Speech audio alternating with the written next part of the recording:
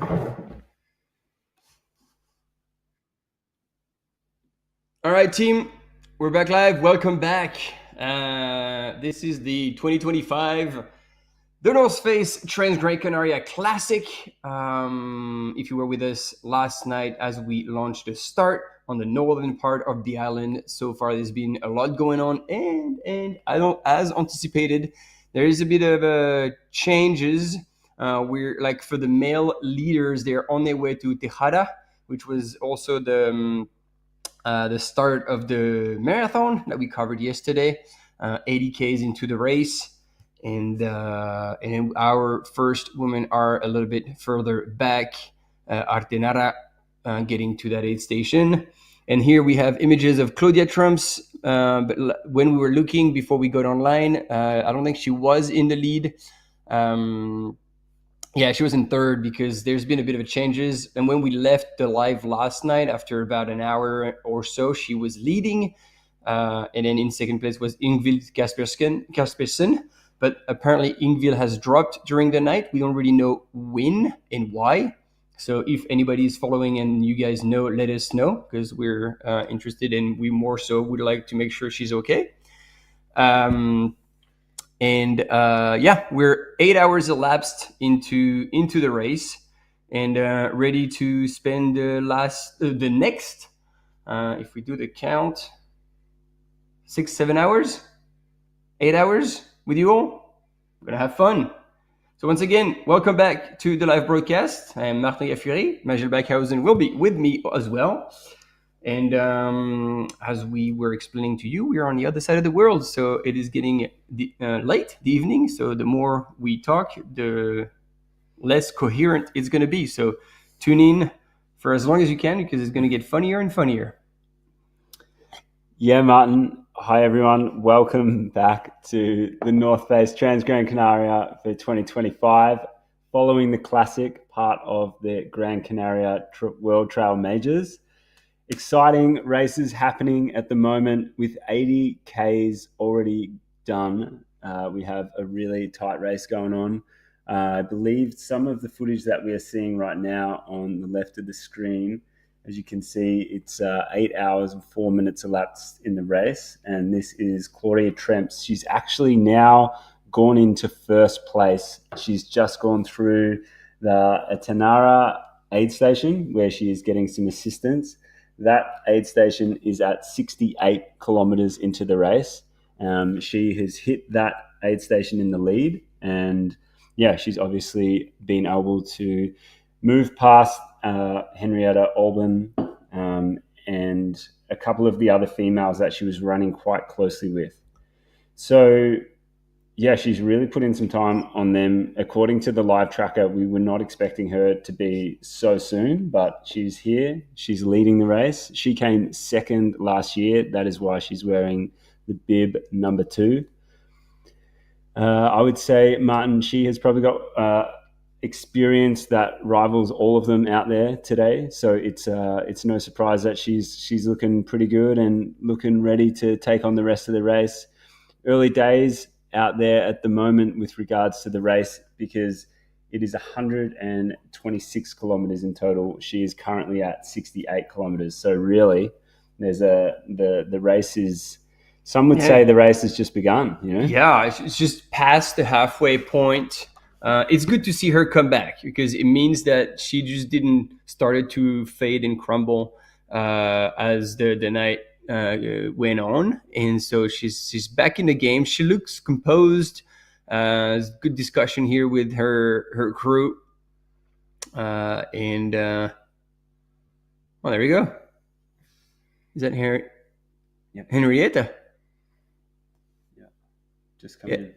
Yeah, so she just made it into the aid station. So Martina Klanchnik might have had issues because she was in the lead up until now, and so far she hasn't clocked through the Artenara aid station.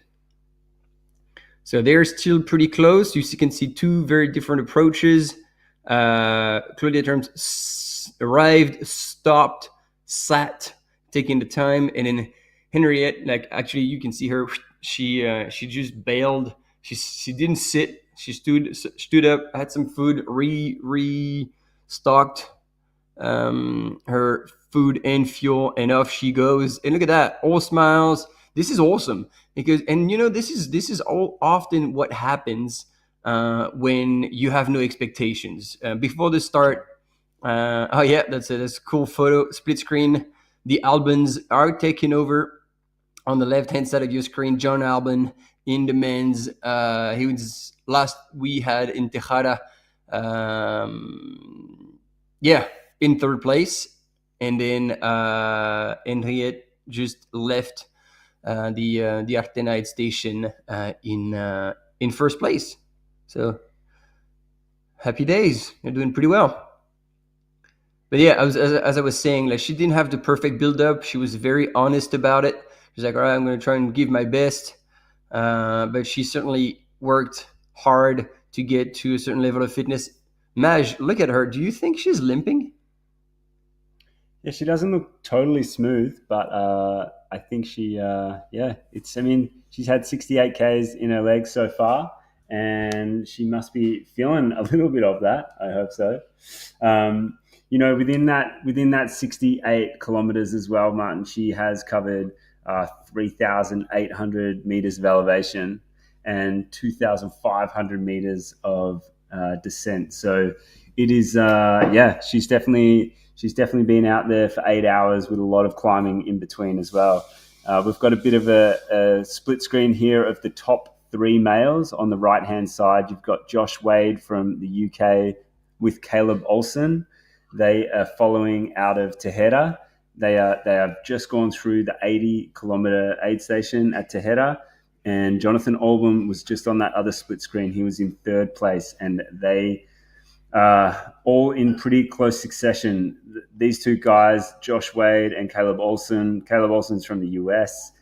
They went through that aid station pretty much together in 8 hours and 1 minute elapsed. And then about 4 minutes behind was Jonathan Albin. And no doubt Jonathan is doing a classic race as he's known for, and he's just pacing himself pretty well. But I think he will have all the biscuits saved up, ready to unleash the cookie jar. Yeah, and I remember that climb like on the right hand side of your screen in men's last year. This is definitely where whoever has very good climbing skills in terms of like hiking with poles up a steep slope will make a big difference. And here we see that like Wade definitely looks more comfortable than Caleb. So like, yeah, Josh is leading the way, and sounds like Caleb is just responding, trying to keep up. So we'll see how that unfolds. But then John is a little bit further back. At this point, but there's only 3 gentlemen so far who have gone through the Tejeda aid station. So there's now quite a bit of a gap between them.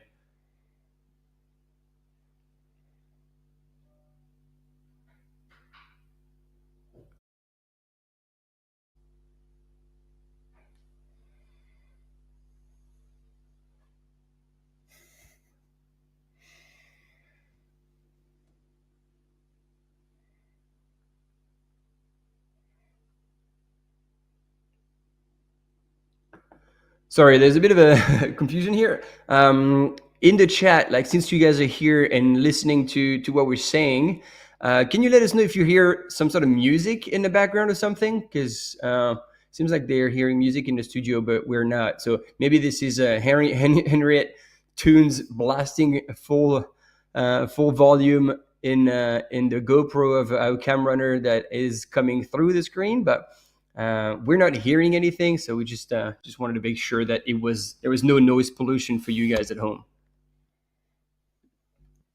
Watch. This is how my dad got a flat.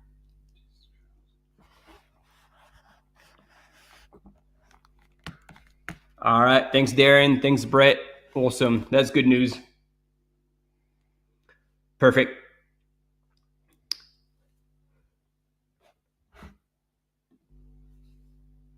So again, it is super exciting to see those things because we switch from one race to another. Thanks guys. Thank you for confirming no music, and you can just hear us both. That's fantastic. Appreciate the feedback. And welcome to you all to the live coverage. Once again, 8 hours and 12 minutes elapsed. And I was saying the Transgrancanaria is one of those races where if you don't have a full master of your poles to help you hike up and down those very steep sections, you will lose time.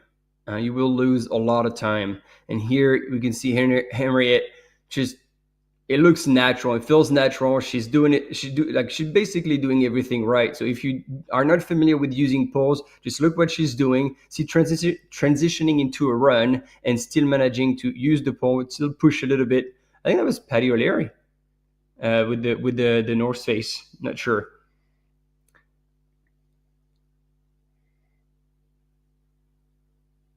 Yeah, Josh from Kendall is still crushing in first place. It seems like a ding dong battle between him and Caleb Olsen.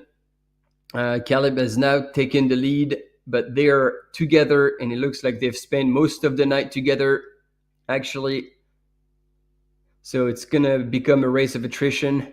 And if you were with us yesterday to cover the North Face Transgrancanaria Marathon, you will be familiar with the rest of the course, and you will know that from Tejeda there is 2,800 meters of descent, and so that is quite a brutal part of the race. And so if you haven't saved your legs and your quads or IT bands are shut, that's going to be a very hard section, and this is where you might, the race to me will be won or lost. Yeah, Martin, you're right. From Tejeda, there is 2,800 meters of downhill left in the race, and there is about 1,800 meters of uphill. So there's a huge amount of opportunity for someone who has the legs to be able to really run this race home and to make the most of that opportunity. There is definitely a lot of technical sections in there. There is a lot of runnable sections as well, though. So it's a real opportunity for any of these guys who have really paced and managed their effort well, who have still got their legs operating the way they want them to. And we saw yesterday in the marathon, there was a lot of attrition there with regards to the heat. These gentlemen are going to definitely be feeling a bit of that island heat soon enough when they get into the sun. And it's going to be really important for them to keep managing their effort levels and just getting in that hydration, getting in that nutrition. I reckon that's John Olsen as we follow him up the climb. And that's going to be a very exciting back end of the race, especially for knowing that John is hunting the top two, because we all know by now that he's an excellent downhill runner, and he can be smooth. He will be he will have done the strength and conditioning required, so his legs don't fall apart in that last 30 Ks, 35 Ks. So he will definitely be playing his cards in those downhills. And now the question is, do you guys believe that he's going to reel them in and actually end up taking the big W here at this 2025 edition of the North Face Transgrancanaria Classic? Or will the two front runners, Josh and Caleb, be able to hold him back and fight him off in those long descents? That is one of the questions I leave up in the air. And that's going to be good and fun to see how this unfolds. On the other hand, I'm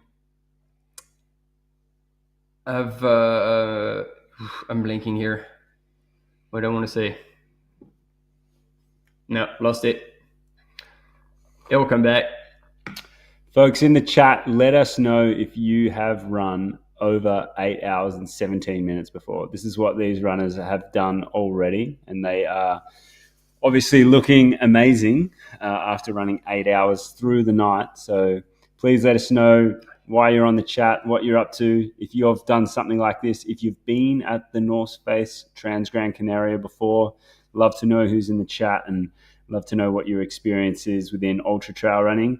As we see these gentlemen and also Henrietta Olben leading the women's race, working her way towards where these guys are at the moment.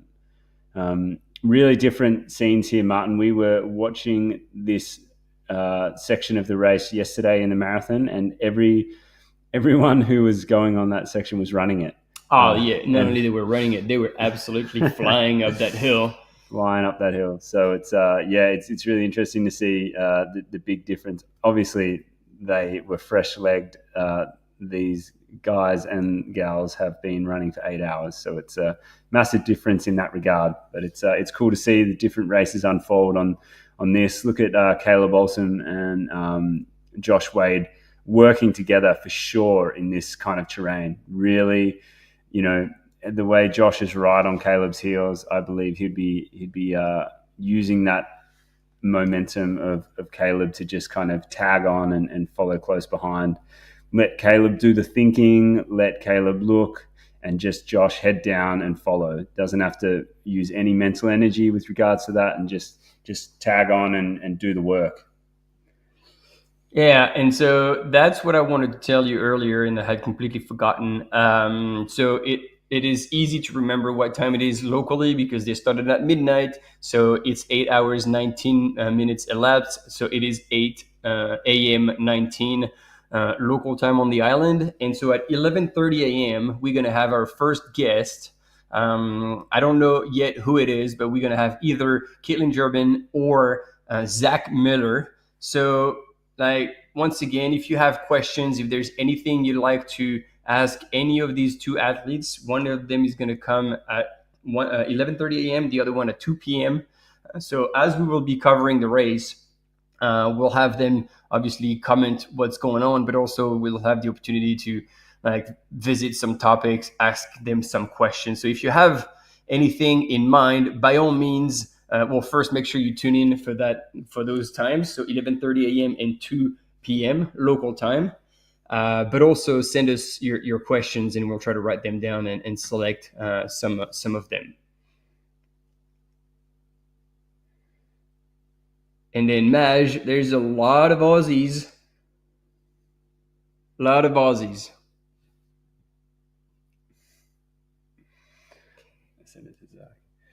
A lot of Aussies in the chat. That's pretty good because it is 7:20 p.m. in Australia. Perfect live stream chatting time. That's for sure. So I think let us know what you want to know. Right now, you can see on your screen visions of the Grampians.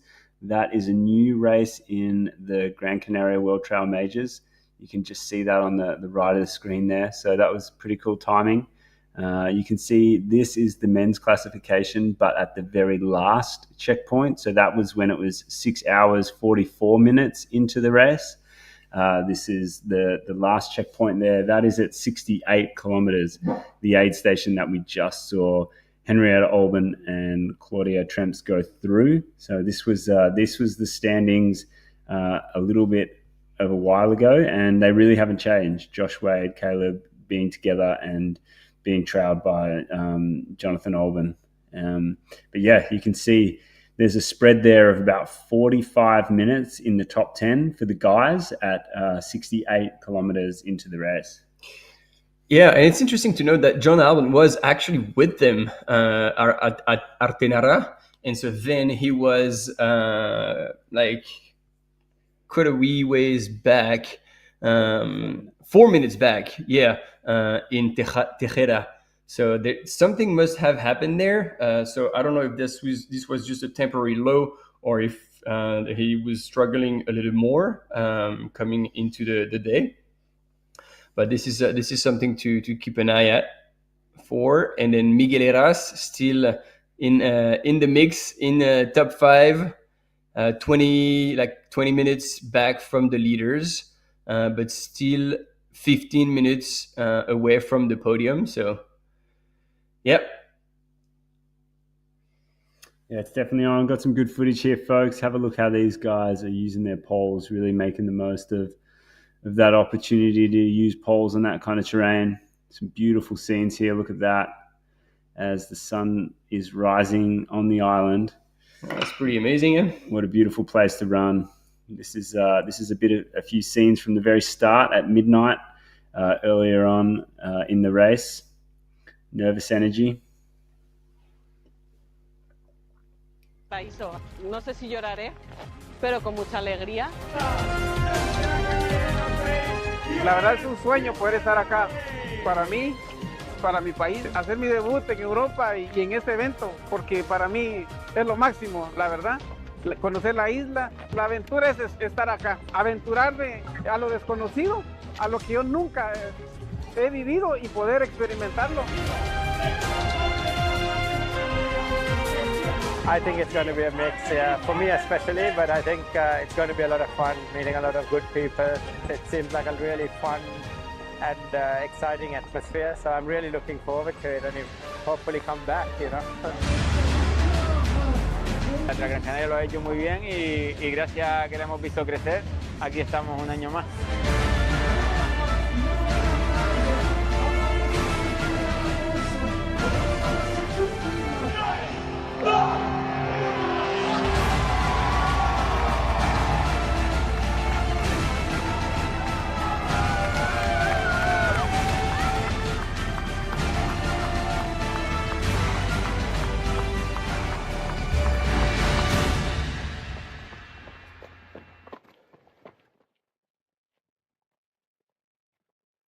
4 minutes elapsed.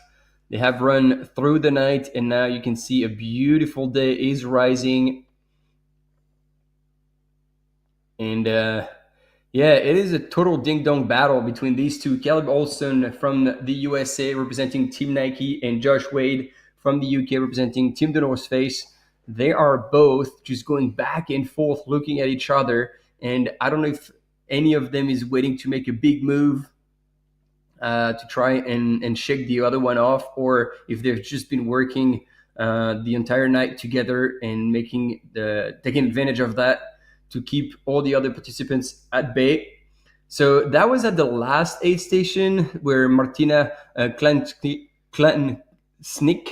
was in first, but no, she's not in first anymore, because at the last aid station that we had at Artenara, we had Henriette, Claudia TRS came in first, Henriette came second. We didn't have images of Martina, but then Henriette left the aid station first. She didn't even sit or do anything. She just replenished and very quickly was out. And Claudia TRS was sitting, having quite deep conversation with her crew. Like, we could see they were very focused and trying to assess things, maybe troubleshoot.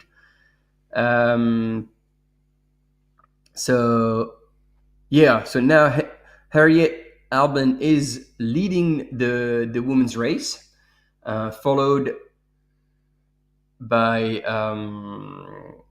Claudia TRS, and Martina Klansnik is, as we believe, still in third place.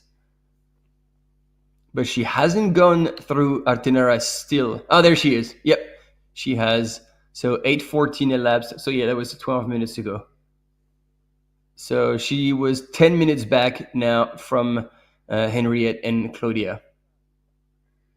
And look at that. I mean, yeah, that is a stunning way to start the day.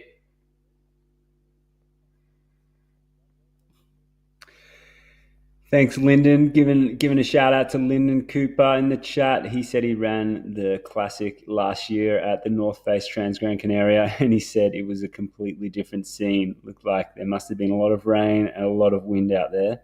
But yeah, is that why you're not there again, Lyndon, or is there other reasons? But thanks a lot for giving us some insight there. Definitely isn't the case today. The weather looks like it is going to be beautiful out there today for running.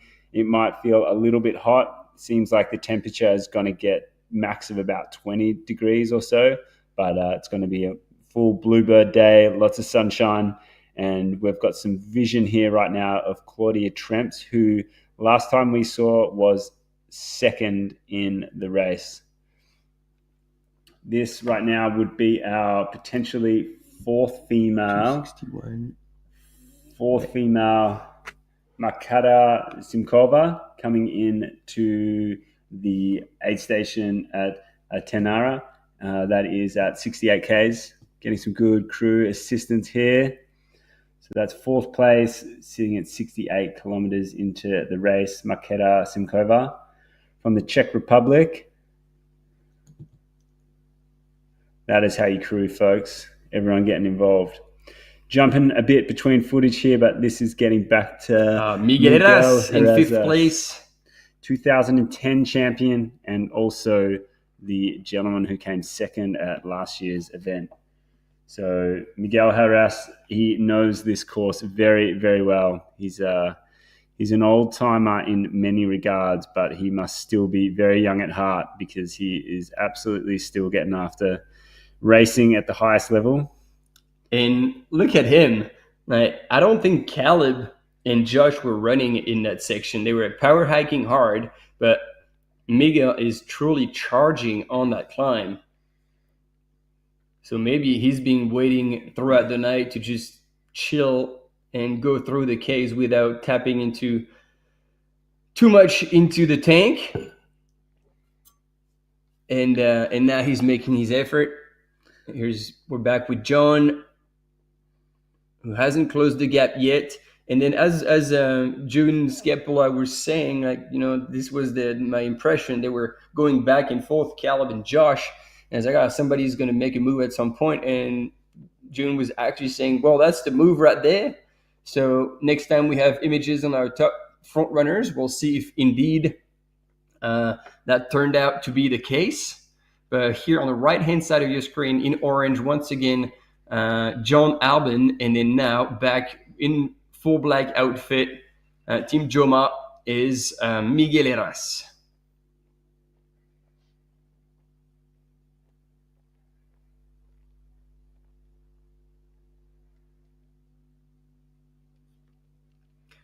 And on the right-hand side now, it is Claudia TRS, who has restarted. We didn't see her leave the aid station, but obviously she left at some point. And now she is moving on that ridge. It's such a cool view. We had aerial shots of that ridge yesterday with the marathon. Damn.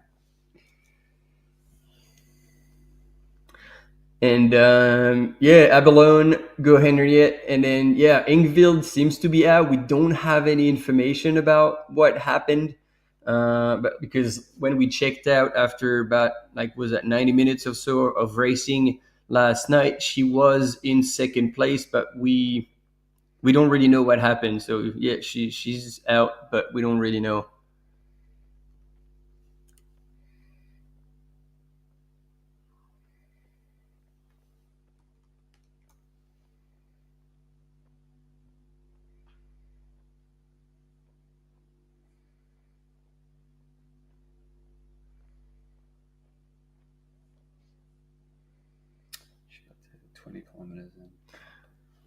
So Maj just checked on Live Trail, and it looks like she actually got to the Barreto aid station almost 20 Ks into the race, and she had lost 22 spots, and she was just probably in a bad way. So this is where she pulled the pin about 2 hours into the race, really.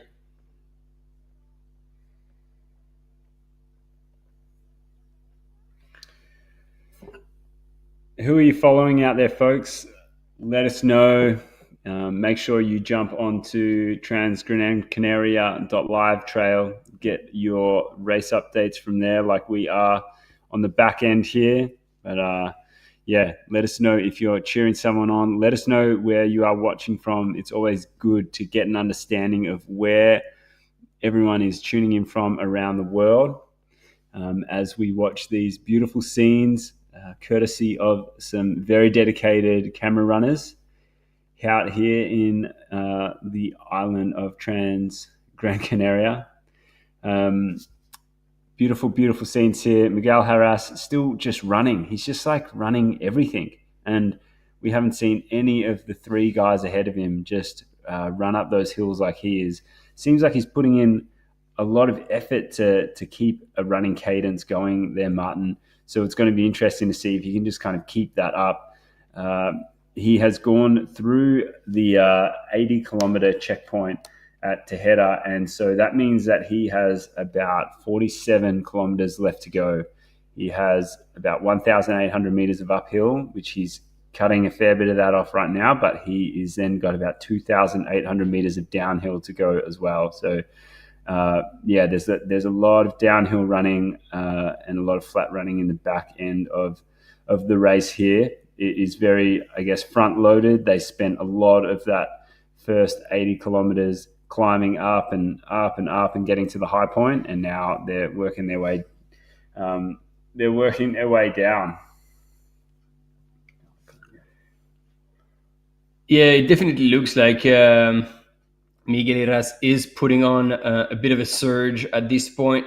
He might have heard or been told that he was 15 minutes back from the podium, 20 minutes back from the lead.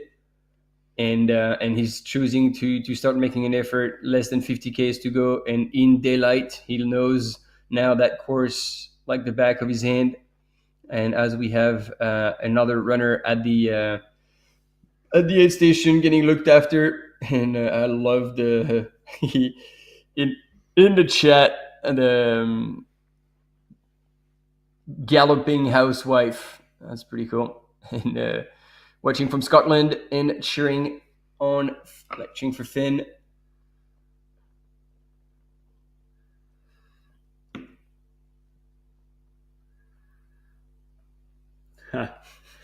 Off the beaten trail, looking out for Gary House. Is Gary House out there? Is he? That gentleman has some funny videos to watch. Nice work. Good luck at the Snowdonia 50 out there off the beaten trail. Hope you have a good time out there and the weather is kind to you in that part of the world.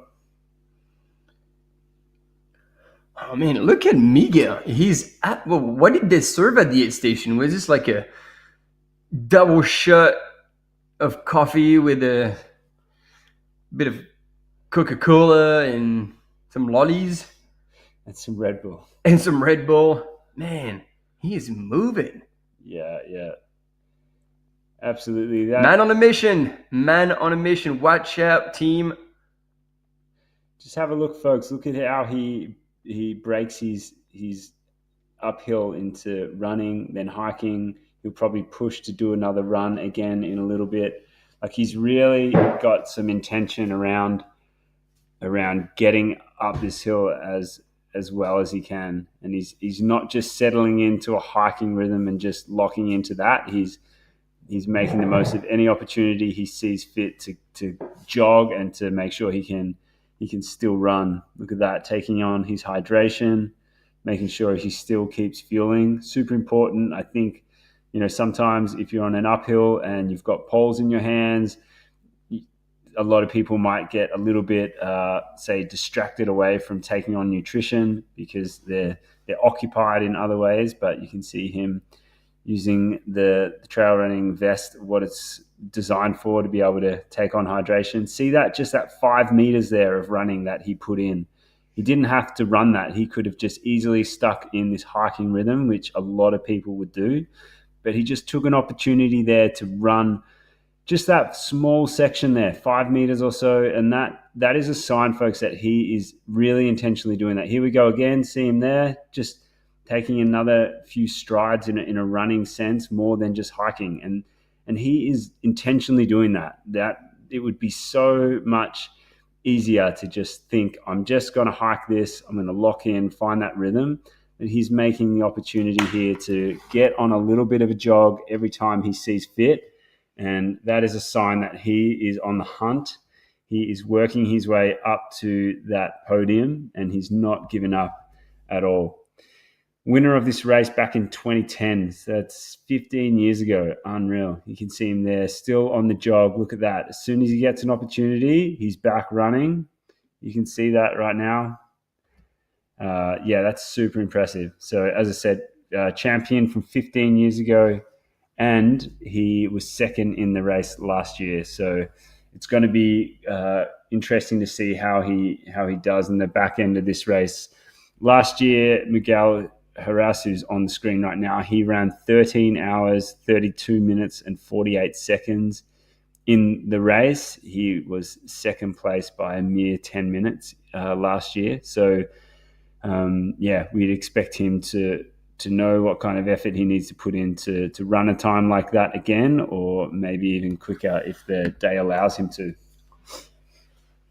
Yeah, it is exciting to see Miguel Heras in good shape, in good form, and running with a purpose.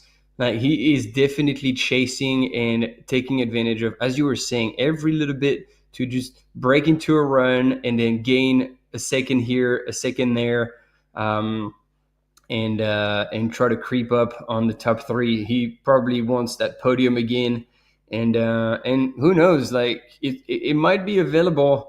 We don't know how the top three runners are feeling.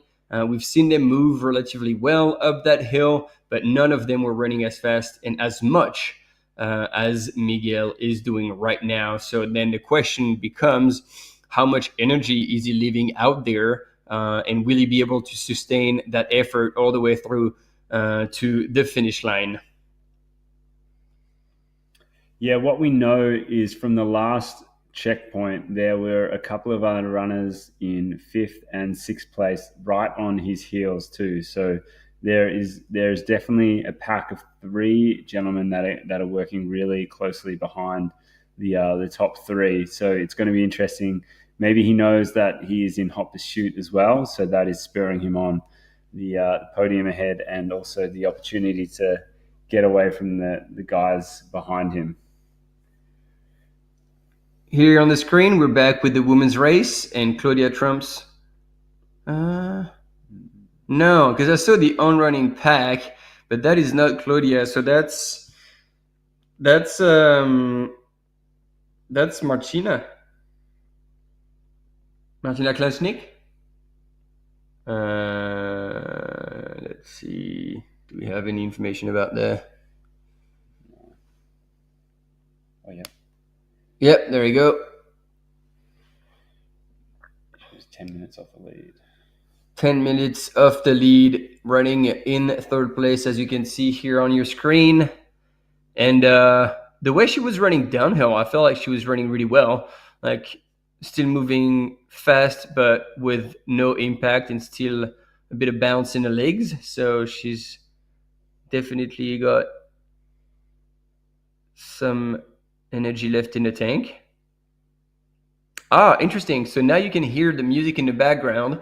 So we haven't changed anything. So in the studio, if you hear the music or if anything has changed, maybe it's coming from the audio from the cam runner. Maybe he's got some music blasting in his pack or something. But thanks, Bogdan, for letting us know. And hopefully they can figure it out in the studios. But it is not coming from us. Is it good tunes at least?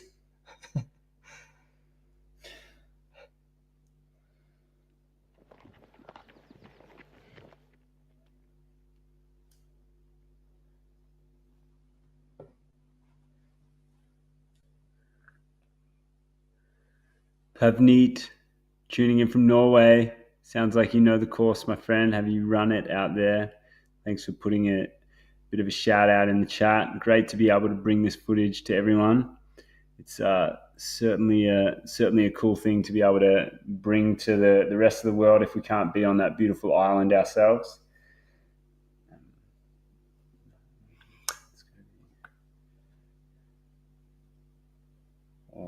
Christian.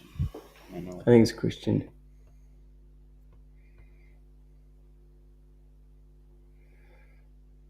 I'm leaning forward as much as this runner is leaning on his poles to try and find you. But I really believe this is Lionel Christian Manolet on the left-hand side of your screen, who would be in 5th place, meaning that he's moved 1 spot up and would have passed Jose Angel Fernandez Jimenez. but we'll wait for confirmation. But yeah, I really believe, especially with the red pack, this is what Lionel was wearing last night. So I don't see why he would have changed. And there we go, confirmation. And he indeed has the Romanian flag. This is where he's coming from originally, but he's been living in Spain for over 10 years. So people almost call him that Spanish. Yeah, we've got even the Swedes in the house cheering for Johan Lantz, an old timer that they've come with the whole gang, because we saw Olsen yesterday in the marathon, and Johan Lantz is running the classic today. So Lionel Cristian is fifth, at least he's said to be fifth, which would mean that Jose Angel Fernandez Jimenez is still in fourth, but we just didn't have images of him, unless there's a bit of a glitch in the system on your screen, and Lionel would be in fourth instead of fifth. We'll find out soon enough. But also here, it seems that Lionel is attacking the hill pretty aggressively and trying to take advantage of that section to also either close the gap a little bit on Miguel Heras, or simply move, keep his position, or if he's truly in fifth, catch up with Jose.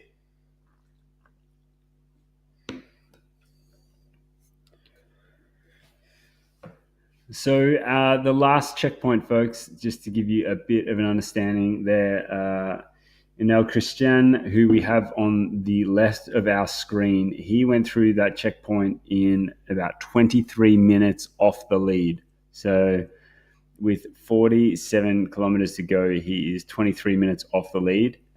He's working his way up this hill, and I am sure he's had some pretty good intel as to where he sits with regards to the lead, and he's working pretty hard to make sure he's probably going to give himself every chance he has to get as close as he can to that podium at the very least. But 23 minutes off the lead he was. And I correct myself there, he wouldn't have 47 kilometers to go, because he's got off around 5 kilometers of road since that checkpoint. So right now he'd be looking at more like around about 41 or 40 kilometers to go in the race. Air quote, only a marathon. Only a marathon. Yeah.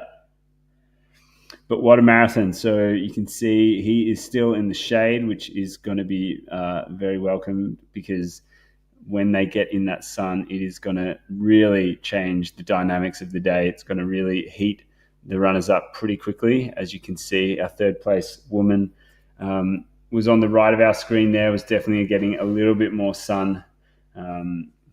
It's just it's going to get hot out there, because this is the island of Gran Canaria. And on a day like today, we have heard that you feel every degrees that the sun kicks out to you. And no doubt, if you're working in an effort like this, trying to really push your limits and achieve your best, then that is going to make it all a little bit harder out there for sure. We saw a little bit of the downside of not managing heat and body temperatures in the marathon yesterday. And so it's really, really important to make sure that, the rest of this day, everyone is looking after themselves really, really well, keeping themselves cool, drinking a lot of fluid, or the right fluid amount for themselves, and making sure that their nutrition is bang on. And if you do that, there's a good chance you would finish a race like Francesco Puppi did yesterday, which was absolutely classic to see him chase down Robert Penboy, who had been leading the race right from the get-go, and in the last 300 meters does not have an extra gear to respond to the attack of Francesco Puppi, and ends up not getting the third win on the marathon that he was after. One thing I want to say about Martina that we're seeing here on the screen is that whenever this is going up, obviously she's using her poles, but I don't feel like she's moving particularly well. but the minute we're going downhill, I feel like she is flying. So again, that back end of the race, I feel like is going to suit her a lot more, because as you said, Maj, like as soon as they get to the top and they get to Tejeda, then it's still 1,800 meters of climbing, but 2,800 meters of descent.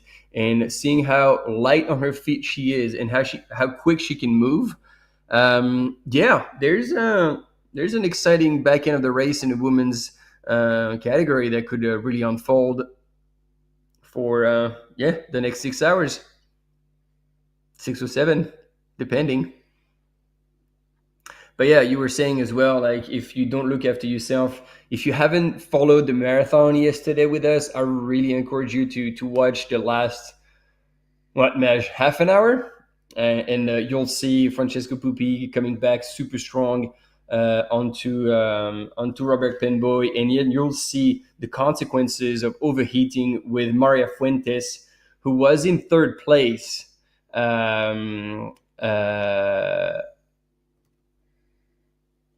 She was maybe 1,500 meters from the finish, and then she ended up like walking and being completely cooked to the point where she sat on the side of the trail and watched first Celia Basels pass her to take the third place, and then eventually she had to sit down and get assistance, because that was it. She was not going to get back on her feet. She was just absolutely cooked.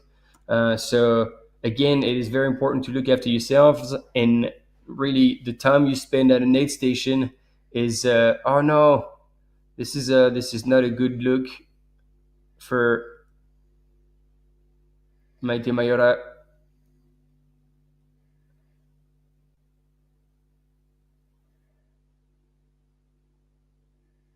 And Yosu, her partner and best supporter and fan, always has the words to bring her back to life, to put her back on the right track. He's such a dedicated partner. He's always there for her at every race, supporting her. But very often she finishes on the podium and she's crossing the line and there's a lot of celebration, and he always stays in the background. Like, he never really gets involved.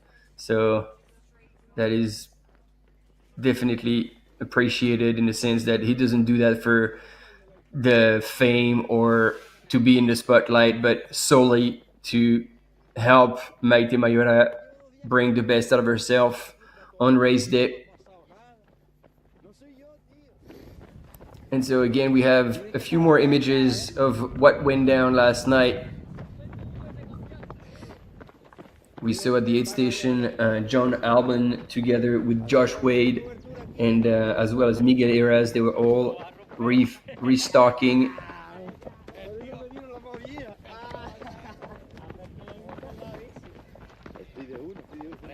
And again, if you weren't with us, in terms of mandatory equipment, they have the minimal amount of mandatory stuff that they need to carry with them, because there was no very cold temperatures forecasted. So it was a very mild night, which would also help to score like really good times and not take too much out of the runners during the night. Because as someone was saying in the chat, last year it was like a complete different race, and yeah, that makes a big difference. And Emil, I don't think, I mean, it is not planned in our schedule to see the start of the 82 kilometers. I don't know if maybe they will have a few images, even replays that they're going to be able to broadcast at some point. But my understanding is that we will be commenting the entire back end of the race of the Classic, and that's about it. And wow, it's impressive to see like Josh come in so almost aggressively into that aid station.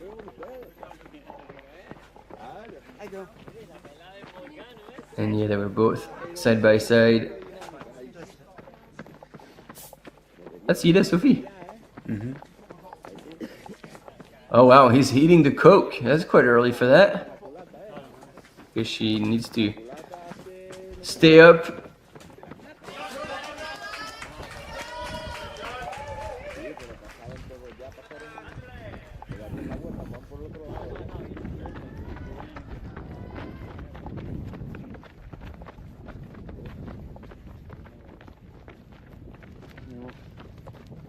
Classic will start at 9. So that's 8 minutes.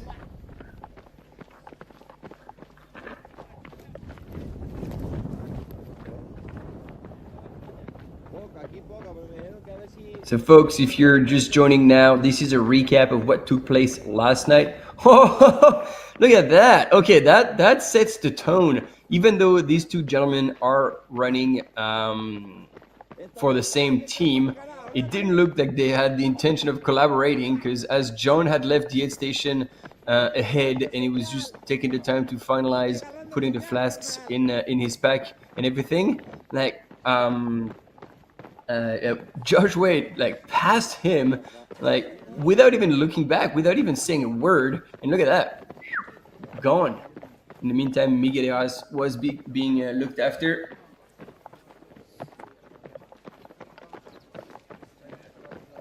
And he was, on the other hand, sitting down.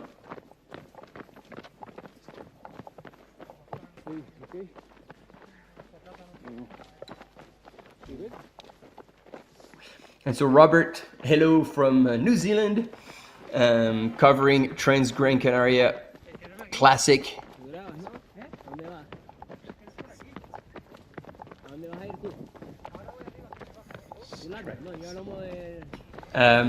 If you want to follow any runner, you go onto Life Trail and you select the North Face Transgrancanaria Classic, and then you'll have access of all sorts of information, the profile of the course, where all the runners are, and you can even put whichever runner you're following into your favorites to have quick access to where they are and where they've been, and the dynamic ranking, aid station by aid station, and you'll have more information that we can actually provide you.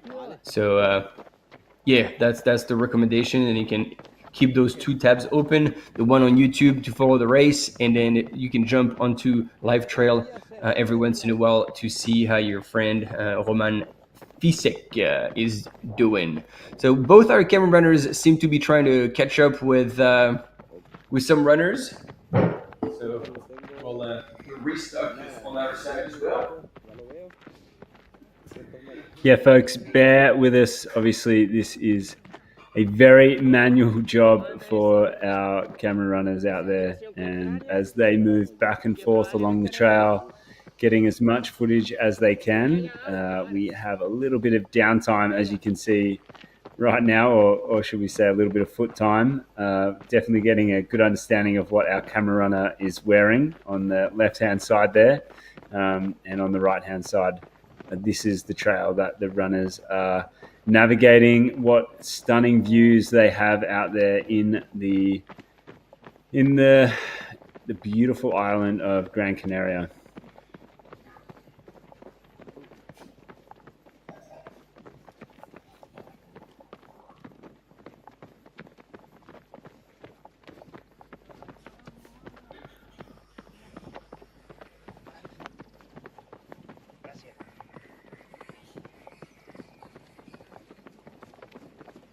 Chicos, yo voy en dirección contracarrera, necesito saber si me encuentro a alguien, filmo hacia arriba o simplemente ya voy dirección para abajo como me comentaron.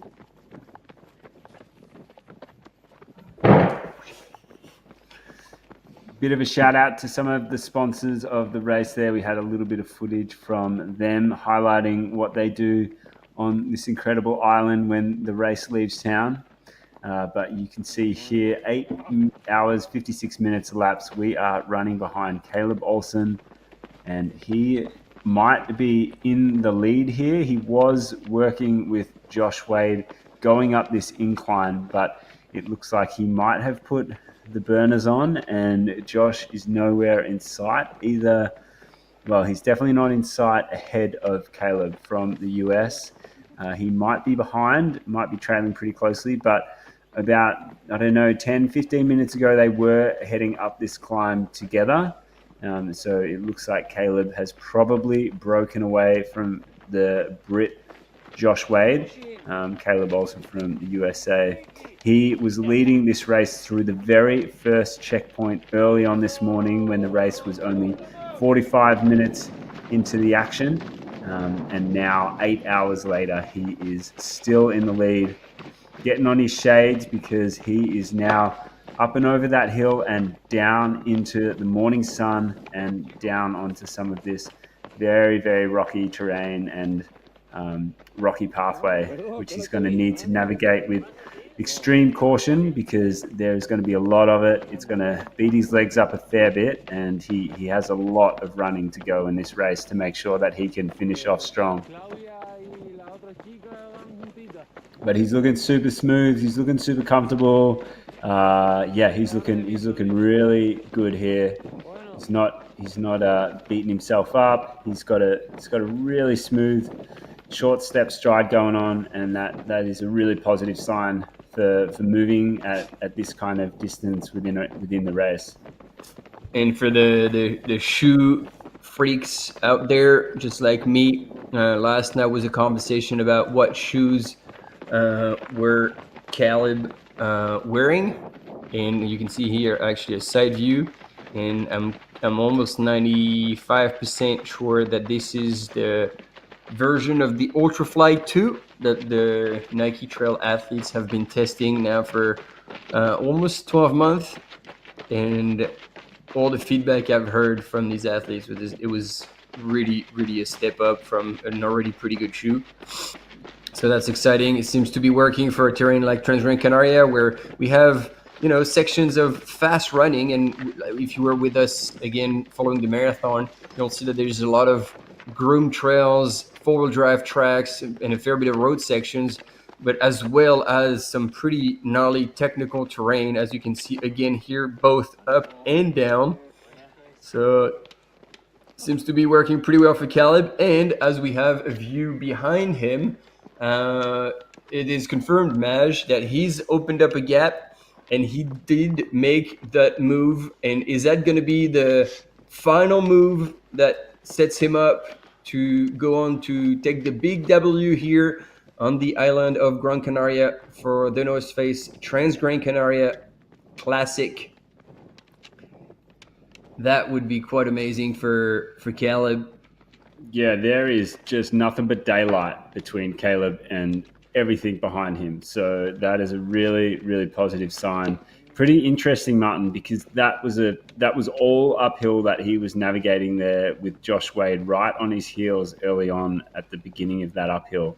And now you can see that he has just put time onto Josh going up that climb. So it's going to be really interesting to see if that was something intentional by Josh, maybe just backing off the gas a little bit and not stressing too much, because as Martin said a lot earlier on, there is a lot of runnable downhill in the back end of this course. And if you've got legs to really crush the downhills, they're going to come in super handy, and they are going to allow a runner to make up space and time and podium positions or positions in general.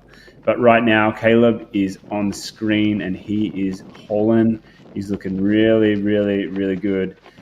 Let's hope he's really made sure his nutrition is spot on all the way through the night, because now it's going to get warmer. It's going to be a long day ahead still.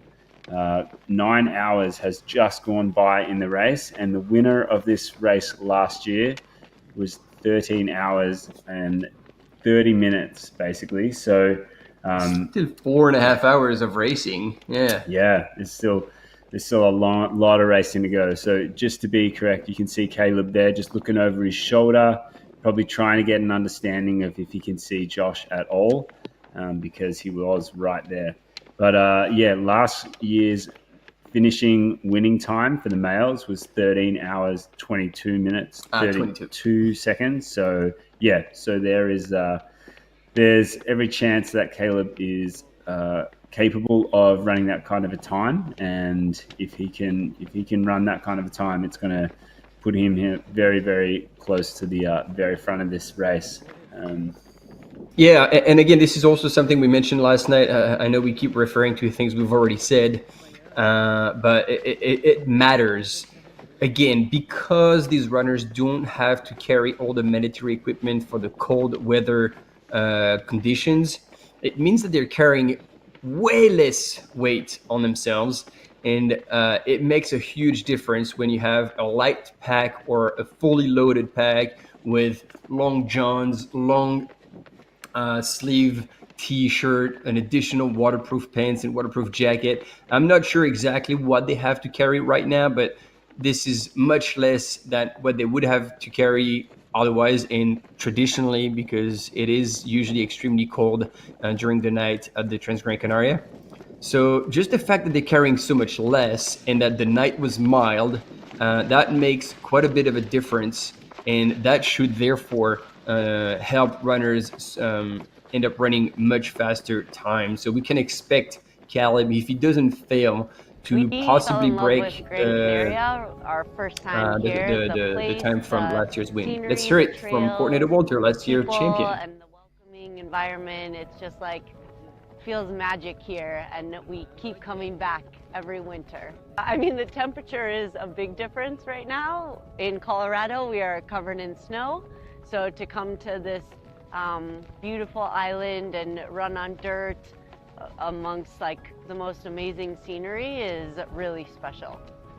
Coming here this year, we knew that I wouldn't be racing, and so it's felt really special to just dive full on into being out on the trails every single day, enjoying our time here on holiday and like soaking up the feelings here without preparing our bottles for the race or our kit or our bodies and our brains. It's been a really nice, a really nice week here.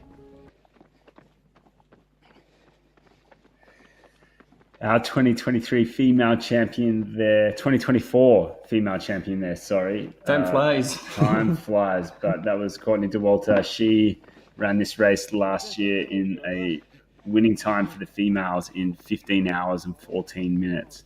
And she's also the 2024 winner of the World Trail Majors, which is why she was on the island again this weekend for the event to receive her prize together with Miguel Arsenio in the men's category. And Miguel actually ran the 50K, the 47K, the marathon yesterday.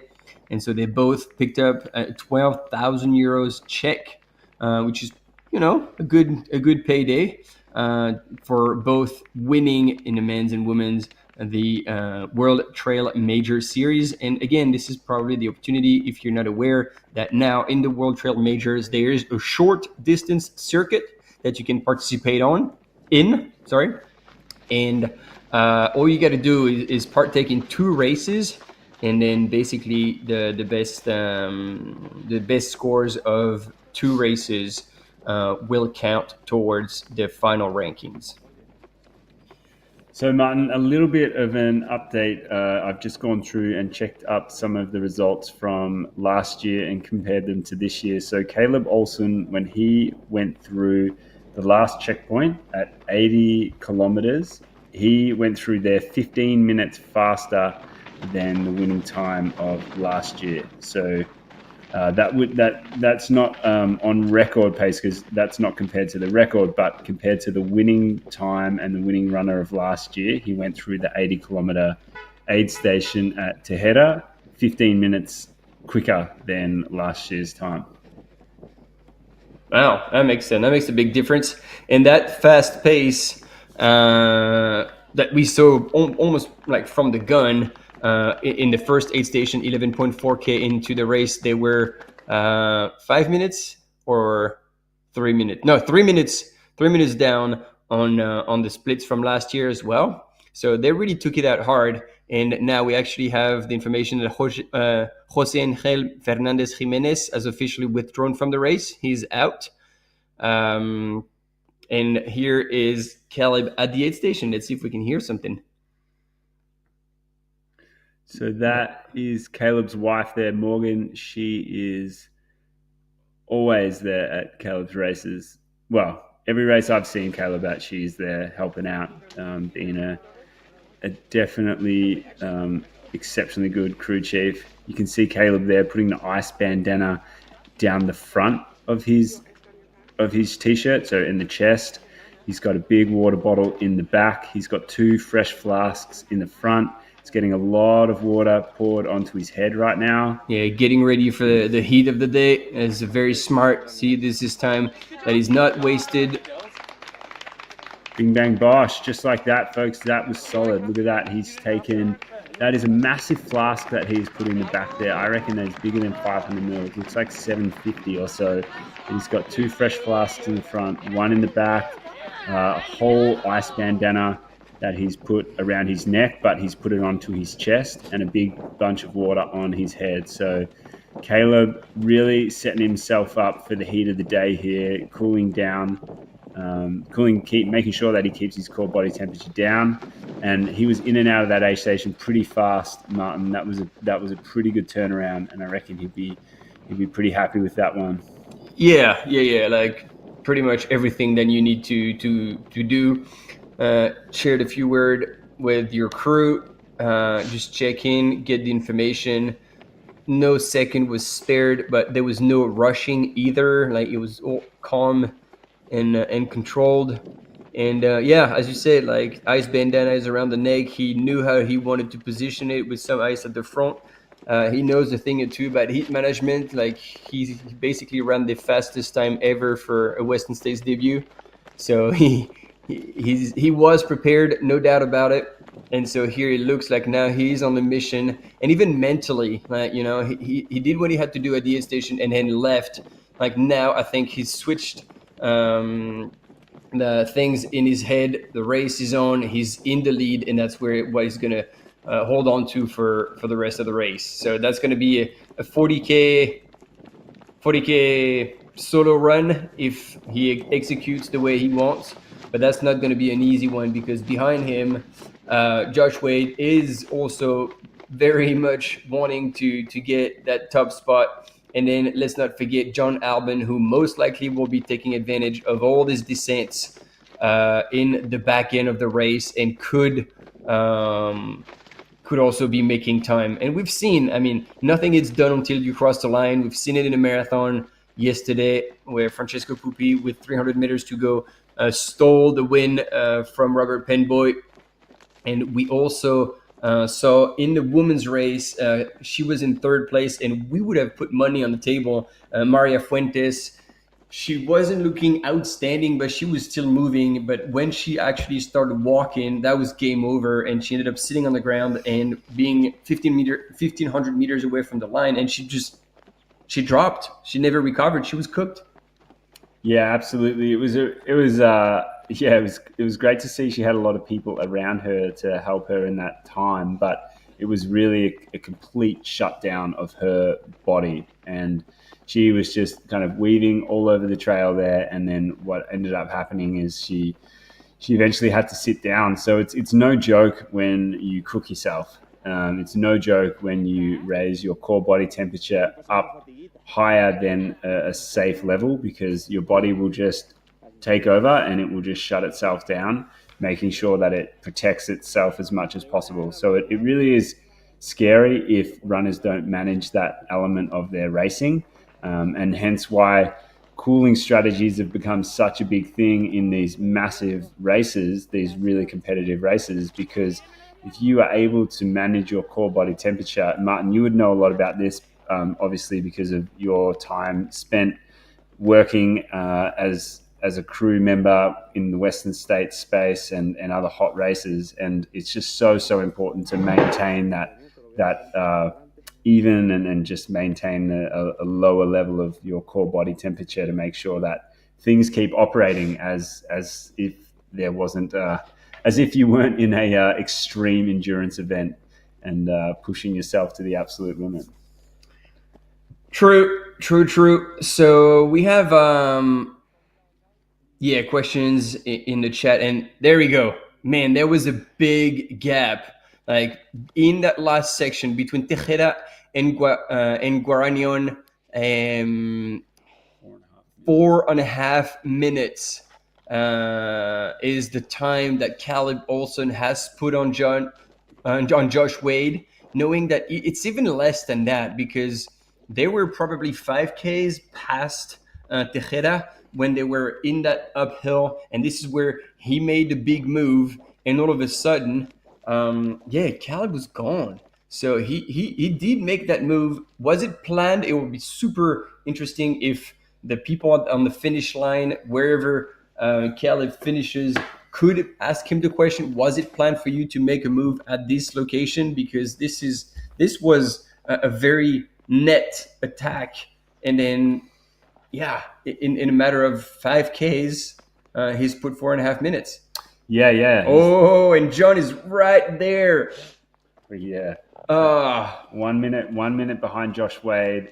Jonathan Olsen has just gone through that Garanon aid station just under 90 kilometers into the race. He has gone through that just 1 minute after Josh Wade. Well, they have entered that aid station in that time. And unfortunately, we don't have footage of that right now, but that is going down. So Caleb Olsen has put time into Josh Wade going up that climb, and Jonathan Olsen has taken time out of Josh Wade going up that climb. So maybe it's Josh who's actually fading and moving in between these two. What could be interesting if we were bothered to do the math, but I know I can't, is to see the difference between Caleb and John and see if that has actually moved either up or down. Yeah, I would say that the timing on that, we can see. Do a little bit of maths here for you, folks. Don't worry about that. Tejeda, 81.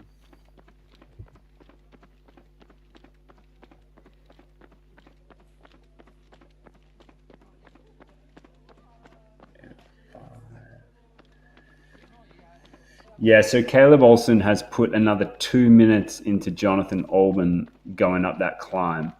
So, yeah, that's the current spread of things. At the last aid station, they were just 4 minutes apart, and now as they go through this aid station, there's a 6 minute gap in there. So, yeah, Caleb looking super strong at the moment. He's really making a move on second place and third place. So it's going to be, it's going to be interesting to see how Josh Wade and also Jonathan Olsen respond. Weaving through some of the towns to get out of there and connecting onto some different trails, gradually climbing into that center part of the island. It feels really cool. During the night, you just see headlamps like weaving all over the hillsides there, and you know you're starting off a huge adventure. Yeah, well, you arrive at Terror, and then to me it feels like you really enter into the mountain region where the climbs get a lot bigger, a lot steeper, a lot longer, and you're just sort of like working your way through these beautiful landscapes through the night still. But then you reach kind of around Artenera where the sun will start to come up. So you're really high up on this ridge and running along this trail. You arrive at the town, and for me, the past couple of years, it's been daylight by then. And it feels so good to have the sun come up, to know that you're, making progress through the night. You made progress across this island, and now you'll get to experience the scenery with your eyes as well as with your feet.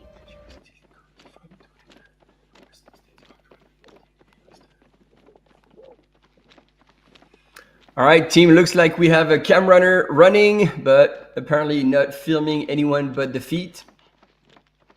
So there you go. You get the two clowns back in the house. Well, I guess this is the opportunity. It will be in now 2 hours and 15 minutes precisely, 11:30 a.m. local time. We're going to have an athlete from the North Face joining us, and this is going to be the opportunity for us to have a chat about the Transgrancanaria course, what's happening in the race, but also just ask them any type of question and have a good old yarn. So if you have questions for either Caitlin Gerbin or Zach Miller, again, let us know in the chat and make sure you don't miss those interviews. Once again, 11:30 a.m. local time, for Gran Canaria, as well as 2 p.m. local time. We're going to have them both on the live. So that's going to be exciting.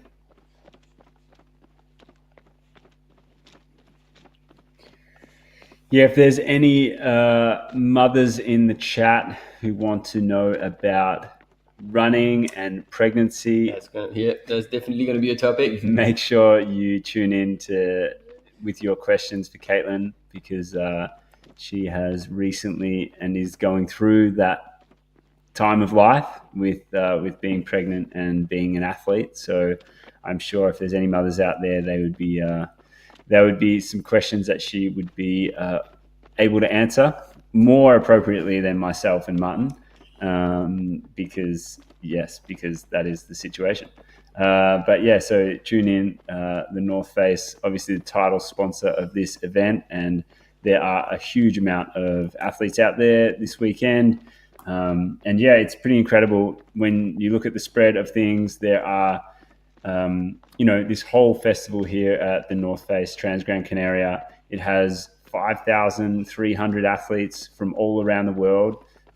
74 countries are being represented at the races this weekend. We've had the VK, we've had the half marathon, we've had the marathon, we've got the classic. The advanced race has kicked off. Yep. That is a race that we won't necessarily be following here today, but that has just kicked off. And there'll be some people in the chat obviously looking for some of that footage, but we're following the classic. So there's a huge amount of races here. The event has been going for 26 years. This is the 26th edition of the race, and it's just become such a well-known event on the trail running circuit. Obviously, you've got people like Pau Capel, 4 times champion, who is also a champion at UTMB. He is someone who consistently comes back to this race. People like Courtney Dauwalter. It's been a race on the list of the best in the world, and and it's just an absolute classic, to use the word of the day. And it's obviously from the scenes you can see why it's such a beautiful place to come and run and be a part of. So make sure, folks, if you can put this one on your bucket list, it is high up there, because I'm sure that you would not be disappointed if you made your way out to this event one day. It's also quite an interesting distance as well, Martin, sitting at 126 kilometers. It's not 100 miles, but it's not 100K. It's like right in between there. It's got 6,800 meters of elevation climbing and descent. So it's a really kind of interesting distance, obviously very challenging within that regard. But I think this race is something that, if you're a trail runner at heart and you love getting out on tough terrain, making the most of an incredible time spent running on trails all the way through the night, and then, a huge section of your day, it's definitely one that would be of interest to you, I'd imagine. And so answering some of your questions in the chat, like, no, we don't have images of the advanced, because obviously we have limited amount of resources on the ground, and they all eyes on the classic race to offer you images of the front of the men's field, as well as the chasing pack of the men's field, and the same in the women's field, the front of the field, and then chasing pack. So that's already 4 teams on the ground, and then they have to leapfrog each other all the time, because they're obviously not doing the whole race, they're doing just sections at the time. So there's quite a lot of logistics that comes into play, and so covering 2 races at the same time, that would just require far too many cam runners, mountain bikers, and drone to be able to provide a good service. So that's why we're not doing it. And so the women race is still on, and so far Henriette Alban is in the lead, followed by Claudia TRS, and Martina Klansnik is in 3rd place, and she was moving seemingly just a little slower on the ups, but was looking very solid on the descent. She was moving fast and she was moving light. So knowing that after Tejeda there is 2,800 meters of descent, she could be very well moving up, or at least getting closer to Claudia TRS and possibly Henriette Albin. And then for the TNF questions, actually, we have somebody here from TNF. So Brett, asking a question about when do the Endurance 4 drop in Australia? Brett, my man, Brett, you need to come to a wear test and check out the Endurance 4 dropping in Australia very soon, my friend. I am actually cutting some trails up right now in the Endurance 4. It's feeling very, very good. But I would say that they are going to be landing, I would say around about April or so. Yeah, but it's a shoe that's been very nice to run in of late. So Brett, if you don't find them anywhere in April, you just give me a shout and I will figure that out. Okay. But yeah, they're dropping pretty soon in Oz alongside the, what else? The Vective Pro 3s and a few of the other new shoes by the North Face. So yeah, stay tuned, Brett, or just drop me a line. You could borrow mine if you'd like, Brett. You could borrow my shoes. Brett, you better have big feet. Yeah, cool. Do you have any other questions? I mean, we're loving the landscapes. This is Tejeda, where yesterday the marathon started, and then where all the runners in the classic are going through, and that is the ranking as the men's went through. But again, it has changed since, because this was about 3 to 4 Ks after Tejeda aid station that Caleb Olsen put pedal to the metal in that uphill and left Josh Wade in the dust and opened up a 4.5 minute gap on Josh. Josh was still in third, and John Albin was just over a minute back from Josh Wade. So he was creeping up, or it was just Josh who was falling apart a little bit, and then getting further away from Caleb, sorry, and then obviously being reeled in by John Albin.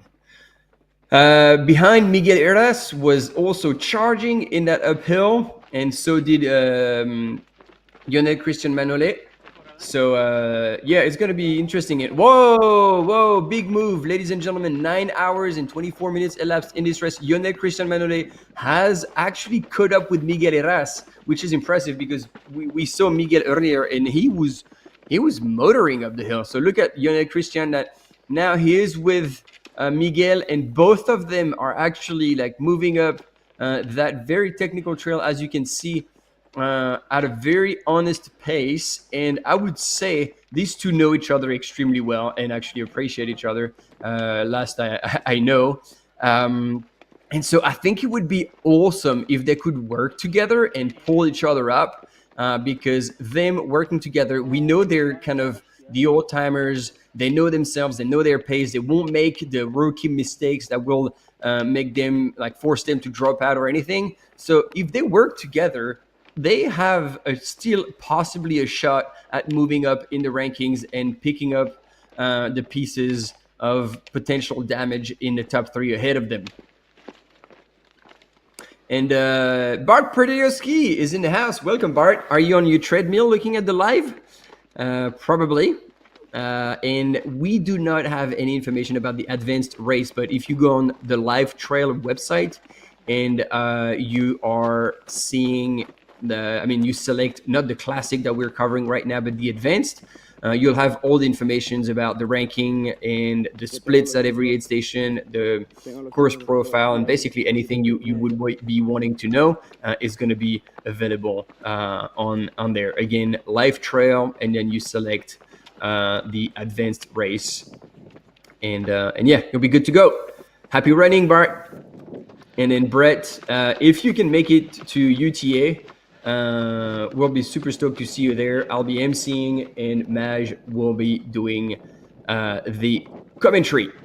Stephen Jones pushing for John Albin. This is going to be an exciting race for John. I think there's still a lot to happen, and Maj had a bit of a break, because we're going to be here for so many hours. And Lionel Christian Manolet just passed Miguel Heras. This uphill is proving to be a bit of a battleground here, Martin, which is kind of cool. This is awesome. And then seeing Christian Manole doing so well in that climb. I mean, obviously, he wanted to pull away from Miguel because, man, you don't want to have Miguel Heras breathing down your neck in the last 40 Ks of a race. But as I was saying, if these two work together, I think there's a lot of ground to be made instead of trying to fight each other. But, if Christian Manole is truly in good shape and wanting to go for it, he needs to go now because as much as there's still 40 Ks to go, that's still a long way. So once again, we're tuning back in with those really cool aerial shots of Tejeda and that now infamous church. So just a little bit more detail on that one. Obviously, Christian Manole, he took 4 minutes out of Miguel Heras in that last section. They went through that last checkpoint at just under 90 kilometers. They went through there, and Miguel Heras had 4 minutes on him at that point. So in this section, he's taken 4 minutes out of him, and he has passed him with a lot of speed. Like, look at the daylight now in between those two. He's passed him and just absolutely put on the burners and really put him out of sight. So, folks, that's how you want to pass people. If you pass people, you want to do it with a whole lot of confidence, a whole lot of speed, and leaving a big trail of dust, just so you make it known that you're not someone who's going to get passed business.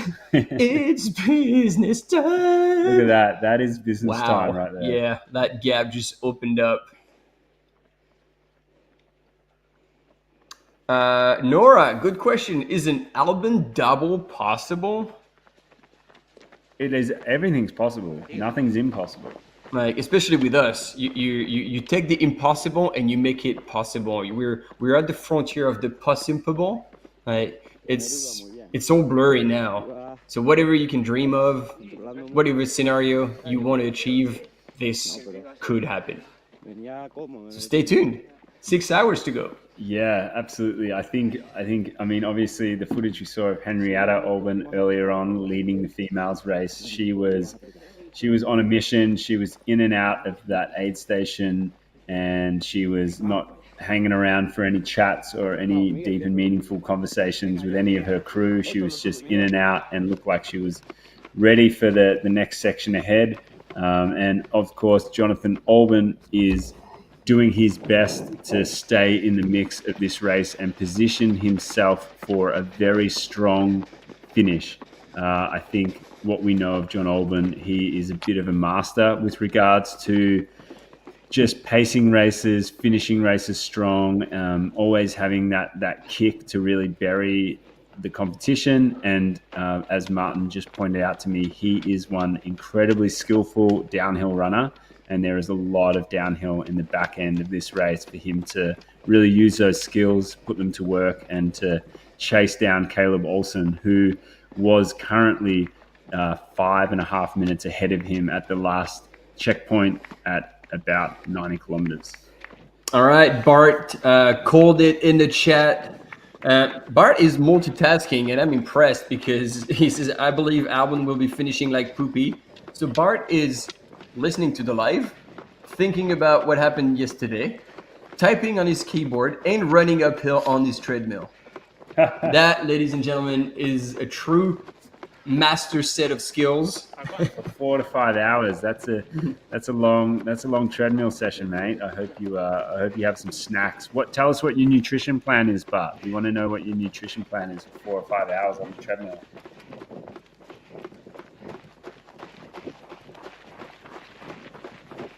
And yeah, Christian Manole again moving at a very honest pace. He's gonna get to the aid station, and hopefully he has crew who will help him go through it smoothly, quickly.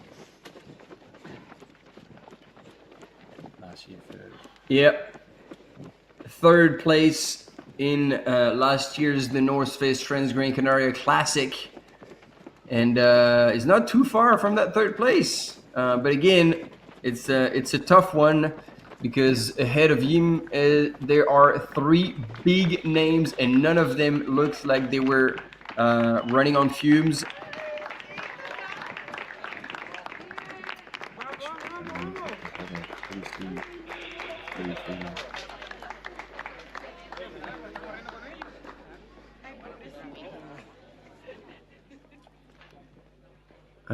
Can we see? Yep. Stay with him. Awesome.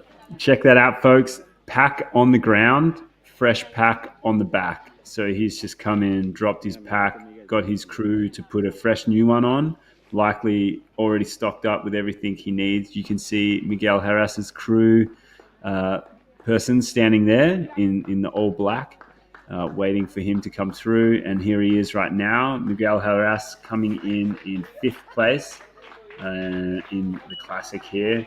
They have just gone into the Garanon aid station. That is at 88.9 kilometers. Isn't that a bit more? Because it seems like the Adventure, like the aid station where they're at, it says at least on the screen 87 Ks. So maybe there's no consistency between what's on the screen and what we have on Live Trail. So that'll be right. This is 4th and 5th place here in the classic in the men's race. Look at that, a lot of water over the head. Is he wearing an ice bandana there as well, Martin, or just a buff? Looks like I think it's just a buff, just a bandana. And off he goes. And at least this was more efficient than what we saw of Caleb in one detail, is that either he's left them at the aid station or he's already folded them and put them in. He's folded the poles and put them away, which Caleb had not done that, and he ended up doing it on the go. So there's a bit more efficiency here with Lionel, and then we'll see if Miguel Heras was just as swift in that transition. And then we have Bart's nutrition plan. Miguel, here we go. Maj. This is 100 grams of carbs per hour, 60 grams in drink, and 40 grams in gel. Ooh. So how many toilet breaks during these 4 or 5 hours? So 100 grams, 60 grams in a drink. So that's got to be what, 500 mils every hour, Bart? Or are you splitting that 60 grams over a liter of fluid? And also, what I'm more interested in, Bart, is ultra training. What are you training for? Because yes, that's a very good question. Let us know. You're stepping up the distance after a lot of time running it. I would say not ultra running. No, it was like around the up to the marathon distance, really. And really, like this past 6 months, seen you do like a lot of much longer sessions, a lot of climbing as well. So Bart, what are you training for, if this is something you can announce? And then Daniel, just to let you know, we're not covering the advanced at all, so there's not going to be video. So if you want to follow Andrzej Witek and Katarina Solinska, once again, you can go on the Live Trail website and select the advanced race, and then you will see the rankings there, and there won't be images, but you'll be able to follow. Ooh, that was almost a bit of an ankle twist here for Lionel, but no gravity because it was almost a twist. It was not a full one. But careful. Things happen quickly here. And, oh man, he's moving well. He's moving super well. I think he's trying to get away probably from Miguel at least. And then once he's opened up a big enough gap and he feels like he's in a safe, maybe he can think about pushing towards the 3rd place. See, exactly, he's looking back to see how far Miguel Heras is from him. So again, Hyundai Christian Manole running in 4th place here at the North Face Transgrancanaria Classic. and then he's 20 minutes back from third place. So as much as he's gonna push the pace, I mean, that could be a personal PR on that course for Yonel. But unless something really bad happens to John, there's more chances to see John move up in the rankings than move down, which means that now he's another 22 minutes from Josh Wade. Yeah, it looks like he's definitely switching into a bit of a hunt mode here. It kind of, you can see with his hat backwards, his sunglasses on, he's got his headphones on as well. Maybe have a guess on the chat what music he would be listening to. I'm not sure what he'd be pumping through those headphones, but he looks like he's on a bit of a mission right now. Super comfortable going down this section of downhill. And also remember, folks, he was third place in last year's classic, so he knows the trail well, and he is in a position where he knows how to finish this race off. And obviously he has a bit of a agenda to attend to, but he was 24 minutes off the lead, 26 minutes off the lead of the race, going through at what we think is around about 88 kilometers into the race. We now have a little bit of footage here of Henrietta Olsen as she is running through the township of Tejeda. And she is either going to be coming into the aid station very, very soon, or she has already passed through the aid station. Let me just check on that, folks. No, she is coming. Oh, yes, she has gone through the aid station of Tejeda. That is at 80.7 kilometers in first place. So that's Henrietta Olsen from Norway. She passed through there 9 hours, 36 minutes elapsed. So she passed through there actually about 3 minutes ago. And we are seeing her leave that township right now. She's got about 5 kilometers of flat, more runnable road.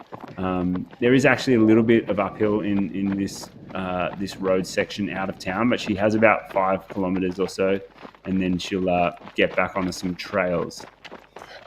And again, we talked a lot about body language, and Henriette looking at the camera with a smile, interacting with the cam runners. This is all very good sign. Like, she's looking extremely good,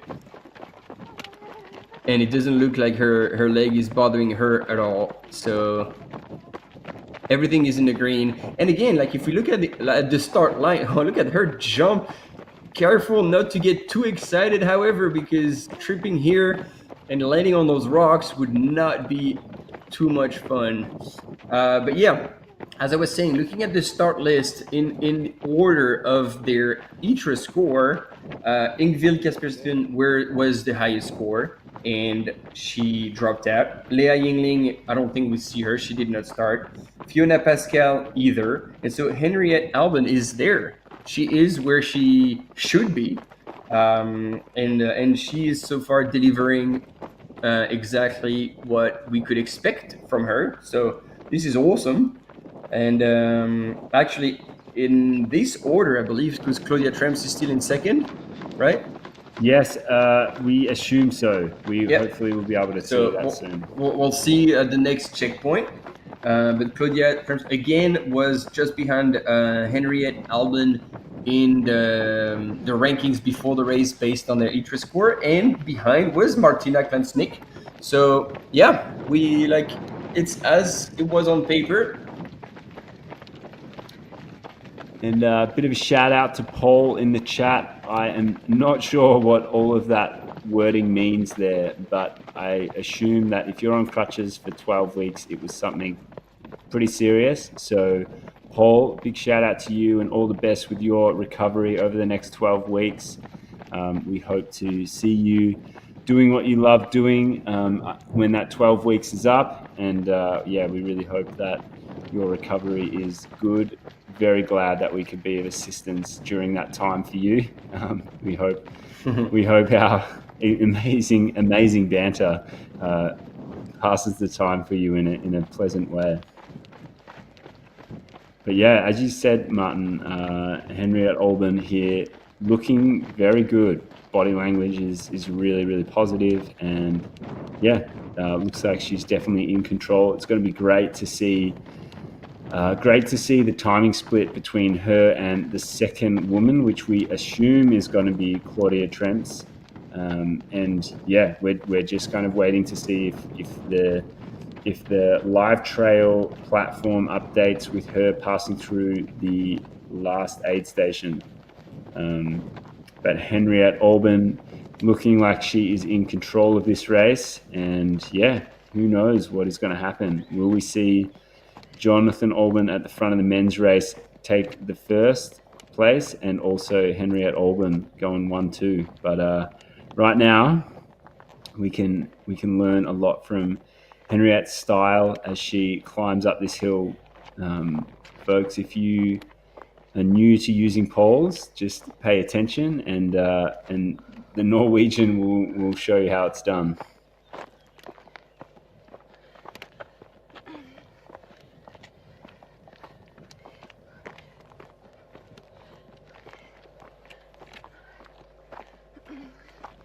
Oh, it looks like the US contingent is back in the chat. Woo! They love this this emoji,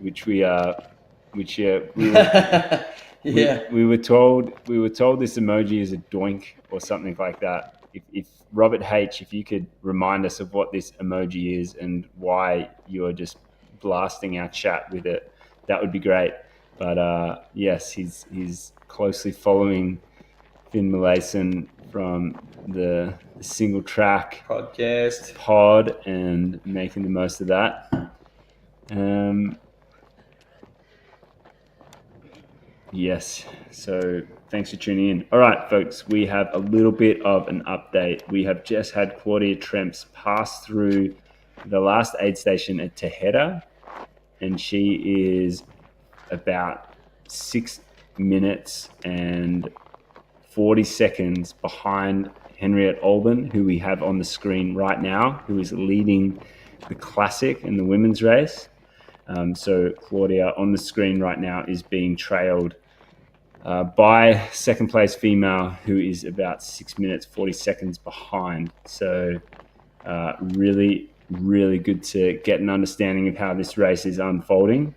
Henriette Olben has put on the burners in that last section and definitely put a bit of time and a good gap in between these two at 1-2 into the classic race. So 9 hours, 45 minutes elapsed in this race. That is a long time on the trails, and there is still a long time to go.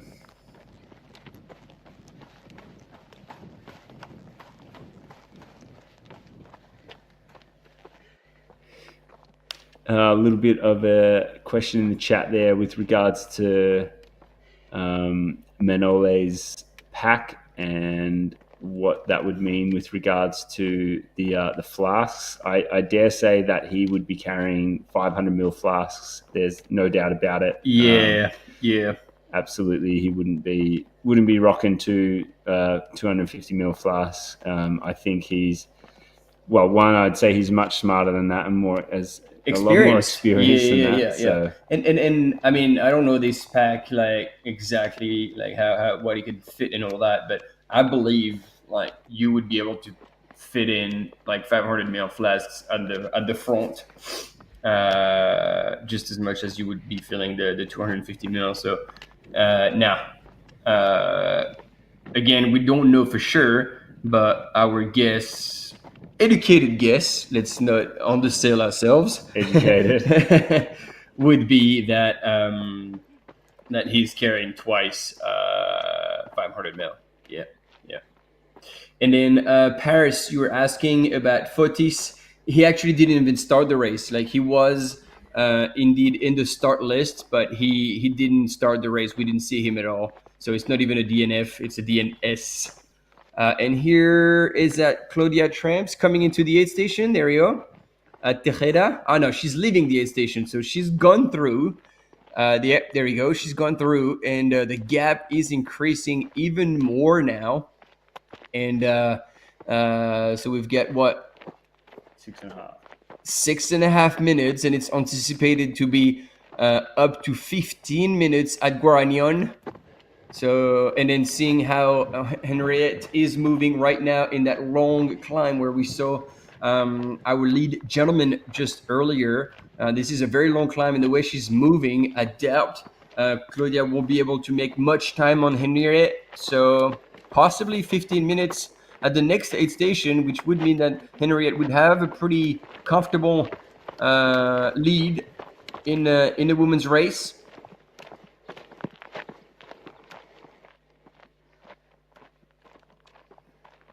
Exciting time. So this is a cool drone shot here of Tejeda. This is the township that on the right of the screen, Henriette Olsen is climbing above. So yeah, this is the township of Tejeda where second place female Claudia TRS is moving through. But this is Henriette Olsen leading the women's race in the classic, making sure she takes time to continue to drink, continue to manage herself. Most of this climb for the lead men was done in the shade, so we hope that Henriette also gets a bit of that shade in the trees, and it's not in the blasting morning sun.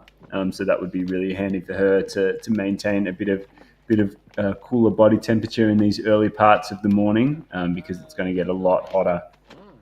When they crest the high point of this, and they start moving more and more south on the island, they're going to get exposed to a lot more sun, and there's a lot more exposure on that back end of the course. So as the daytime temperature heats up, it's going to become a lot trickier for people to maintain a cooler body temperature.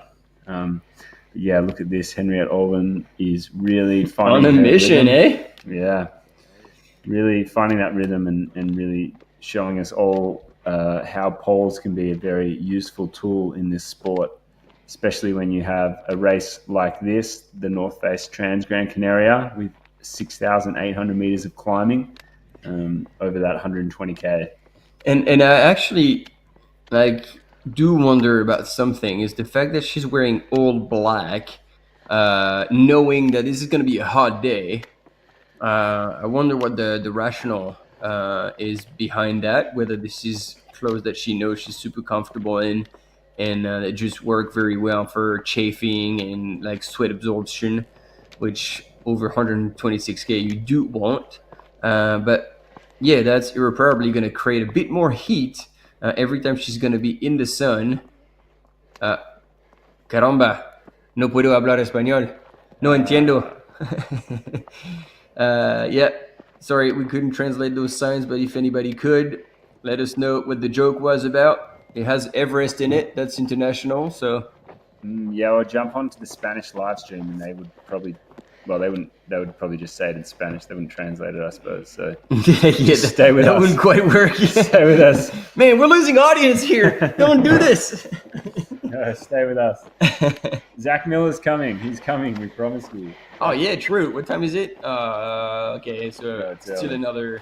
We've still got another 1 hour and 20 10 minutes. 10. Yeah, no, actually 40. Coming at 11:30.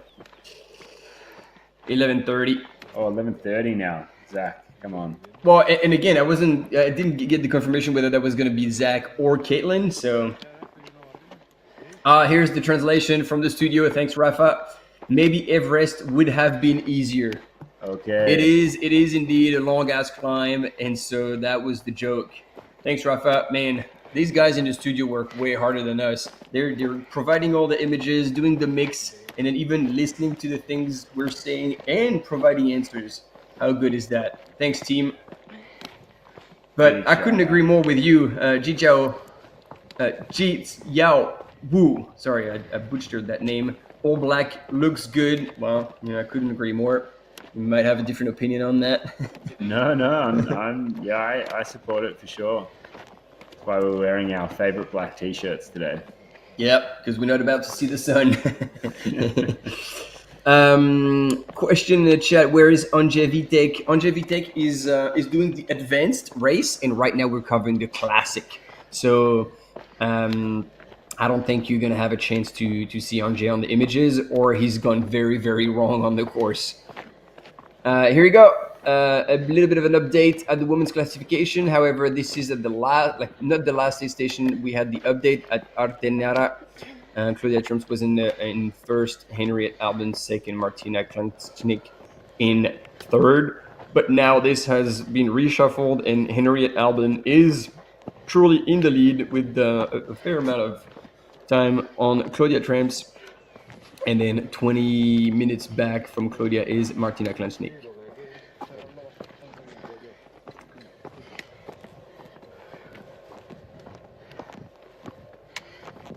All right, this is awesome. Thanks for the info, Dylan. Caleb is on the final descent to Tonte. They can see him about to cross the highway. Yeah, Dylan was telling us that he was in his villa in that valley, and so he was going to give us a shout out. So I don't know if we have cam runners, unfortunately, at that point. We had them there yesterday for the marathon, which was a super cool descent as well to watch. Oh no. There you go, a bit of a recap showing you how hard that climb is and how hard she's working those poles.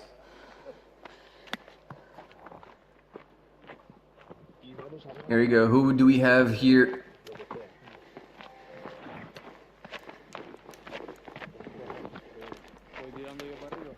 Coming out of the Tejeda aid station. I can't tell.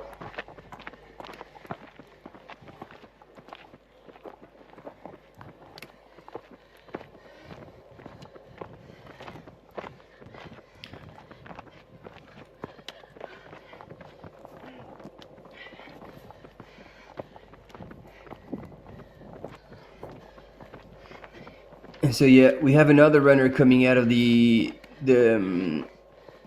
Tejeda aid station, but really unsure who that was.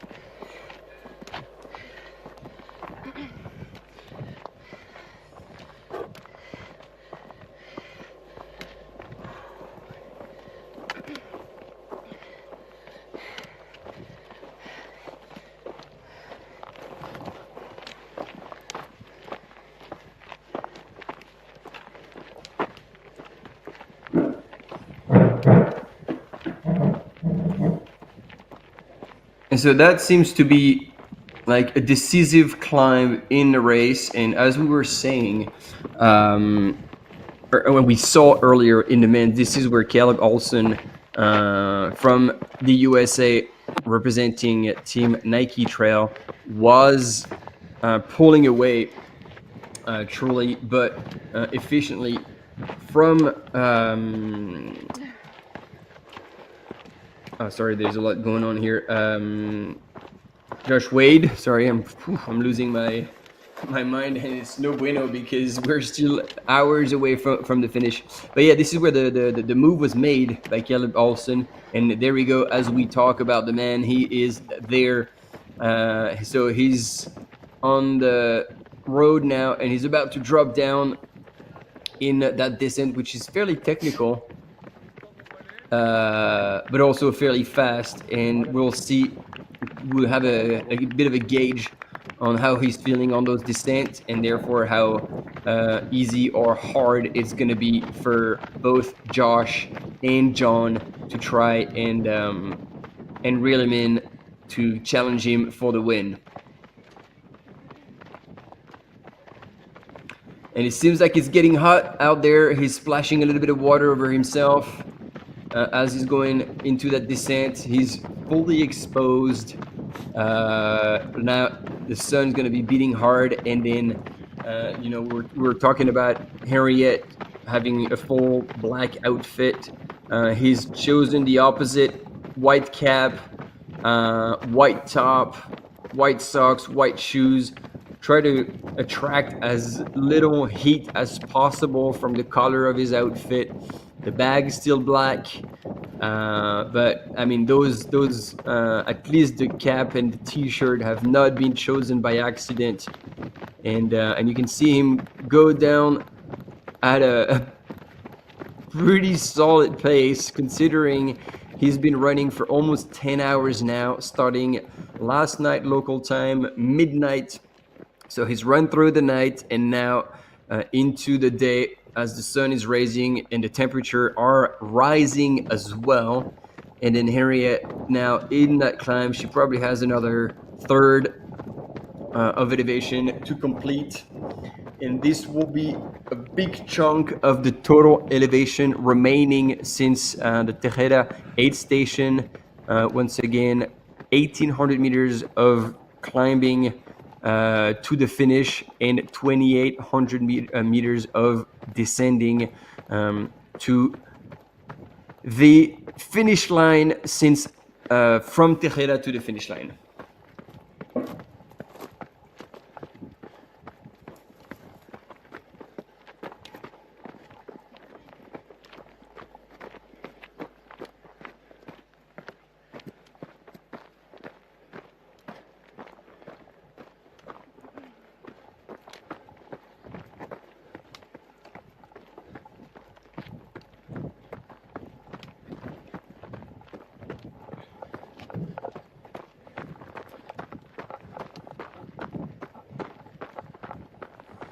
Keep tempered. Thanks for the feedback.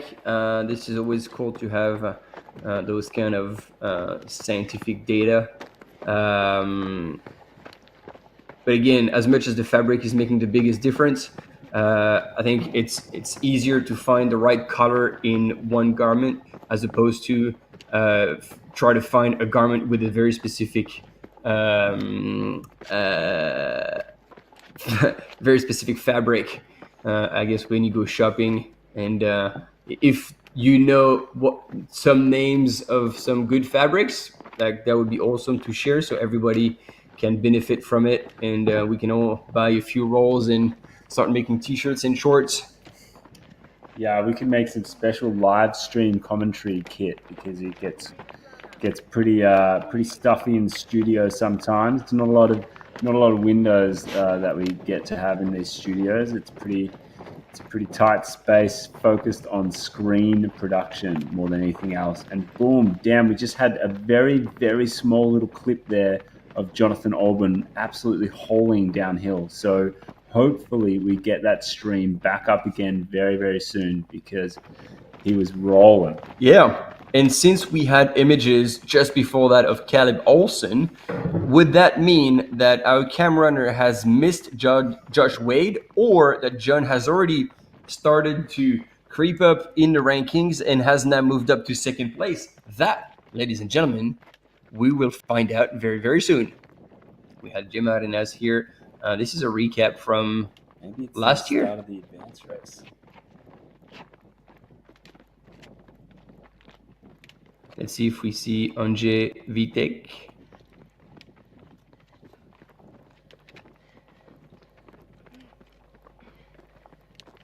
Now look at the weather. Oh yeah. I think. Good job.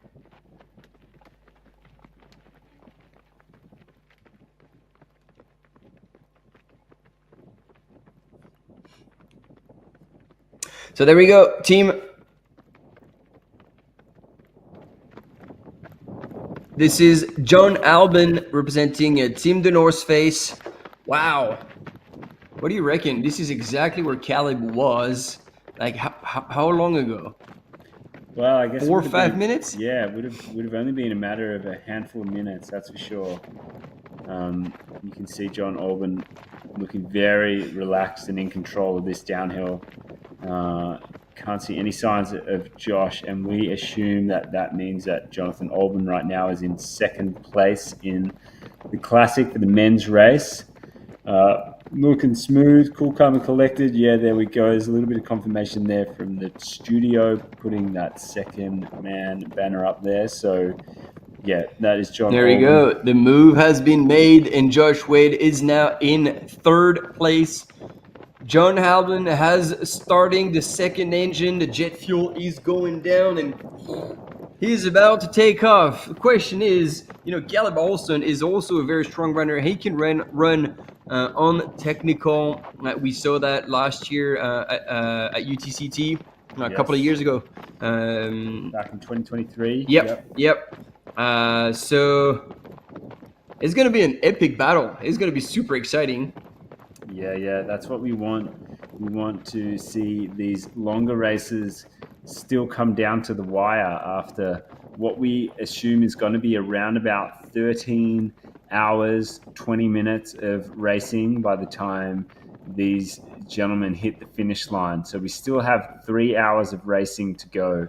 The last year's winning time of this race was 13 hours and 22 minutes.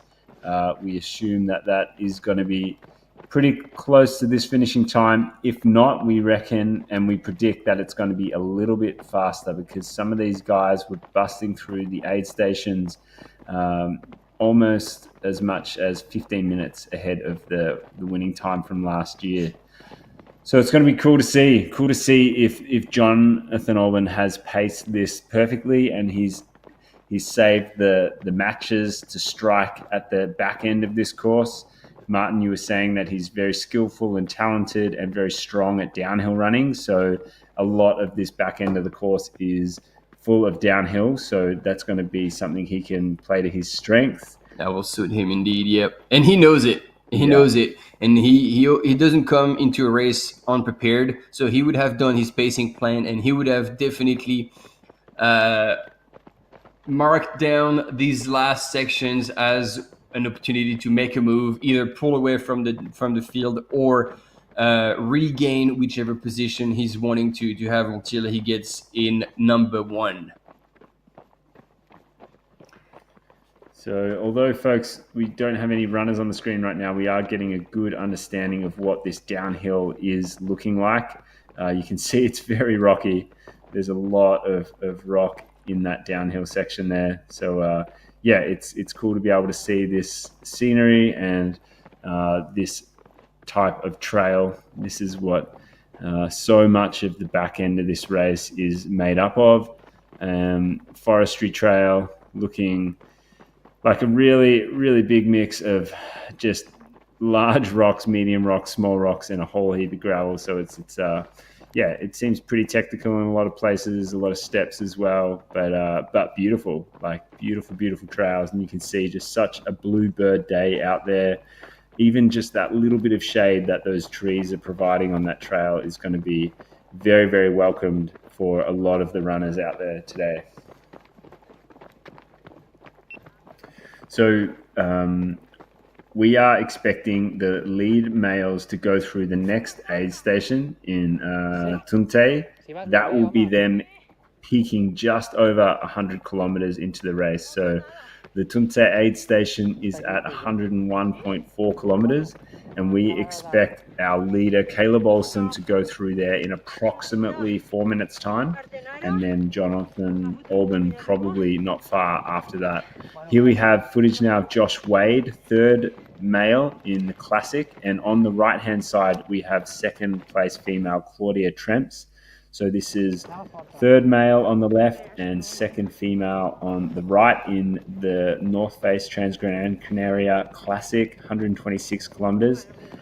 They are making their way to the southern end of the island. They started at midnight last night, and they have been running all the way through the night and at the northern end of the island, and they are working their way down to the southern end of the island. That is the Transgrancanaria, and I think hence the name. It's a big traverse of this place and this landscape. Josh Wade moving very comfortable on this downhill. Looks like he's in control, and he's definitely looking pretty smooth. Looks a little bit ginger there. But... Yeah. I was gonna say that it looks like the legs are starting to hurt. Like it looks like he's trying to lower the impact as much as possible. Doesn't look as springy. I mean, he's forcing the spring, but not in what seems to be a very good way. So it looks like maybe IT bands a shot, or that's gonna become quite painful. And I'm afraid that it's not gonna get any better because there's still a whole lot of downhill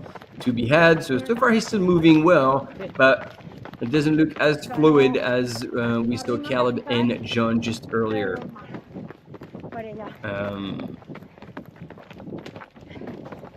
Yeah. So Claudia TRS there on the right-hand side of the screen, second female. She's looking strong on the climb. She's moving pretty well. Looks like she's got herself a bit of a rhythm. She's got the poles out, as we saw with Henrietta Olsen. Yeah, but she's looking pretty solid. She's definitely kept on the pace here. She lost the lead a little while ago, so she's been sitting in second place now for a couple of hours, and she's still moving. Obviously, hasn't given up the ghost yet. Yeah, Josh Wade is looking pretty ginger on that left-hand screen there. I take back the comments of looking smooth. That is, yeah, this is getting worse and worse. It almost looks like this is not the legs, but maybe like blisters in the shoes, or it's hard to identify what's going on. But yeah, wow, this is getting worse extremely quickly. Yeah, it looks like it's almost like he looks like he's got a little bit of a limp going on, which is kind of, as you say, Martin, that can be a bit of a running style when you're protecting something. Like you're trying to protect something, whether it's muscular pain or whether it's, like you said, something in the foot, blisters or something like that. So yeah, definitely. And you can see here, this is a little bit of footage of Jonathan Olsen looking much different, going down the same trail just moments ago. But it's hard to say. We're picking this apart right now with what we see on the screen, but he might be able to, not advising him to do that, but he might be able to take a painkiller and just move on. But this is Caleb Olsen right now, lead male of the Classic. Yeah, and so once again for Team Orange, I think we can call them that, the team the North Face. They are still putting two runners in the top three so far in this the North Face Transgrancanaria Classic, and this is not over. Once again, last year's winning time was 13 hours and 21 minutes, and we're 10 hours 09 elapsed. And John Albon is chasing really hard. We don't see him on the screen there, but he's in between Josh Wade and on the right-hand side right there, Caleb Olsen, who's made a big move and now is cruising in first place. It's hard to say cruising. He's going to get into the town, and it's going to be a right-hand turn down into the aid station. And then there's going to be a bit of a douche grade climb coming out of the aid station. And this one is a bit of a grind, but if you keep it together and you replenish at the aid station with water, you put it over yourself, you just have to keep your head down and get onto it. And this means that very soon we're going to have another split time. Caleb is on live trail, expected anytime at the aid station, and we can see it on the images. He's going to get there in about a minute. And Josh was expected just after that, but John is now ahead of Josh. So we'll see if the prediction of John being 6 minutes back is actually accurate, or if John's closed a little bit of the gap with Caleb Olsen.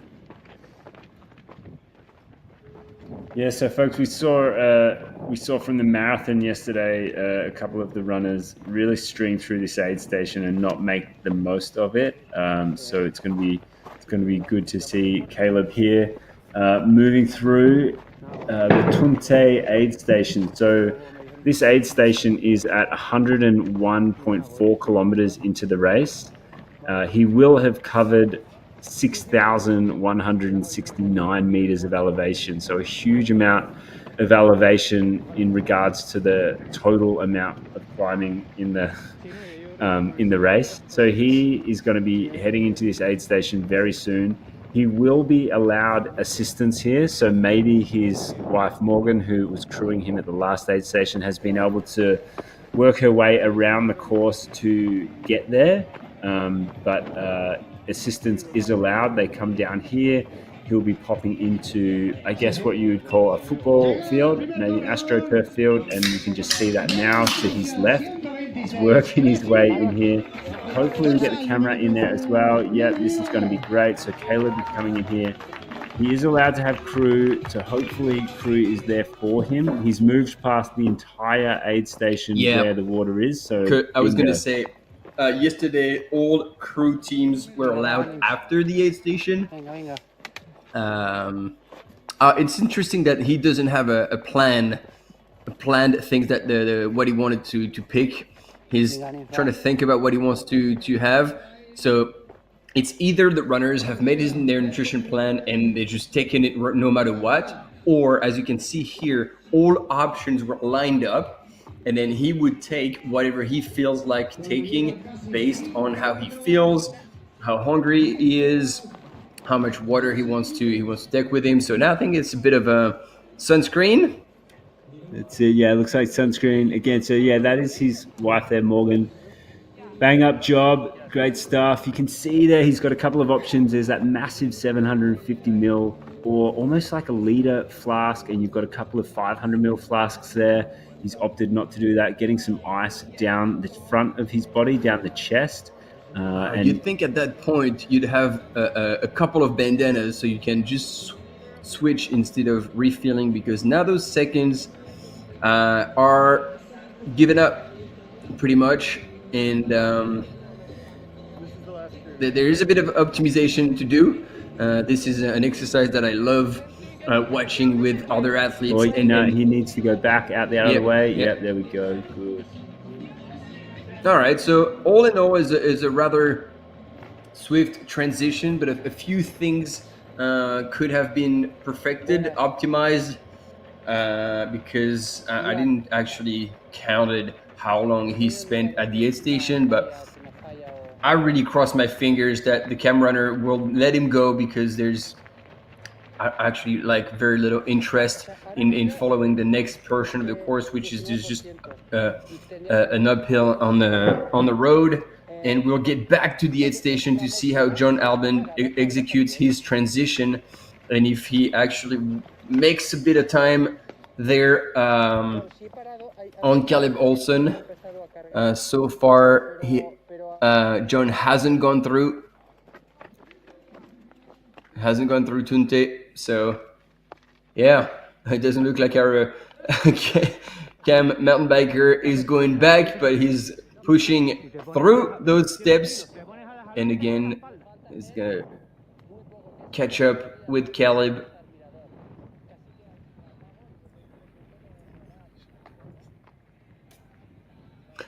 And sad to hear in the chat that apparently NJ Vitek is out of the advanced race. That's pretty sad.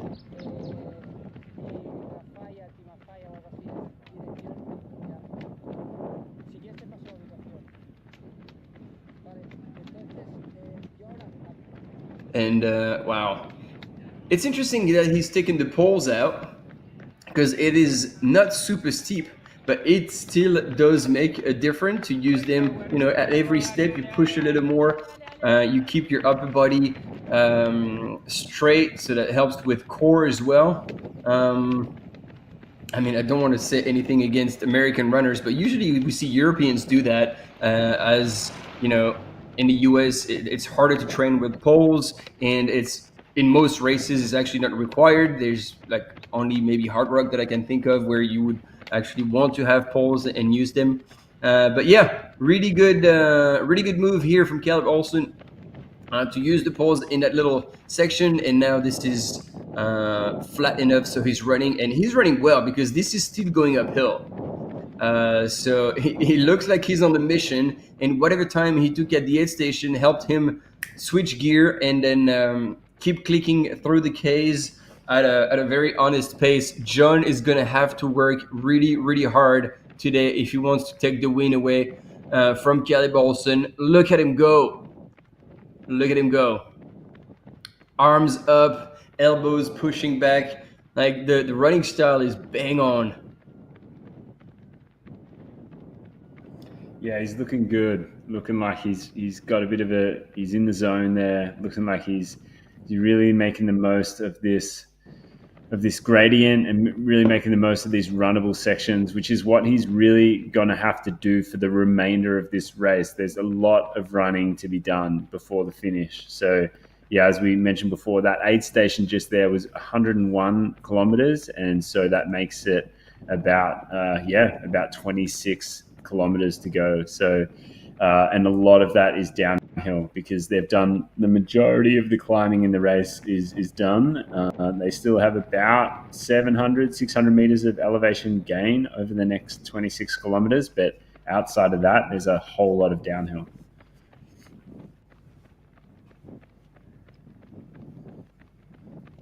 Okay, right side. And I think there's that little bit of a climb coming out of Tunte. But then, yeah, there is this really, really long descent to Ayagores.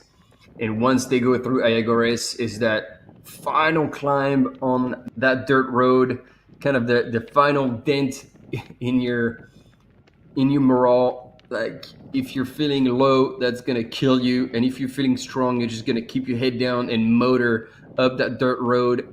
And, man, what a relief when you get to the top. You crest and you tip over on the left-hand side in the next valley over. And then from then on, it's all out, downhill into the finish. Oh, yeah, that dog is still there. He was chasing the marathon runners yesterday. Apparently, he didn't get tired, so it's good. He's going to get a few more runs because there's about how many runners did we have this morning? We had 877 starters, and now we have 780 still in the race, and we've had 102 DNFs so far. Yeah, so that dog is going to bark for a while. That dog's got a long day ahead. Long day. He's got an ultra himself. Well, he might have jumped the fence. Caleb's just looking behind him. Or maybe he heard the dog keep barking. Is it barking at another runner who would be just there breathing down my neck? Yeah. No, I don't think so because, again... yeah, there we go. John has gone through the Tunte aid station, and he was in 10:15:48, so that's still 4 minutes back. Yeah, so this is Caleb Olsen first in the Classic here at the North Face Transgrancanaria, getting chased, getting chased down as well by Jonathan Alban. And you can see Caleb is not giving us the ghost here. This is an uphill section, which, you know, he's really just making sure he keeps running. He keeps running and keeps his cadence. You know, Caleb is obviously a very excellent runner when it comes to ultra distances. That would definitely be his comfort spot in many regards. And he's just making sure that he keeps that rhythm, keeps that flow, and doesn't break in any sort of hiking. Yeah, he's just strong, eh? Like, he just doesn't break, like, as you said, the rhythm. He's just consistently running. And then, again, like, to his credit, like, making extremely good use of his poles to propulse himself forward a little bit. And then this is a really good view here. I hope we're going to stay on it because that will give us a perfect indication of the actual gap between the two runners. And we'll spend a bit of time, I guess, with John Alban, who is in second place and who would have gone out of the aid station by now. And then won't be able to compare the pace of both runners. So he hasn't come onto the road just yet. There he is in orange. Okay. And so as much as John is moving also really well, and he's not using his poles. Wait a minute.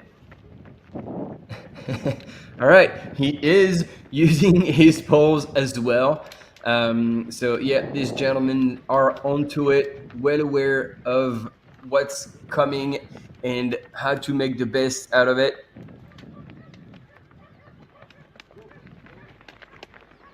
The chase is on.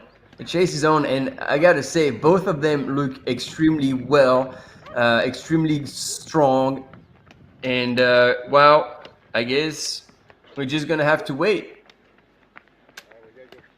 You can let us know in the chat who you believe is going to take the win at this 2025 edition of the North Face Transgrancanaria Classic. Is it going to be A, John Albon, B, Caleb Olsen, C, the dog, or D, answer D? Let us know.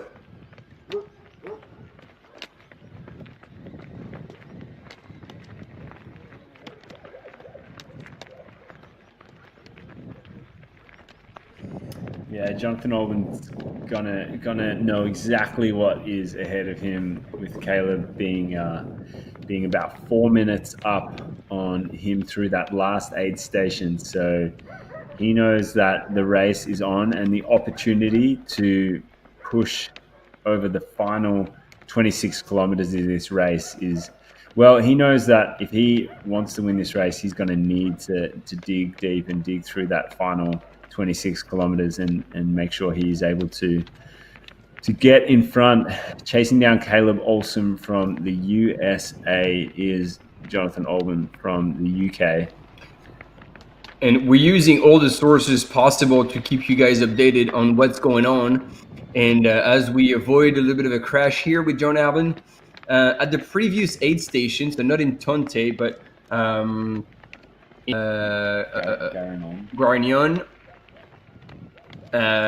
John Albon was drinking a lot of Coke out of the bottle.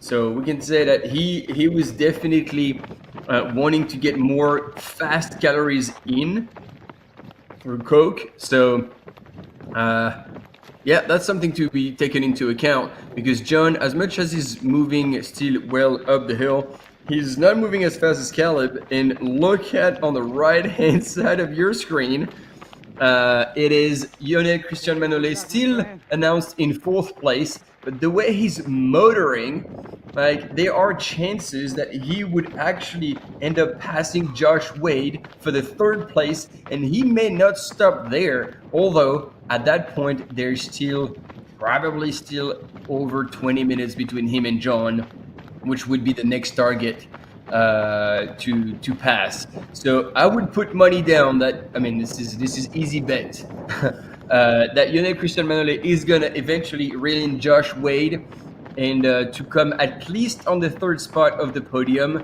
Let us know how you feel about that.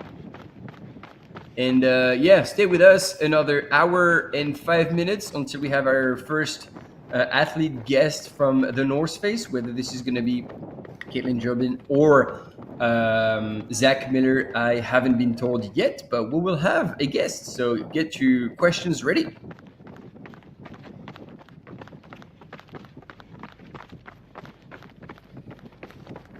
Antoine, there is 26 kilometers left in the men's race for the Classic. The leader has just gone through the aid station at, well, not just, but went through the aid station about, or coming up to 15 minutes ago, and that was at 101 kilometers. So this race is 126 kilometers long, and so there's a bit to go. There is a little bit to go. A lot of downhill and a little bit of uphill, but not that much in comparison to the downhill.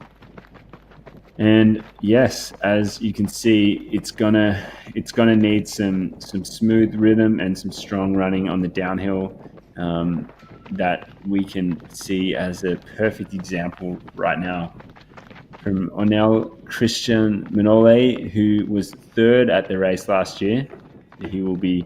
He's currently in 4th, and he's hunting his way back 3rd. And this is Josh Wade. Josh Wade is now out of the aid station. Yep. Oh, so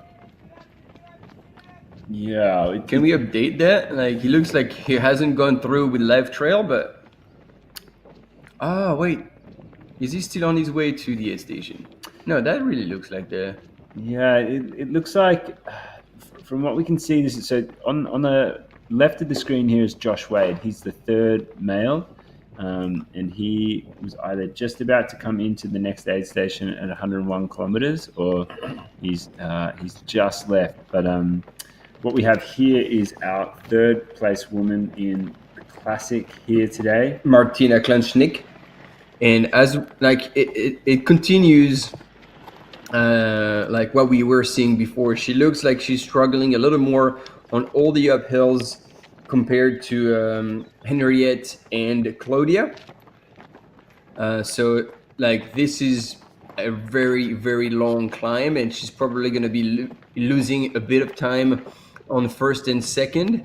But as soon as she's going to drop on the other side, like if she still moves downhill the way she was earlier, she'll be able to like make up for that lost time in that climb and maybe even gain a bit more time. So this is what we can share with you at that point in terms of race pacing and what we've seen so far. But yeah, hopefully she keeps it up, and currently sitting on a third place of the podium of the classic. Yeah, so she went through Tejeda, the last aid station, which was at just over 80 kilometers into the race. She went through there 23 minutes off the lead. So there's a decent gap there between Henriette Olben and Martina Klanschnick of Slovakia. So yeah, decent gap there between lead female and third woman in the last aid station. So this is cool. We've got third male and third female on the screen right now in the North Face Transgrancanaria Classic. So this is the 26 kilometer race. The advanced race is currently on as well, but we are not planning on getting any footage of that or getting any vision of that race. We are closely watching the classic here today. And our systems at good old Live Trail have not yet updated us on Josh Wade passing through the last aid station at Tunte, but he's definitely gone through there, because that's the dog territory. That's the dog section. That's our guy. That's our guy there, keeping everyone in check. He's course controller. Oh, maybe he's already given up. Look at that. No dog this time for Josh. He's going for his siesta. Yep. Nathan, question: which race is Zach Miller in? He just ran the BK, and then is here just to rep the North Face during the weekend at the Gran Canaria Island. So I'm not actually sure where he's gonna tune in from, but he's gonna be with us in the live either at 11:30, so in an hour local time, or at 2 p.m. after eating 16 buckets of chicken wings for lunch. There's going to be a lot of food questions for our friend Zach Miller coming up. This is one of the things that defines the man. His ability to eat everything and anything at a speed that just defines physics. And defines physics. And biology in the digestion department. Yep.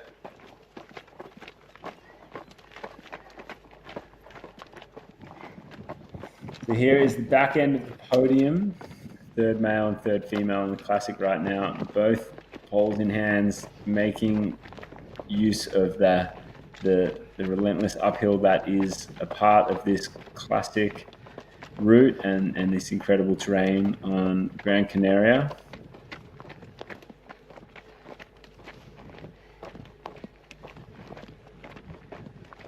Josh Wade definitely still looking a little bit better than he was on that downhill. Yeah, and that's actually what I was trying to look, because when we saw him running downhill, it really looked like he was in pain, or as you were saying, trying to protect a bit of an injury or something that was becoming painful to him.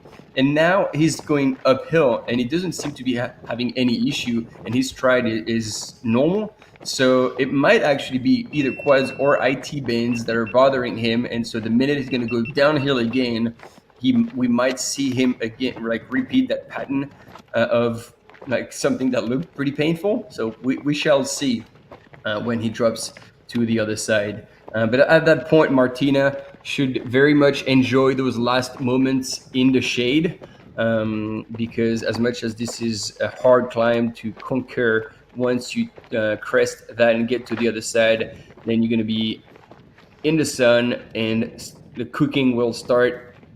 The microwave will be on, and it's going to be in the sun almost all the way until the finish. And I'm surprised to actually see, like, so far, only Caleb using an ice bandana. Yeah, Caleb really making use of those cooling techniques with the ice bandana and putting a lot of ice down the front and the back of his t-shirt. Also getting a lot of water on himself. Yeah, very noticeable compared to John Albon and Josh Wade.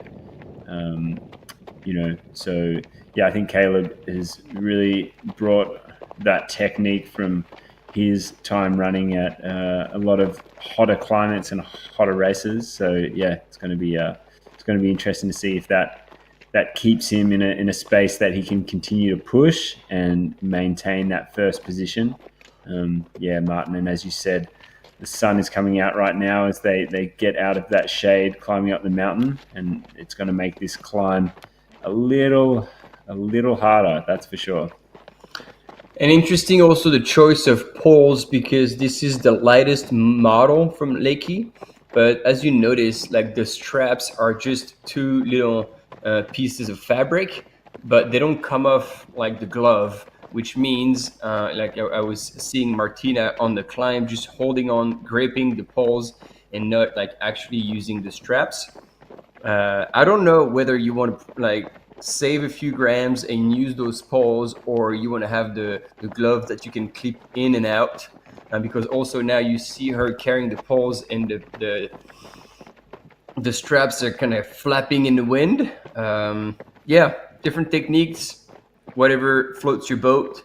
But from a personal perspective, I couldn't help but notice that, so sharing it with you. And it doesn't look like the audience has any interest in our guests, because we haven't received a single question for either Caitlin Durbin or Zach Miller. That's not cool, team. Come on, you can do better than that. I'm sure you got questions to ask, because I mean we do have some. So who's awake? So yeah, we're seeing the end of the day in the oceanic part of the world. Obviously, Europe and Africa is very, very awake at the moment. Early days within that part of the world. South America is getting up. They're sitting the early part of the day. It's 5:35 in New York. Denver is 3:35 in the morning, and San Francisco, the west coast of America, is 2:30. So I dare say that it's going to be, we're going to get some mad American support for this race very, very early in the morning if Caleb Olsen is still in first place, because we estimate that he's got just under 3 hours of racing to go. So that's going to be Denver time, 6:30 in the morning, peak time for a bunch of trail running frothers getting up early for their Saturday morning, ready to hit the trails to see where Caleb Olsen has made his way along this course and see what position he's in. But there should be a few more shout outs for Jonathan Albon, Josh Wade. They are residents of the European continent. So yeah, they should be getting some shout outs. I think maybe a few of Zach's fans are still asleep. So we'll see. This is the finish line at the very end of the journey here, the south end of the island, and in Maspalomas. Exactly, Parque Sur de Maspalomas. is the finish line, welcoming all the runners in the advanced, classic, and the marathon. And there you go. We've got questions coming. Thank you, guys. We're gonna write them down and see what we have the opportunity of asking.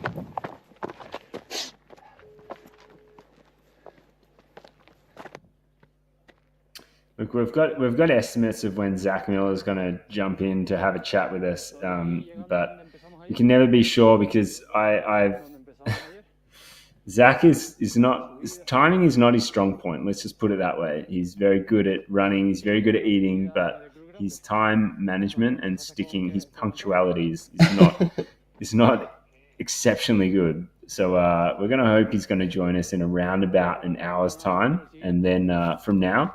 But you know, it could be 2, it could be 3 hours, but we're gonna hope for 1 hour, and we'll get a good chat to him.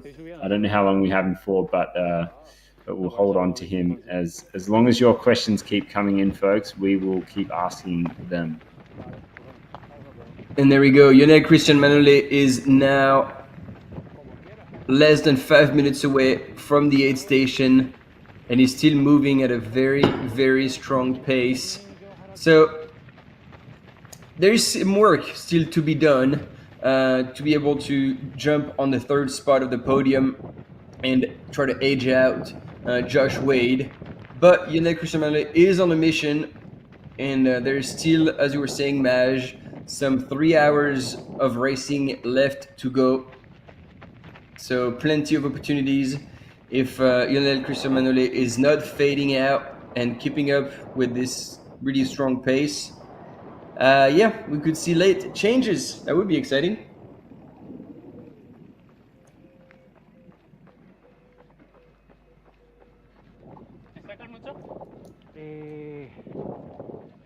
A ver, diría que 7 minutos o así.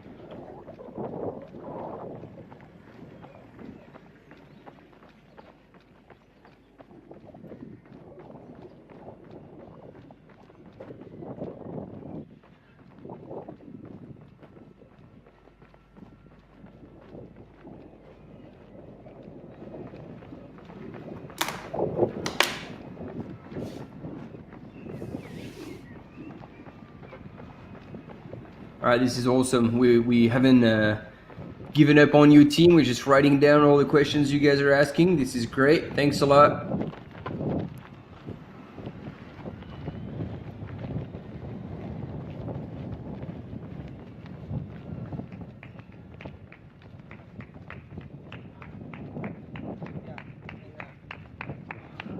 This is awesome to see Lionel moving so well at that point in the race.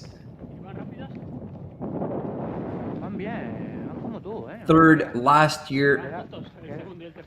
Van separados. Más o menos 5 minutos entre cada uno de ellos. And having a bit of a chat with the cam runner. So we'll see the splits actually when he comes into the aid station. Oh no, actually we won't, unless that has worked. No, it hasn't worked. So Josh Wade coming into the aid station, his bib didn't register, and so we're not going to be able to actually give you a split between him and Lionel Christian Manole.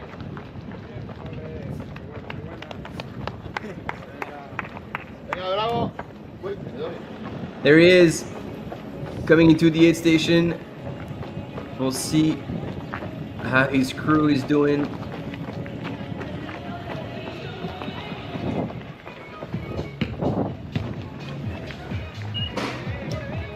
Question from any trail runner. No, I will not be at the Matterhorn Ultrax this year.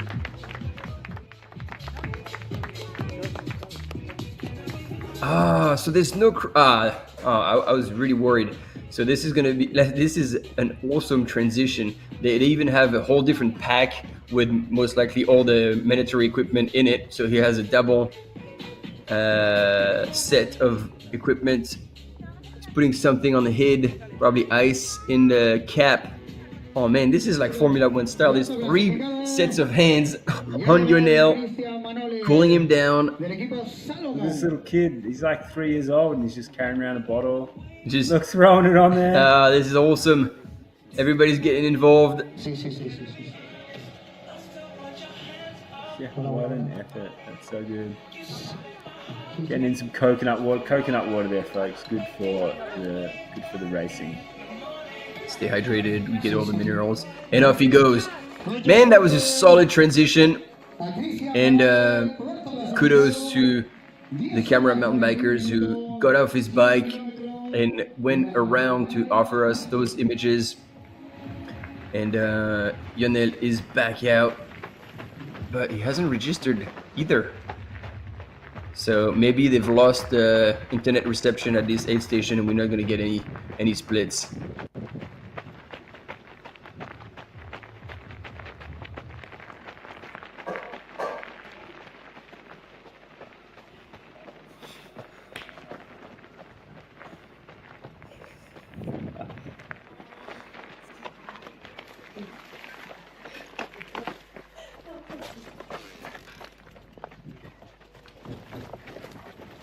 Yeah, folks, if you want to learn how to do an aid station transition, go back just 1 minute into this footage and check out the aid station transition of Minol Christian Manole. He just went through absolutely textbook. He threw off a vest, put on a vest, and he does not have poles, Martin. Oh, yeah, because he chucked his bag. Oh, geez. He has left that aid station without his poles. And I think he just Realized? Yeah, he just realized. I'm pretty sure he just realized that he did not have his poles. And I can't see them in his quiver there on his back. No, because that's also the thing I thought. It's like, well, he's chucking the bag that he had, but nobody picked up the poles of his quiver and to put it in your new pack. And so I wasn't sure whether he had another set of poles or not. Yeah, so folks, man, he has left it. And now this is something we are going to need to clarify, because in a lot of races, if you start with poles, you need to finish with poles and carry them the entire distance of the race without the opportunity to drop them and pick them up again later on. So yeah, so it definitely looks like he has gone through that aid station and left his poles behind. And if you remember, folks, Caleb Olsen, Jonathan Albin, Josh Wade, they are 1, 2, 3 males in the race in first, second, third position. They have gone through this section that now Christian Manole is about to tackle, and they all got their poles out, not far away from the point he's at right now. So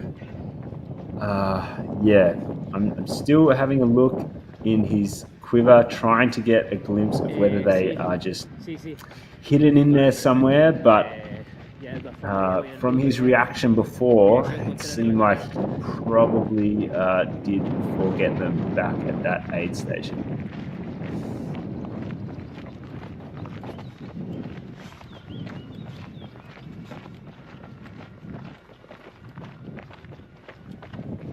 So Owen, can you let us know if you've seen that in the official rules of the North Face Transgrancanaria Classic? Because obviously this is something we want to be sure before we start talking about this kind of things.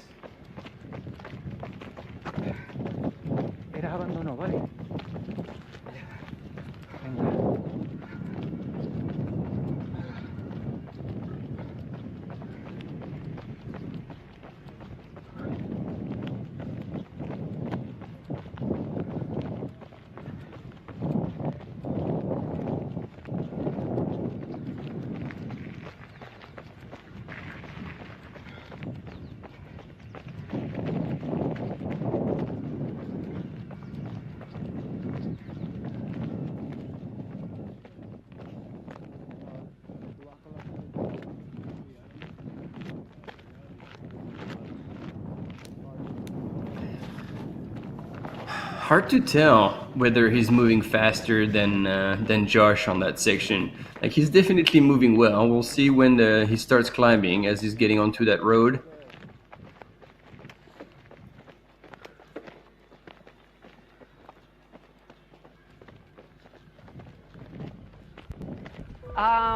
Man, the heat definitely cranks up during the day. I remember feeling really hot heading into Tunt. You go down these cobblestone steps, this big downhill path to get into the town, and yeah, it just feels like you're not sure how you were cold at night because now it feels so hot. But you can start to get glimpses of the ocean where you're running towards, and that makes it feel like we're gonna be okay. Yeah, the last 10 kilometers feel really hot, and the footing is a little tricky in some areas, but you're just making progress towards that finish line. You know that it's coming, you know that you'll be able to stop running soon, and that, you know, family and friends will be there to celebrate your finish. So it's putting one foot in front of the other and just making your way towards that beautiful finish line area.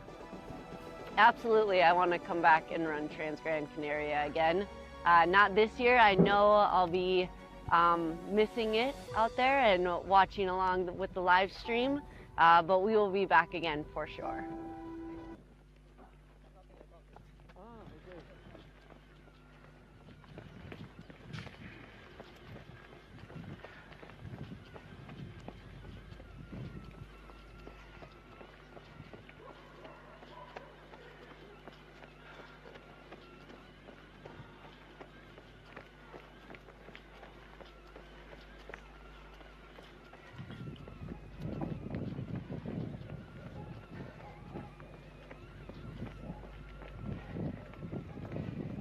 All right, we're looking everywhere, and Yone Christian Manole is still trucking forward, making the best out of that climb, still powering up that hill.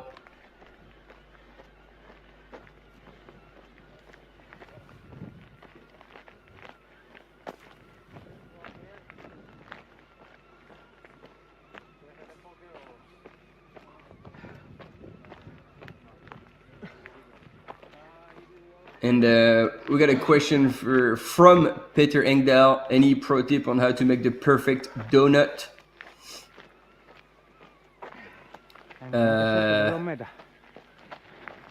And we also have a question for Peter Engdahl. What's the perfect plan to have a team blow up during team camp? Yeah, like Luis, we were actually looking at the regulations.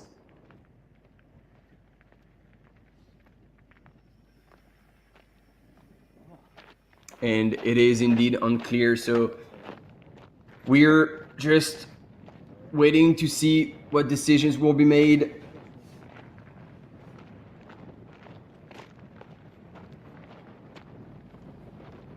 And our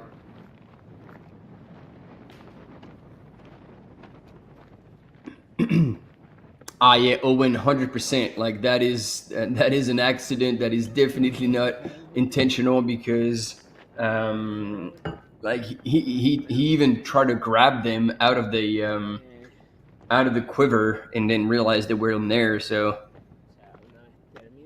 yeah, we'll see how things play out.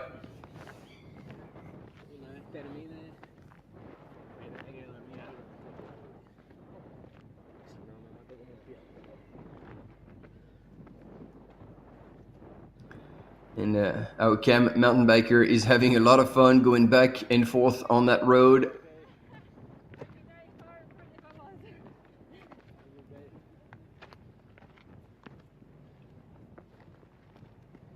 Bit of fueling here going on too. We're in for the long haul, so we gotta keep eating and drinking. Here's a bit of an update.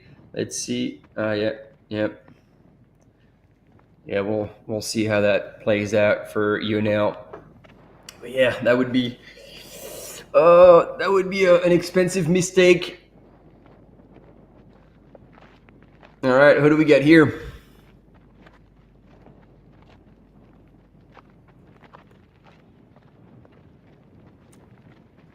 Damn, I can't.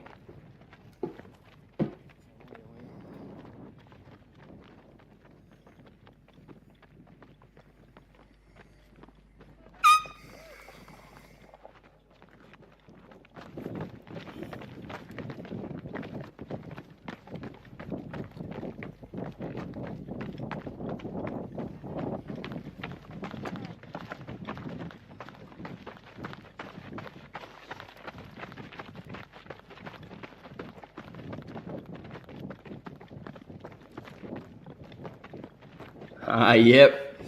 Representing Team Datacore running, Catalin Soreco. I don't know if I pronounced it correctly.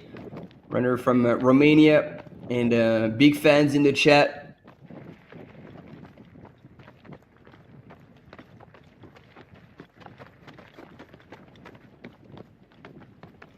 Yeah, Luis, we couldn't agree more. We get heaps of teams on the ground covering all the races. Like all the races within the race, meaning the top men, the follower, like the chasing packs, and then the top women's and the chasing pack, and we go back and forth between them all. We've got runners, we got mountain bikers, we got drone pilots. Everything is there to offer you the best possible images, and yeah, trying to keep you entertained and help you discover the beauties of the island of Gran Canaria. And that's an easy job for us, considering, I mean, look at this. He's going to be running on the ridge. You get a 360-degree view all around on both sides of the ridge. You don't get that in many places in this world. I hope he's going to take the time to look around and appreciate the beauty of that course. It's good to see people out on the trail as well, having a good hike on the course, coming out to cheer on the runners.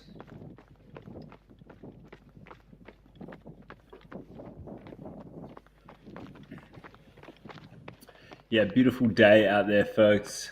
Obviously, this is at a little bit of higher elevation, but there is not a lot of wind according to the Weather Bureau. If we were to check online, looks like the temperatures today are probably peaking at around about 20 degrees or so, with very, very light breezes. So it's almost a perfect day for running. It might feel a little bit hot out there for some people. But you can see what a stunning place, and in the far distance there, that is where runners are heading. They are going to be heading all the way back down to closer to the water's edge of this incredible island. They've made their way from the north at midnight. So you can see we're just on 10 hours, 54 minutes elapsed into the race. So that means it is 10 a.m. 10:54 a.m. in the morning, just gone 10:55. And yeah, we have an estimation of, well, if we go off the finishing winning time of last year for the men, it was 13 hours, 22 minutes. So there is still a little bit of racing that needs to happen before we can crown our winner of the North Face Transgrancanaria for 2025.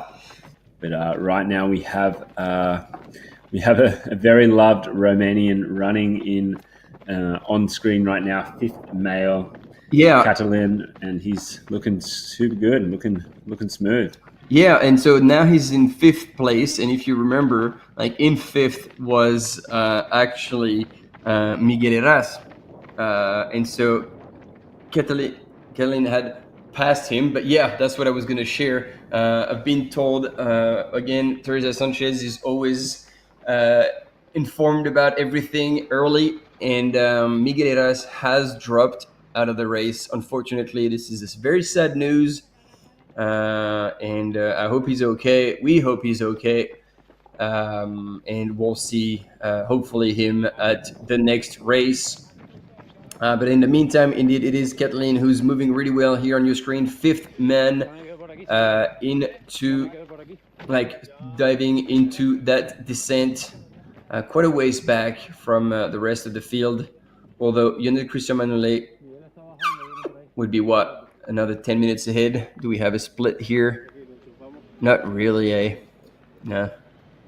Unfortunately, we're gonna have to wait until we get to Ayagores, which is the very bottom of that long downhill, when they're going to be crossing the dam and then running on the road for about a K until they get into the aid station. There's a very short out and back, and then they will be climbing on that dirt road. This is going to be the very last piece of uphill, which is actually a grind, long dirt road uphill with 1-2 switchbacks before they actually jump onto the other side of the valley and down into the finish. So yeah, I mean, of course, this is not so sad for Kathleen, but again, that is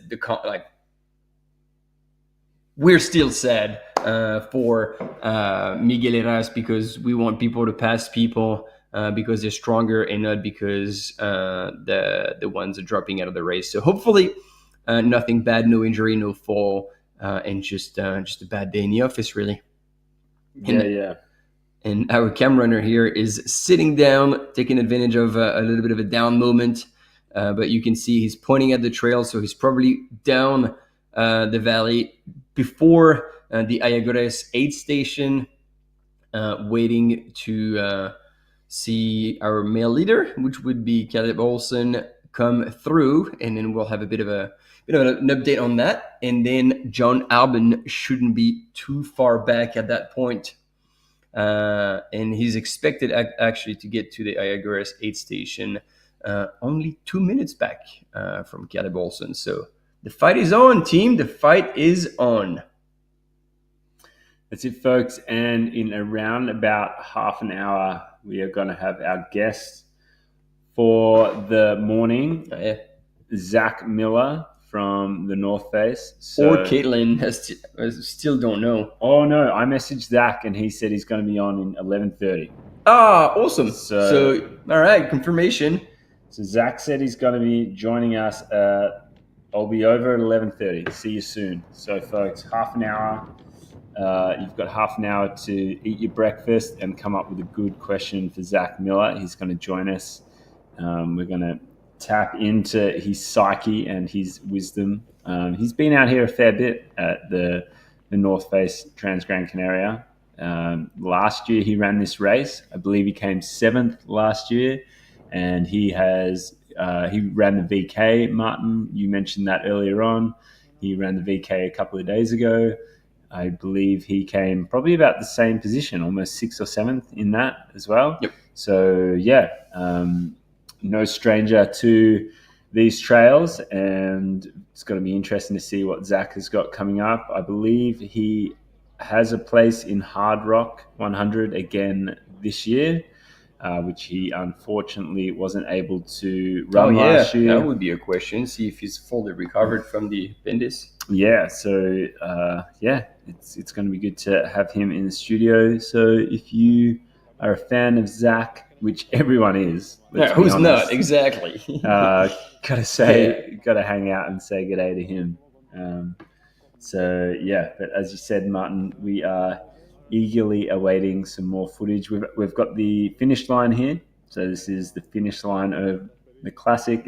I think it's the finish line of all of the races, the Marathon, the Advanced, and the Classic as well. Yep. So this finish line has been doing a lot of work over the last few days, and it is waiting and ready. The crowds haven't shown up just yet, and they don't really need to unless they are super keen, because there's still a couple of hours until we expect to see our winner of the Classic come over the finish line here. Folks, thanks a lot for tuning in. Chat is keeping up well, so it's good to see. few words there. Yeah, this race here is part of the Gran Canaria World Trail Majors, part of the Ultra Series. They also now have a short series, which are events that typically shorter than the 60K distance. Here we have Caleb Olsen from the US leading the North Face Transgrancanaria for 2025. Just over 11 hours elapsed. He's had 11 hours of running in his legs. He's gone through the night and he is still moving absolutely smooth. And this is great to see.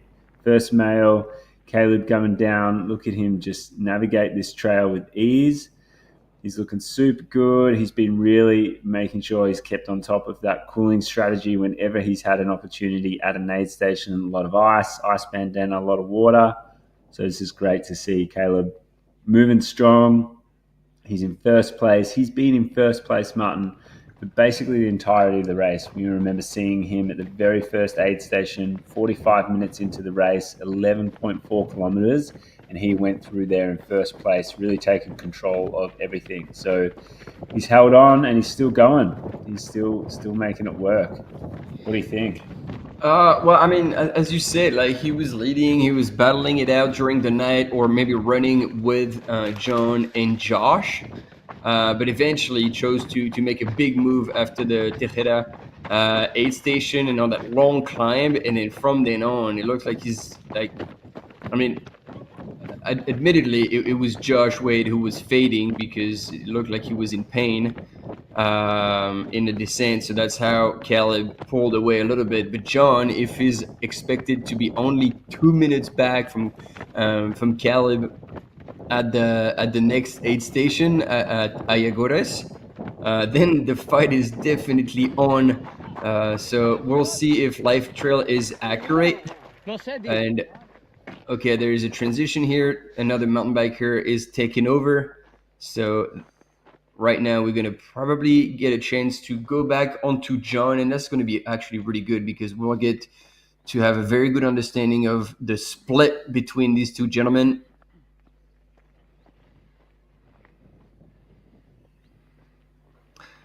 Yep, we shall see. But as you said, Caleb is running well, but I feel like he's not running as fast as he was before. So the question is this intentional? Because he just still wants to look after himself because he knows there's another big descent after the last climb after the Ayagores aid station? Or is he starting to feel, obviously, the 11 hours of racing and that's slowing him down a little bit? Again, time will tell, and I guess the best gauge will be to see how far John is from him and whether he's gained or lost time and how these two will possibly battling out. But man, it's crazy to think after 11 hours of racing, they're still about 2 minutes apart. And Owen question about the World Trail Major, the short distance. We're talking about it today, actually, and I don't think it's the same prize money, but I think it will still be rather substantial. So we're going to look into that, actually, and let you know, because, I mean, yeah, I think we're going to be able to figure it out. You say it's ambiguous. So we'll see if we can get a little bit of more information on that.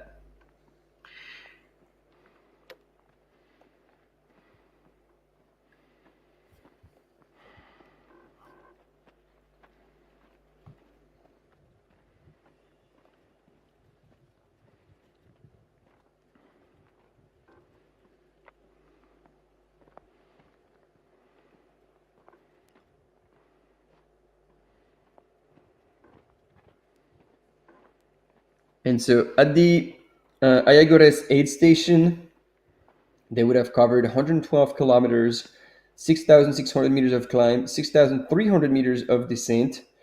And so basically from there to the finish, because the race is 126, if I do the math right, it's going to be another 14 Ks to the finish once they hit the aid station. And there we go. That was accurate in the conversation that came up. So the overall ranking in the Gran Canaria World Trail Major Series in the Ultra goes from first to fifth. First is 12,000 euros, 6,000 euros, 3,000, 1,500, and 1,000 for fifth place. And that obviously for male and female.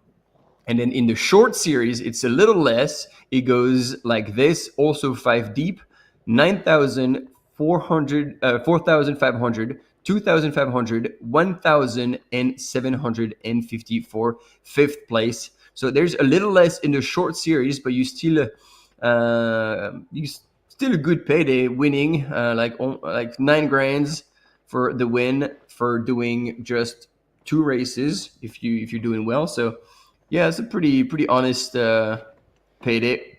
Maj, like whatever question you have, ask it, because Maj will have the answers. And I'll just pretend I'm smart, because once you find them, I read them.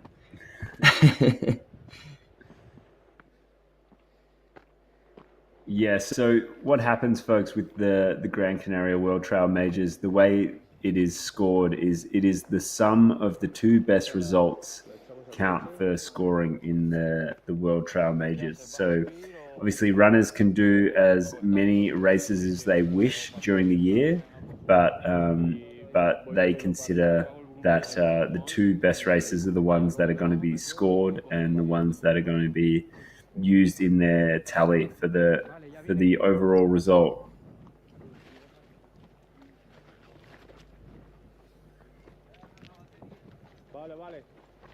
And that goes for the ultra and also the short races. And for sure, it's like short in air quotes, because these races are still not that short. They're races that average around about 50 kilometers, which is still a damn long way. So yeah, when we say short series, it's a little bit misleading, because you still have to put in the effort over a pretty decent distance. It's a big day out that you would feel in the legs, that's for sure. And so Maj, now we have on the screen first and second. We just lost John. It was going to be interesting.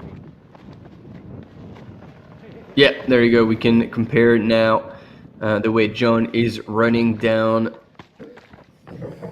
where we saw Caleb Olsen be just earlier. And what do you think? I don't think there's much of a difference, eh? Yeah, I think it's pretty even, that's for sure. They've definitely got a different style each. Looks like John's steps a little choppier, a little shorter for sure, but they both look smooth. Like they both look like they're moving at a relatively similar pace. Definitely on that more technical stuff. But yeah, we'll see. We'll get a good understanding now. They are going to get on. John's going to get on a little bit more of a smoother road than the trail.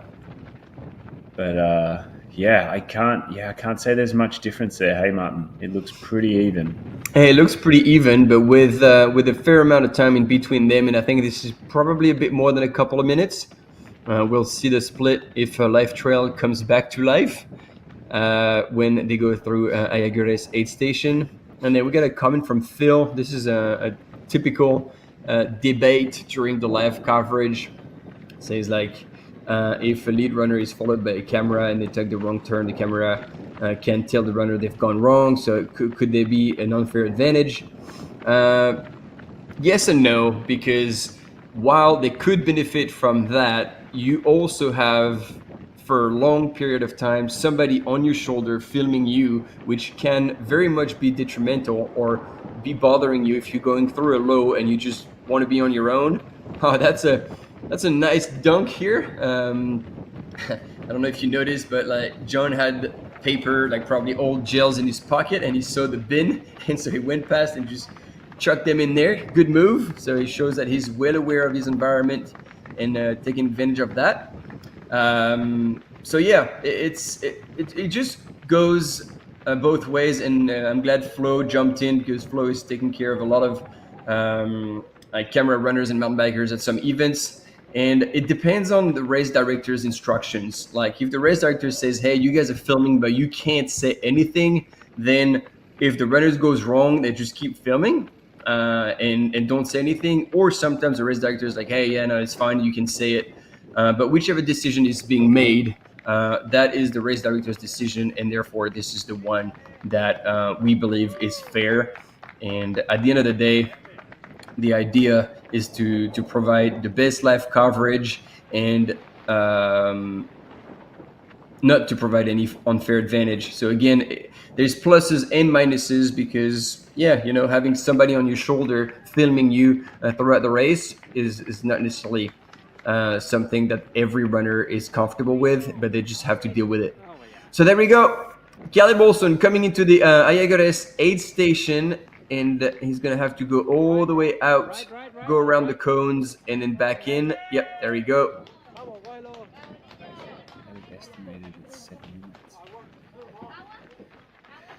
And then John is still on his way.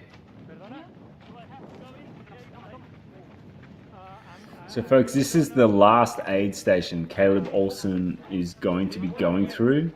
He has about 14, just over 14 kilometers to go in this race. So Caleb busting through here, there, boom, he is in and out. Woo! Quick transition. Damn. That's awesome. Amazing work there by the volunteers. Shout out to them. Thanks to volunteers for helping with that transition. So quick, so smooth. And so now, are they going to see each other? Because maybe he just wanted to not cross path with John, because this is a little bit of an out and back. And I don't know if he's going to have to cross the dam or if he's going to go across, excuse me, at a different location. But he's certainly motoring and moving faster than John right now. But again, it's hard to compare because, that's going to be a different one. So John is not going to see him unless he tries to look away. And this is Miguel Heras, I guess. We're going to have images of him pulling out of the race.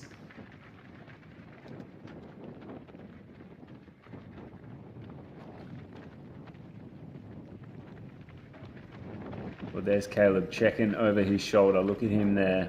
He knows the course. He knows that John could be at some point a little bit in sight. So he's checking to have a good understanding of the splits. Man, he's moving.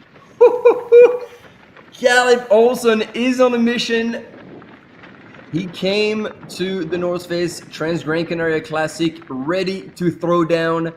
He showed it really, really early on last night. And then, John is still minutes away from that crossing, from that end back. And look, he's looking in the distance, hoping that he could catch a glimpse of Caleb. You can see down the dam on the top left corner of your screen. And this is where Caleb was. So John, as much as he's trying to look, will not see him. And actually, I have the feeling like John is suffering a little bit now in that downhill, or trying to hold back a little bit, which again, admittedly, makes sense. And there we go, the poles are coming out. He doesn't want to lose any second, and I believe that course record is going down.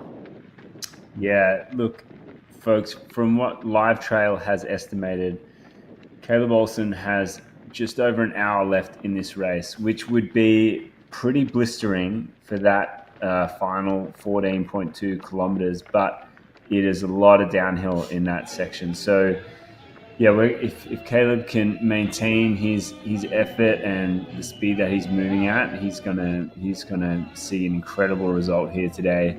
And John Olsen is definitely still in the hunt. I don't think he has given up at all. So it's going to be really awesome to see how these guys finish it off. So pay attention, folks. See how two of the best runners in this sport are going to dig deep and really finish off such a tough race.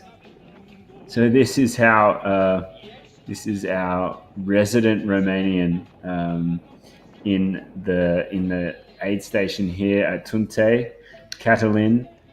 He is from Romania. Had a big shout out for him on the chat earlier on, coming into that aid station in 5th place male.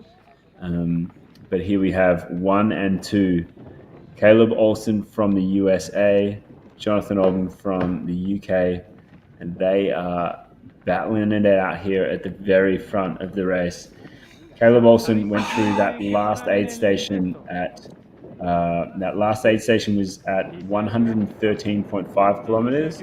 He busted through there not long ago, and we're going to be able to get a timing check on that split between Caleb Olsen and Jonathan Albon. But man, they are both still moving, and it's going to be Jonathan Albon has going to really have to put on the burners to make up time on Caleb Olsen, because he is looking good. Look at that style. I'm going to call it now. There's not going to be a catch-up for John. Like, looking at Caleb Olsen right now, this is like, even though it doesn't really show on the camera, this is an uphill section here. Caleb Olsen is absolutely motoring.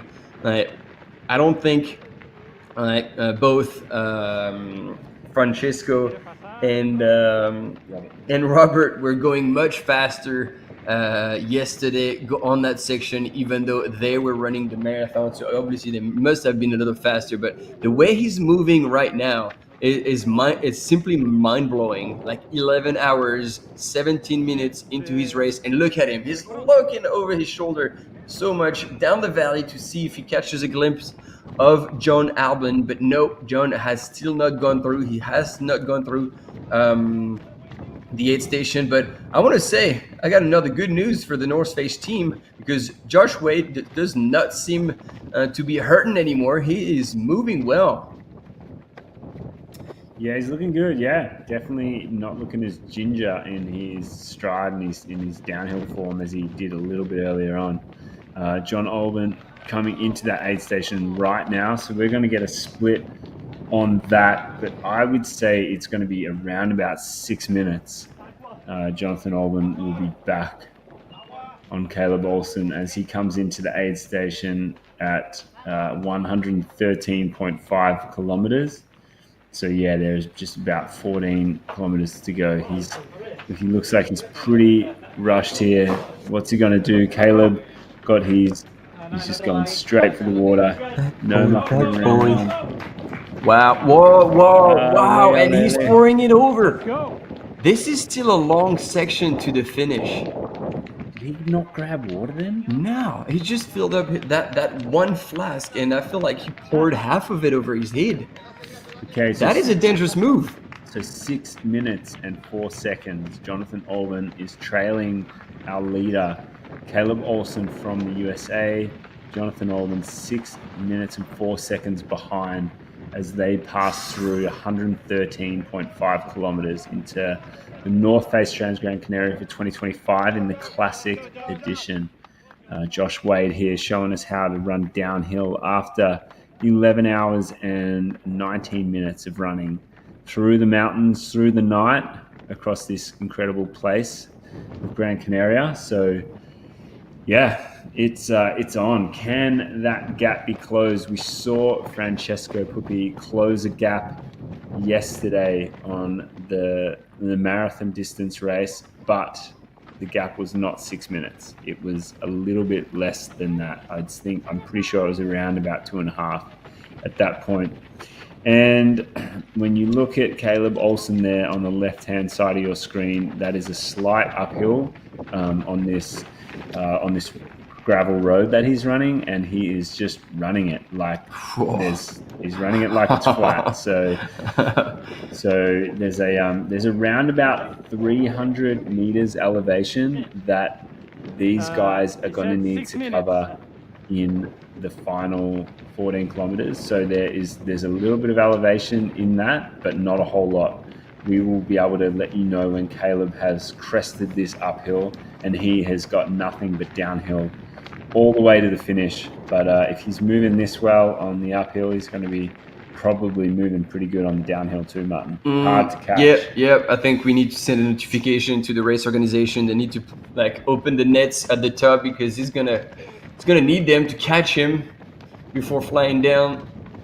I'm very, very impressed. Not that we weren't expecting a good performance here by the American runner from Team Nike Trail, Caleb Olsen, who had the fourth highest ITRA score in the participants of the classic. John Albon had this highest. Tom Evans did not start. Miguel Heras, just like maybe an hour ago now, dropped out of the race, and so Caleb Olsen is next in line with the highest score, and yet he is definitely holding back John Albon at this point. And the way he's running, I think is going to be extremely difficult for John to close that gap. Caleb Olsen today is on a mission, and he must have been feeling good because once again, he showed from the first kilometers that he was going to be one of the runners running at the front without any second thought. And during the night, he was leading the whole way, sometimes with John, sometimes with Josh Wade. And we can see John now still moving super well, but looking like he's working hard. And I'm actually worried about the amount of water he's taken for that last section.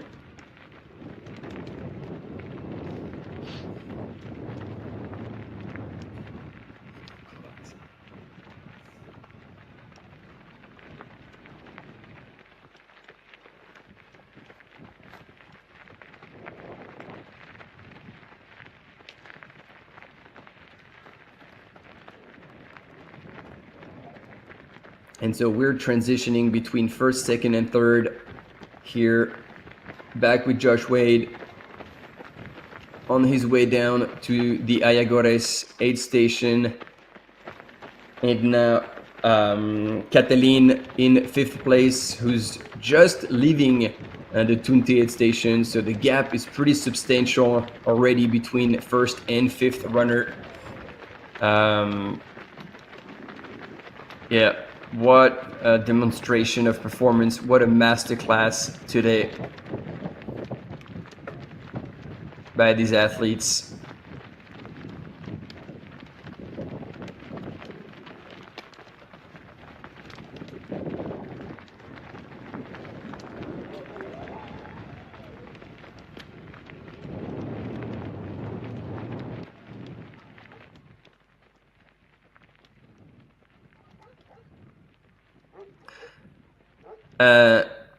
Desto, comments about Caleb must be in shape. We see him race a little less over in Europe, but for his Western States debut, he clocked the fastest time ever.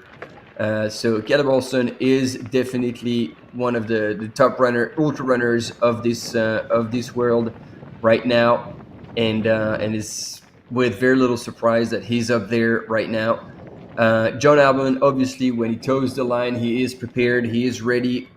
But again, training in Norway might not be the best environment to prepare for a race like this one.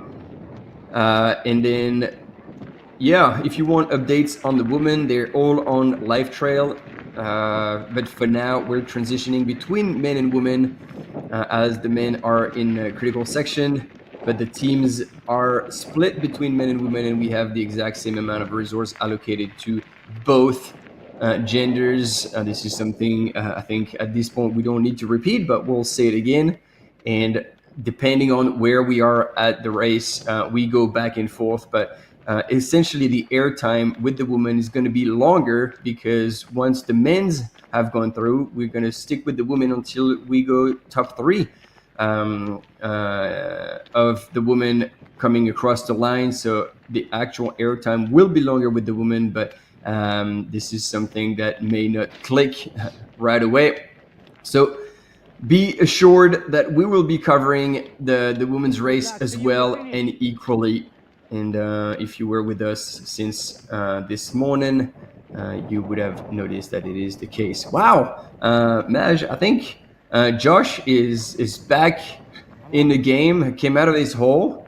He must have had a tough time at some point, but now he's definitely back full swing into the race. This is good to see. And he's motoring on his way to the Ayagores aid station.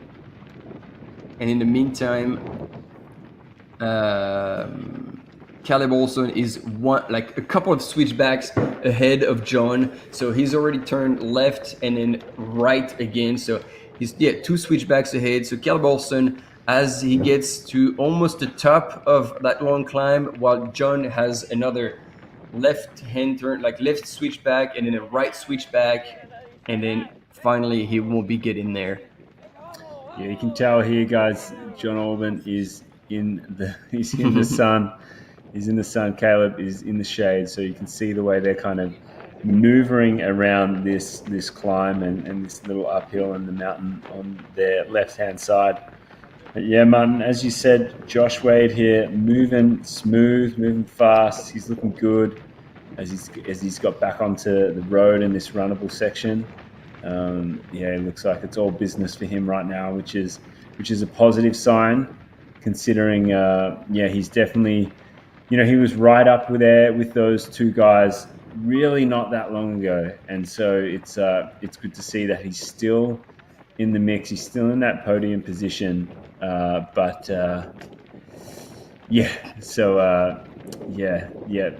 in the chat there. We did get a little message, as we predicted, from Zach Miller saying that he's running a little bit late, but he will see us soon. John Olsen there. Look at that, man.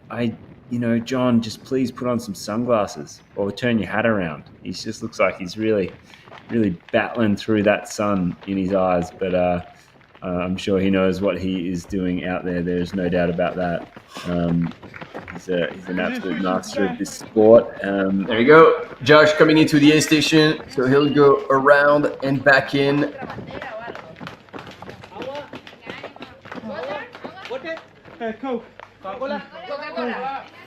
There we go, asking for Coke. I think this is the place to do it. As you were saying, Maj, this is the last aid station. 14 kilometers until the finish. How far is the person behind? And these are not How far is the person behind? easy 14Ks either. 14.1 precisely, with that long climb coming out of the aid station before diving into the finish. There you go, Josh getting in a couple of slices of beautiful Spanish orange there, probably Valencia variety, I would imagine. And definitely getting some ice. Yeah, he's getting there you go. Ice down the back. That's good. What else is he going to grab? Asking for water. All the.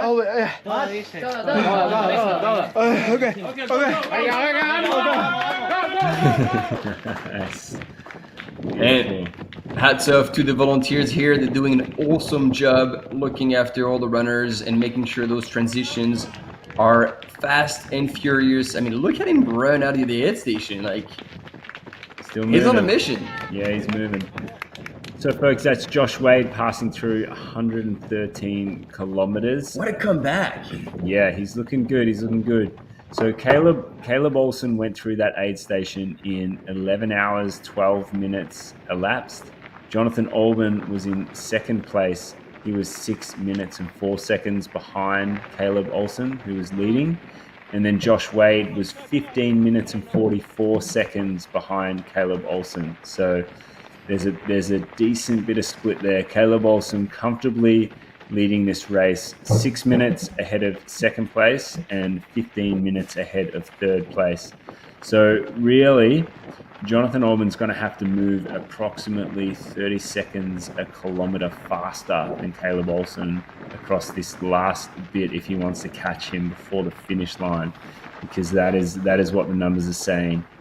And here is the man who is most likely going to be able to catch Caleb Olsen at the front of the race if he puts on some burners and Caleb Olsen backs off the burners. But Caleb Olsen, going to have to be like jet fuel in those burners, because now Caleb is dropping down, and there's going to be a right-hand turn into a bit of a single track that's going to get technical again.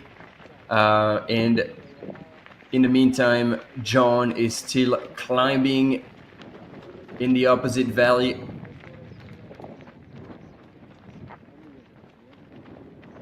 Basically giving everything he's got, but look at Caleb moving. Like, it is still very smooth and a pace that I think very few runners will be able to match at this point in the race. 11 hours, 30 minutes elapsed, and less than 10 Ks to go.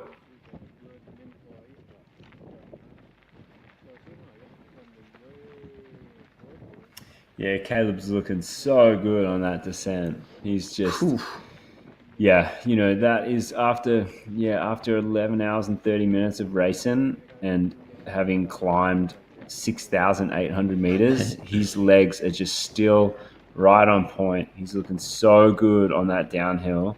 It's going to take so much for Caleb to be caught in this race. And isn't it awesome? Like when you've done the training, you've done the work, you show up to the race, and then it's just a good day. Like everything clicks, and then I mean, look at him go! It's just phenomenal. Yeah, that's textbook right there. He was just obviously in the best shape for this race because he's been leading it from the get-go. As we said before, he went through the very first aid station in first place at 11.4 kilometers, and yeah, he's just hanging on in there and still getting it done. So yeah, we're gonna need to see the gentleman on the right hand side of the screen, Jonathan Olsen. We're going to need him to pull out some absolute magic if he's going to be able to match and match this pace that Caleb Olsen is setting and surpass it, because he's going to really need to put in some incredible speed to make up that distance that Caleb had on him at the last aid station, which was just a fraction over 6 minutes.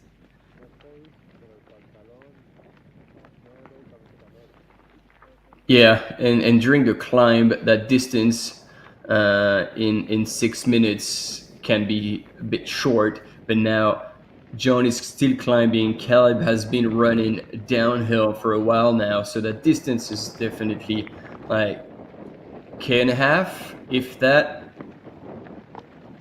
Yeah, Caleb is like the speed at which Caleb's moving down that downhill. Yeah, I mean it's not rocket science, but he's just banking distance right now. That is, oh yeah, he's just absolutely banking distance, which is which is rad. And from here on in for Caleb, it is downhill and flat running. There's no more hills in his way.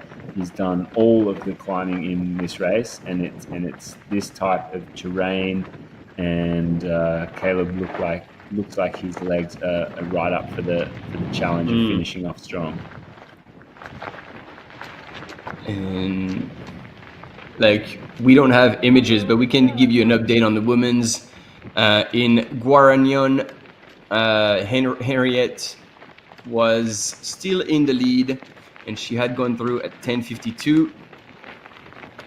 And Claudia TRS was 17 minutes back from Henriette, so the gap was still increasing between first and second place, and it was also increasing significantly as we were anticipating with Martina Klanschnik, because we saw her like going just slower than Henriette and Claudia in the uphill. And so at that aid station, they weren't doing much downhill yet. So Martina might be able to close a little bit of the gap, but she's 37 minutes back from Henriette. So that's 20 minutes back from Claudia TRS. So it looks like the podium positions in the women's race are pretty much set, unless something really wrong happens, which obviously we don't wish to anyone. So we're going to keep an eye on that. And obviously we're going to have images of these women as they come into the downhill, into Ayagores. And we're still waiting. This is now 6 minutes elapsed since Caleb has tipped over, finished with the uphill, and started going downhill.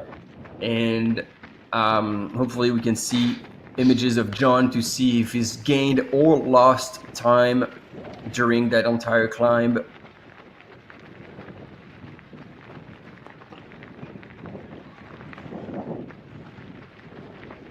So let's see if we get back onto John, see where he's at.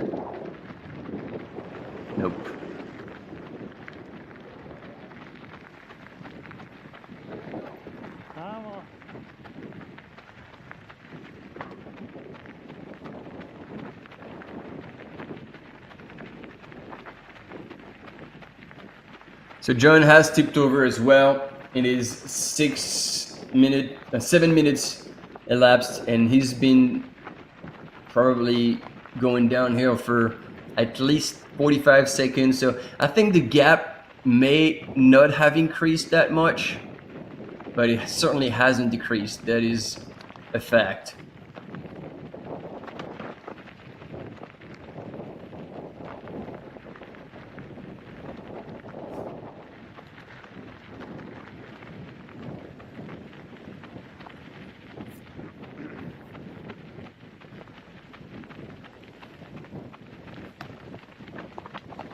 This is a pretty cool section of the trail with very technical rocks. Some are well rooted, some are moving, which makes it a bit tricky.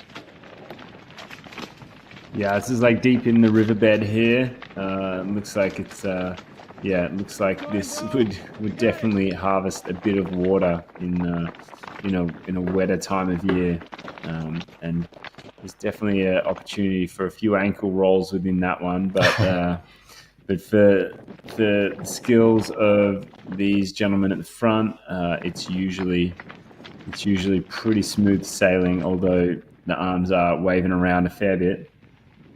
We've got our cameraman probably going back up the hill now to try and catch Jonathan Olsen boosting down this one. I think he's left John. That might have been the cameraman who was with John. Really? And he might be going back to catch Josh, therefore, Josh Wade, but he's going to have a bit of time because there was quite a gap. Yeah, it was a gap of about, pretty much just like over 9 minutes between Jonathan Olsen and Josh Wade at that last aid station. So we will see. Oh, look at that. That is a very challenging finish for these runners, but still Caleb Olsen is making his way to the finish line. Yeah, it looks like Caleb Olsen might have just dropped the cameraman there, so he's definitely moving all right, that's for sure. Yeah, great to see him. He's moving well on the non-technical downhill. He's moving well on the technical flat section. So yeah, it's a really, really big positive to see Caleb move well over all those types of terrains. And yeah, Martin, I can't see anything changing with Caleb and his position in this race. Look, and he's having a look over his shoulder just there. So he's definitely running with it. He's running scared. There's no doubt about it. Well, he's running with the understanding that he's in first, but the people behind him have got great talent as well, and he knows that if you're getting chased down by someone like Jonathan Olsen, it ain't over till it's over.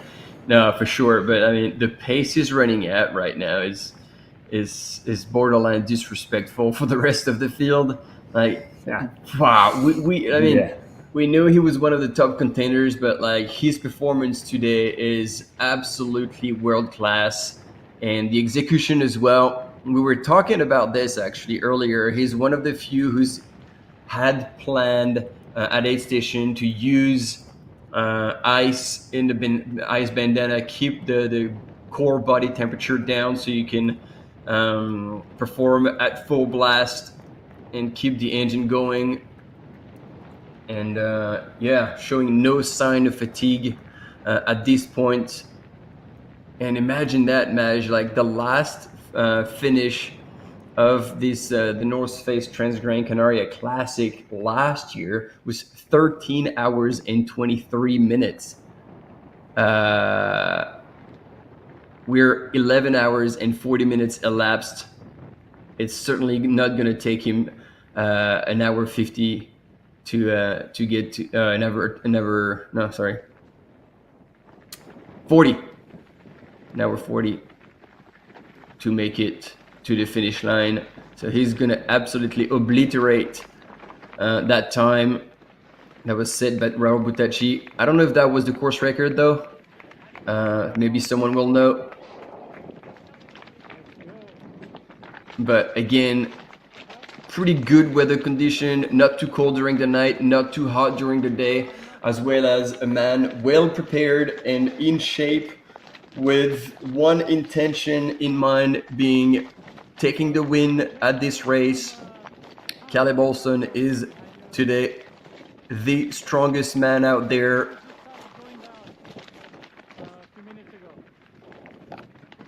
And it is absolutely beautiful to witness how he can run on such technical terrain after almost 12 hours of racing.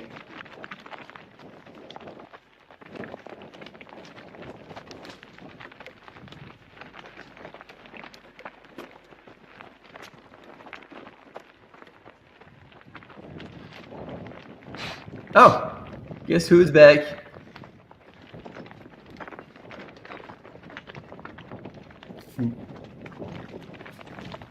Oh well. Oh yeah, there you go. Even the balloons are getting tired. So yeah, Josh Wade still climbing up. So has he gone through the first two switchbacks already? Hard to tell. He looks pretty high at this point. It's good to see hikers cheering on the runners as they go through.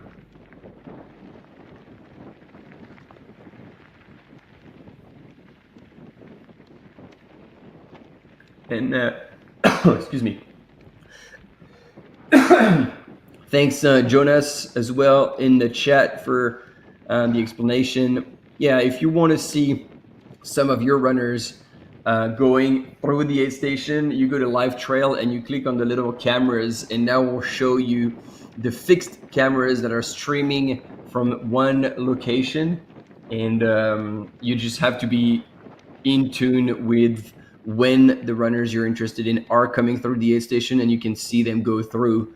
And if you click on the runner, you'll see their splits at all the aid stations and the associated videos. So thanks, Jonas, for explaining that. That is actually very meaningful. And now we're with Lionel Christian Manolet, who's making his way to the Ayagores aid station. And yes, so Josh Wade has covered the two switchbacks, and he's on the last stretch of uphill running before tipping over and starting his descent into the finish line into Maspalomas. And so that might not be enough for Lionel Christian Manolet, even though he's still moving super well. The gap between him and Josh seems far too great to be able to be closed, because at some point we were very worried about Josh, seeing him run downhill, looked like he was in a world of pain, but he must have turned it around, and now he's moving super well, and he's about a minute or so away from being done with the climb. And Lionel Christian Manolet hasn't even gone through the aid station.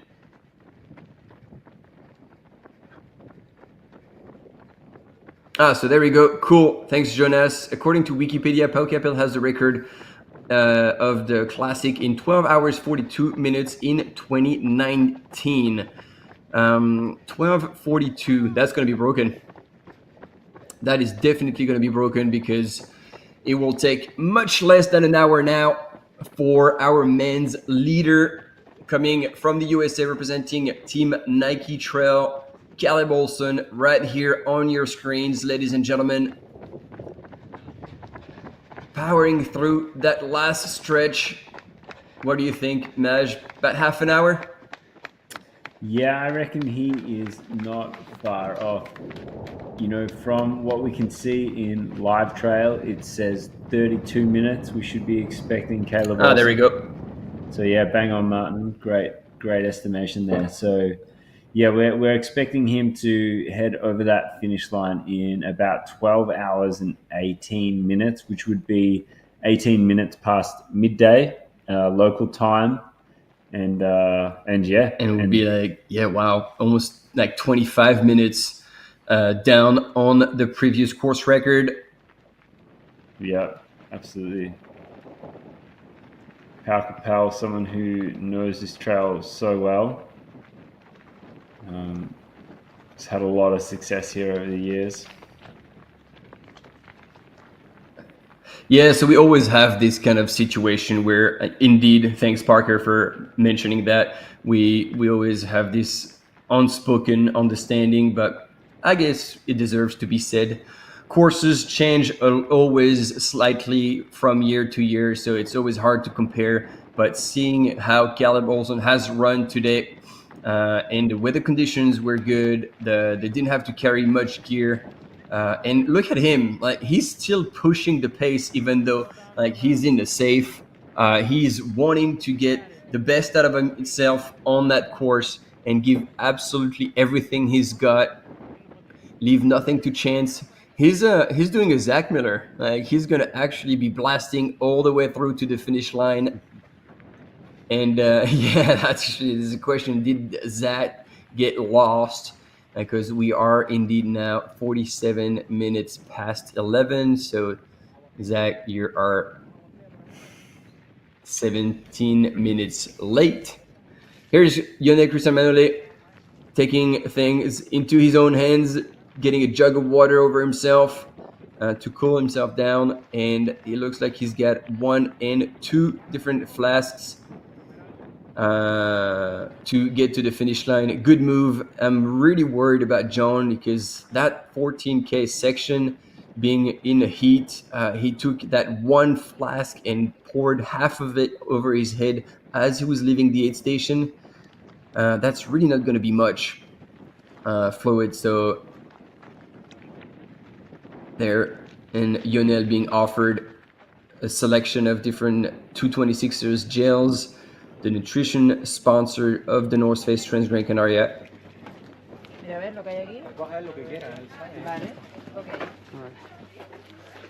And I think he's absolutely right to look after himself and to take the necessary time to hydrate and fuel properly. And there we go, Josh Wade in third place, running down. He's done with all the climbing, but there's still a bit of ground to cover. First on that dirt road, and then as we've seen the top 2 runners go through. Right-hand turn into that single track that gets a bit technical, and then you get to the bottom in the riverbed, and then you get thrown into a pretty technical section on the flat where you need to still have wheels to be moving, but it looks like Josh won't have too much of a problem covering that. It looks like he's back from his low that we saw earlier. Keep going, bro. You got it. And Kimabo, like if you said the course this year is very different, can you explain, like maybe if you know which sections are different? We're trying to look into that as well, but if you already have the information, that would be easier to share with everyone.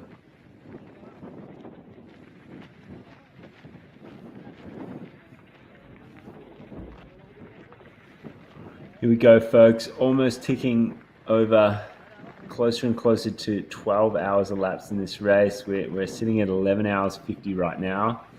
So it is coming up to midday. These runners started at midnight last night on the beach in the very, very north of the island, and they've made their way through the night, through the morning, and they're about to pop back into the PM time zone and get this race done. Caleb Olsen right now frozen on screen, but I can tell you he is absolutely moving when we get that footage back, and he is looking very smooth, very in control, and it looks like his plan and his preparation and his execution of everything to do with this race has been immaculate, and we're going to see him cross that finish line in a time that we have not seen here at the North Face Transgrancanaria before. Jonas pointed out that according to Wikipedia, 2019 Pau Capel ran this race in 12 hours and 42 minutes, which is considered to be the record. of the race. As we know, things change a bit, and distances change, routes change, especially in a place like Gran Canaria, where a lot of this island is under conservation areas. Actually, 40% of this island is considered protected under conservation measures. So those things really make race directors choose different sections of trails sometimes, and managing runners running on certain trails is a really big thing for these races. Transgrancanaria has 5,300 runners coming to the island to race. And so that kind of imprint on the island can be quite big in sensitive areas, and that needs to be managed. And so hence the courses can change. They might get access to beautiful parts of the route that they don't normally have access to, and they want to include them. So yeah, it's something that is always going to be a factor within trail running races. All of them have slight changes here and there. And then, of course, Martin, there's the weather. And the weather of today's race has been quite nice. Obviously, it's a little bit hot. You can see here, it's a bit of a masterclass of crewing right now. But you also have the social media manager who's present. It's getting in there. Get all the detail. Put it on the gram. Put it on the gram. Yeah. And so the weather as well plays a big factor in things like course records. Someone pointed out to us very early on in the coverage today that last year it was windy, it was rainy, it was a different world out there in the race. So but regardless of all of that, Caleb Olsen is putting on a show, and he is getting it done, and he's gonna freaking probably keep his position in first place. Oh yeah. I mean, at this point, it's hard to imagine anything different. You guys are awesome in the chat. Thank you so much for bringing in all this data and all this information. So basically, in 2019, when the record was established, it was 128 Ks and 7,500 meters of gain. So this year is 2 Ks shorter, but also 700 meters less, because indeed they're not going to El Roque Nublo, which was indeed the iconic. We saw him in the distance in the background when we were filming the men. So maybe we'll see it when we'll be filming the women's as they go through. So that is a substantial cut. But as you were saying, if we're not comparing all the times in course records, the way Caleb Olsen is running right now is absolutely out of this world, and we're super stoked for him, because this is early in the season, and if he takes the time to recover after that race, that will make him one of the top contenders. I haven't actually checked if he's going back to Western States. I believe he would, because he's got his spot secured from a top 10 last year. So yeah, man, the trail running world is getting more and more competitive, and this is very exciting. Love it. Absolutely love it. And then can you check, Maj, where Pau Capel is at the minute? Because we've got a comment from Eagle. I'm going to translate that. It says, I see that Pau Capel has very well handled his race pacing. It was very efficient to blow out of the gate so fast. So where is our friend Pau Capel at the minute? Oh, I don't think a lot of Americans are going to be happy to see that Finn Malayson has withdrawn from the race.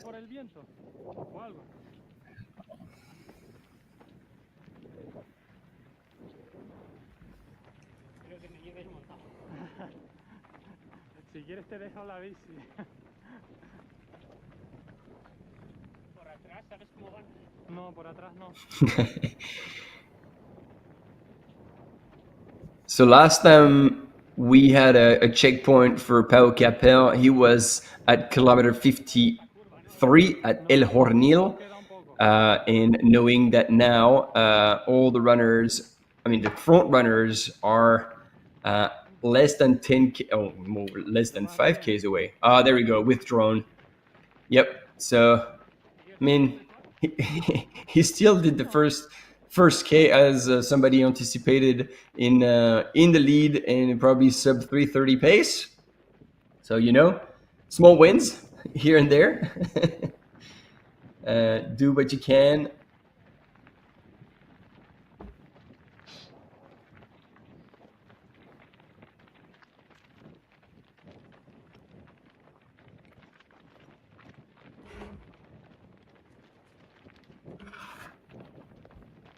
Oh, looks like Finn is out as well.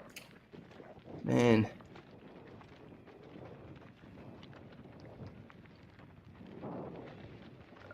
Yeah, it's going to be sad news when the Americans start waking up over their side of the world. So we got a crushed melon. Crushed melon, ladies and gentlemen. Crushed melon going on. Maybe he's made some watermelon juice for everyone's breakfast.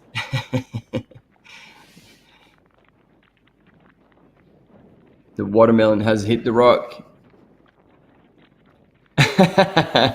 And oh man, this is pure Zach Miller style. We're absolutely loving it. He's been looking for us at the Expo Media Place. Little did he know that we are actually currently commenting from New Zealand. So, yep.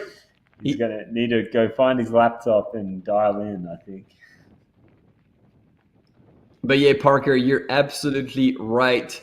Regardless of his running performances, Finn does a great deal of effort and contribution to our sport. So whether he finishes strong or sadly has to DNF, that doesn't change anything in the love and support that he's getting from the community. And we can see it here in the chat right now. Everybody's bummed.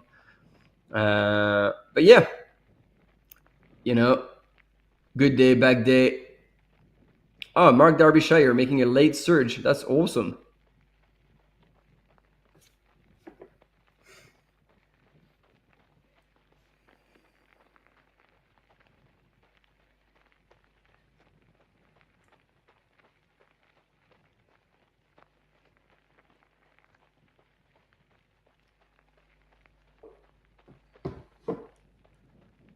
So here we have Christian Manole. He is running currently in 4th place. And a little bit of info on this gentleman right now is that he left one of the earlier aid stations, and what we believe is he left his poles behind.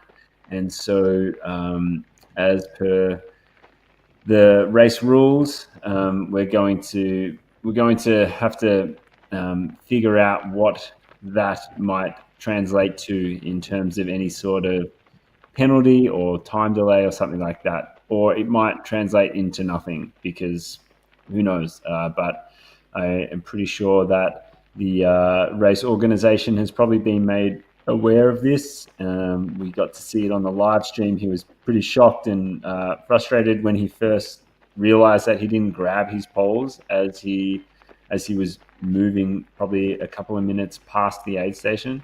And he didn't decide to go back and collect them or anything like that. He just decided to continue on. And so that might translate into some sort of penalty within the race. So Onel Christian Manole, he is currently in 4th, but we'll just have to see what that translates into. He has a very decent gap at the moment over the 5th place runner behind him. So, without speculating, we're just there might be something that happens within that space later on the race, just so everyone out there is aware of things. Yeah, and you see that road is not getting any shorter. The sun's beating down pretty hard on the runners. It's fully exposed. There's very little wind in that valley. And again, we haven't had eyes on John Albon for a while, and hopefully he's okay, still moving. Once again, that was like, I don't know, it's just my opinion. That was a bit worrying to see him take, again, that one little flask coming out of the aid station and pouring half of it over his head. That is really not much water left. So maybe he had another flask in his pack that was already full that I missed. But if he's got like 250 ml for the last 14Ks of this race, that's going to be a tough one.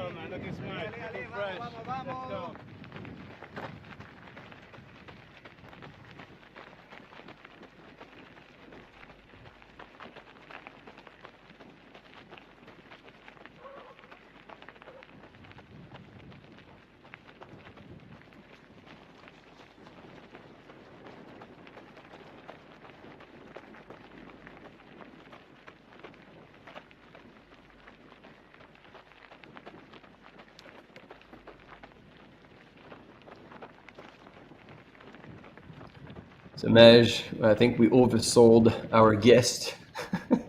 We still have still no news. Or good old Zach, he might have found the donut box before the laptop and cannot really tune in. Yo lo dejé bajando, él empezó a bajar y yo vine a por ti. O sea, subes un poco más que la curva ahí al fondo. Poor Zach. He'll be here soon, folks. Don't worry.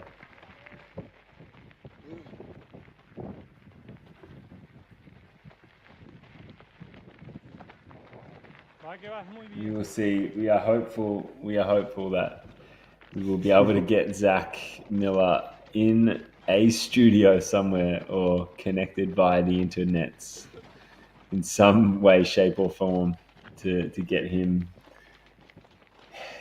in front of the screen. But folks, we have got an estimate that Caleb Olsen is going to be finishing this race in first place in approximately 15 minutes. So make sure you get your coffee ready. Here he is on the screen right now. Still moving, still hustling. Caleb Olsen first at the North Face Transgrancanaria for 2025 in the classic division, in the classic distance. He is motoring along on this flatter section here, absolutely putting on a masterclass here. Estimated to be at the finish now in approximately 14 minutes. So that is an estimate, obviously, but I reckon it's going to be pretty spot on. So if you want to hang around and watch Caleb Olsen cross that finish line and be crowned champion, make sure you don't go anywhere. Or if you do, be back here in about 12 to 13 minutes, because he is not going to put his foot off the gas. He's going to really stamp this one home. I think it would be massive for him. Caleb has placed really high on a number of international races, but this is going to be one that he's really going to stamp his name on. If he can come away from this trip to Transgrancanaria as look who we have here. Speaking of Americans. Can you hear us? Yes. I just wanted to know if you just have a few moments to speak with me about your car's limited time warranty.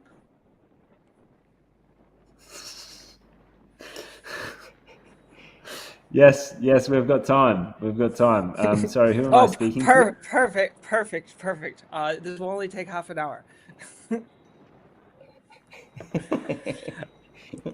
Man, right off the bat, we're into the private jokes. Man, this is going to be a goodie. All right, ladies and gentlemen, please welcome to the live broadcast here at the North Face Transgrancanaria. Please welcome Zach Miller. Zach, is Zach your full name? Zachary is my full name. Zachary, sorry. Ladies and gentlemen, just please welcome Zachary Miller here. Please give him a shout out. Zach, how are you? I'm good. I actually did not know how all of this commentating was working. So I was looking for you guys, and then I realized that we are not in the same room.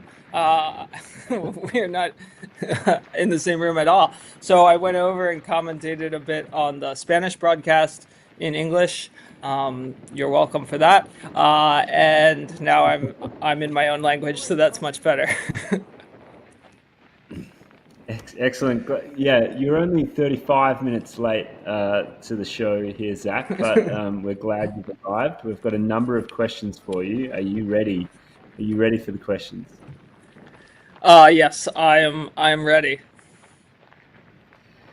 Excellent. Well, Zach, first off, congrats on having a run at the VK earlier on this week.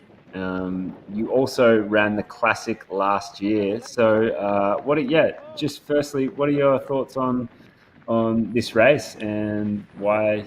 What do you reckon of this place to come and run?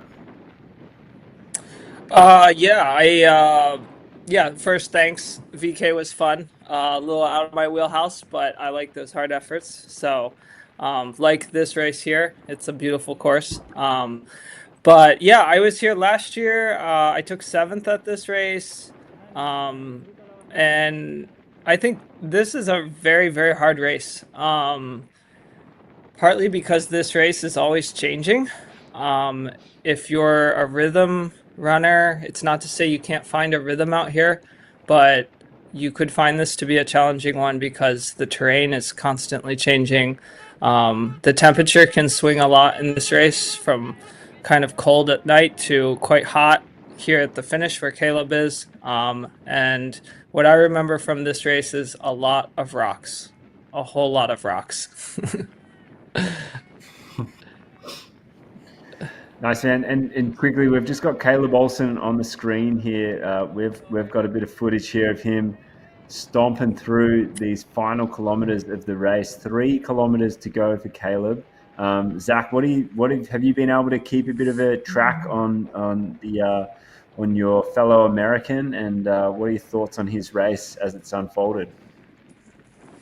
I slipped an Apple AirTag into the back of Caleb's pocket before he left. No, no, not really. I've just been following along on the live, watching you guys chat, and then also just the live trail tracking. And yeah, Caleb's looked great. I mean, last night, late at night, when I was up watching them for the first hour or so, he took that lead like very early. Granted, the guys were right behind him, but that was kind of a little of like, I mean, I know I've been there many times, but that's always like, oh, is that gonna work? But yeah, he looks phenomenal. I'm curious what he did in training for this race. Because he doesn't look phased at all. He is just cruising. And looks like he's going to get this win pretty easily. Yeah, absolutely. Hey, they are our thoughts exactly. And I have had that thought too. I just wonder what he's done, because he just has nailed this whole thing. And the winning and the finishing time that he's going to be able to post here is also like exceptionally good. It's it's rad.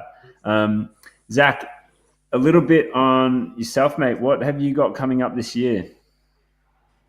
Well, the main thing I've got coming up is I was very fortunate to get back into Hard Rock 100. So that is my big goal for the year, to try to get prepped for that. I have some other things I would like to take a stab at. But the main focus is on Hard Rock and trying to get the body prepped for that. I would love to be at World Championships at the end of the year as well. It's sounding like there's some good athletes hoping to toe the line there. So I would love to be there. But that all remains to be seen. We have team selections to be made and training blocks to be done and bodies to keep healthy. So that's a long way away. Cool. And Hard Rock 100, that's a running race, Zach? Because that's a running race, isn't it? It depends who you ask. Okay, thanks. Like, following up, like one of the last publication you've done, and going back down memory lane to the times where you started trail running. And you were that kid, like for everyone, that everybody kind of noticed you when you took that win, getting off a cruise ship.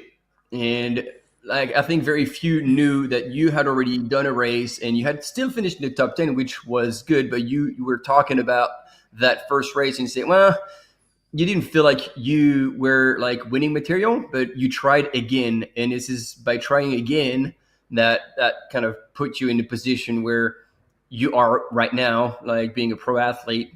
So can you revisit that for us and tell us like really how it all started and what motivated you to also train on that cruise ship in probably not like less than ideal conditions for a trail race, and what pushed you to have a crack at this? Yeah, I mean, I think first the cruise ship is a appropriate thing to bring up because I'm no stranger to these islands here, these Canary Islands, because when I worked on the cruise ships, I did that for about a year and a half after college. We used to travel to, I think I've been to pretty much, if not pretty much every Canary Island. So I used to come to these islands before I was ever really racing as an ultra runner, and I would go for runs. And so I have these like funny / sort of wild memories of adventures I went on when I was here, and now I come back to these islands to race, which is pretty cool. But yeah, when I left college, I was not anyone to be signed to a professional running contract, certainly not on the road or the track. But running was something I loved and I was going to keep doing. And I just kind of kept doing it and kept plugging away. And I wandered off into the weird and wonderful world of trail running. And I started to have some success there. But it was all like pretty small stuff. And then, yeah, like you said, I had this moment where I thought maybe I could be pretty good at it. I went off and ran a 50K in Nevada. I placed I think I went out there thinking it'd be really cool to try to win it. I ended up placing like 6th or 8th. And I seriously remember just thinking like, oh man, like maybe I'm not that good at this sport. I mean, granted, the guys I lost to were good runners, but I was just like, you're thinking maybe I can win, and you're not really even close to it. And that was literally like 3 weeks before JFK 50 mile. And yeah, I really wasn't sure if I wanted to go run JFK. And finally, in the end, I was like, you know what? It doesn't really matter. Nobody knows who I am. The worst case scenario, I just go out there and like blow up and don't do well at all. And I just get back on a ship and disappear for like 3 months and hide. And it doesn't matter. So that's what I did. I just showed up and ran. And yeah, I was fortunate that day. I was able to have a strong day and win that race. And then that just kind of changed everything for me in my career. And now here I am today talking on this live feed. But yeah, I look back and that all started in 2013. And I was reflecting on that after I ran the VK, partly just thinking about the concept of how, it's easy to get down on yourself and think you're not very good at something, especially like a sport like ours where we have everything from a VK to an ultra. And I'm actually I'm not nearly as good at a VK as I am an ultra, but that doesn't mean I'm not a good runner. So, yeah, I should shut up though, because it looks like Caleb is about to have the moment of his life and we should probably talk about that. Yeah, good man, Zach. We were gonna interrupt you because this is it. We are like now well into the last kilometer. He's gonna go up and cross the road, and that will be it. So we will celebrate that in due time. But we'll get back to you. So definitely stay with us, Zach, and thanks for sharing all that already. So yes, okay, team, yeah, this is it. Take it away. This soon to be the 2025 the North Face Transgrancanaria Classic champion. After an absolute masterclass coming from the USA, representing the team Nike Trail. Ladies and gentlemen, Caleb Olsen is now 500 meters away from celebrating and taking home the big W in probably the fastest time in history, even though the course is a little different. there was no catching him today, because we had right behind him a John Albon coming in full force, but just did not have what it takes to compete with this man here. He was prepared. The race was perfectly executed, Madge. We saw it all along. He had a perfect crew team as well. You know, when family gets involved, that's always extra points. And ladies and gentlemen, please blow up the chat. This is history. This is what Caleb Olsen is doing today. And he's doing it incredibly well. The team is going to be proud. The family is going to be proud. And this is it. He's coming in. I don't know if we're going to have the ambient sound of the finish line, because Depa will probably be in there yelling and getting him in. So I think in the studio, if we can hear the finish line sound, that would be awesome. Yeah, big shout out to Caleb and his crew. Morgan, being there the whole time. What an incredible moment for him. Caleb really stamping his authority here. 2025, the North Face Transgrancanaria champion, Caleb Olsen from the USA. Unreal. Kudos, sir. Just like you said, Zach, the moment of his life right here. Caleb Olsen taking out the classic division here. Far out, Martin, from the wire. Caleb Olsen. Look at him. And he's just still there. He's all there. Look at him. He's just ready to turn around and go back for more. Yeah. Well, he's going to give everybody a big high five and thank the crowds for being there and celebrating his outstanding finish. And John was not too far back, but that was just not enough. I think that's Francesco Pupi running near John there. Yes, correct. Yeah. I think he right. wants to outsprint someone again at the finish. he wants just a bit more airtime. John is hurting, but he's getting it done. And I think he's going to be pretty cooked at the finish. Zach, I don't know if you were with us at that point, but at the last aid station, he really didn't take much water. And that last 14K is pretty brutal. There we go, ladies and gentlemen. The man, the myth, the legend. This is a name that we will have to be familiar with in the future. He's progressing extremely fast in the trail running world.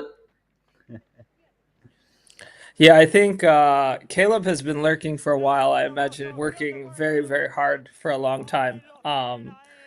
But like I said, I ran at World Championships with him in Austria, and he did not have a good day there. But he has been on a bit of a tear in the past year. There he is, heading over to his wife. Big hug, big celebration. They are an absolute crew when it gets to aid stations. Big celebration for that. We got to hang out with them in South Africa, and they are one hell of a team. So that's them celebrating. What an incredible moment. What an incredible day out there for Caleb and the family. It looks like they're expecting a little baby pretty soon as well. So that is very, very special. Caleb, so good to see him finally stand as number one at one of these massive international races, you know. Boom. Put the phone down. That's it. Yeah. That is. I want to know who he's talking to. Who do you think was on the other line? Yeah, I mean, the rest of the world, people. It's like this is it. I'm hanging out. All right, let's hear it. It's been so cool to see the whole island in one run. That was definitely my best race result ever. So that's a huge breakthrough for me. Super exciting, and I'm really happy about it. Muchas gracias. Es muy feliz estar el primer corredor norteamericano a ganar esta carrera con un recorrido en toda la isla, y entonces es su mejor resultado en su historia de carrera. Why did you choose Gran Canaria? Is it because it's part of the World Trade Majors and you also did a second position in the Ultra Trail Cape Town a few years ago. That's definitely part of it. I would love to do another race in the World Trail Series, World Trail Major Series, and participate in that. So yeah, this was the first one of the year, and I need to go do one more. But I think the main thing that actually got me out here was I had some friends who came out from Utah, where I'm from, and so we just did this as a big group of friends, and it was super fun to come out and hang out with them and see the island together and then race together. They're still out there, but I'm going to be cheering them on.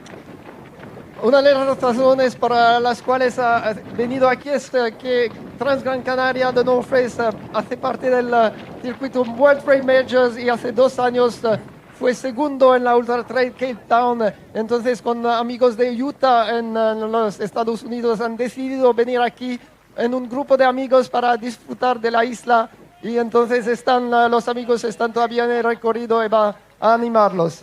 And you have had the fastest time in the history of the classic Transgrancanaria. Can you imagine that? A big round of applause for this incredible result. How do you feel about that? I had no idea what the fastest time was before, so that's a surprise. But yeah, that's awesome. I felt like I ran really fast, so I'm happy with it, I guess.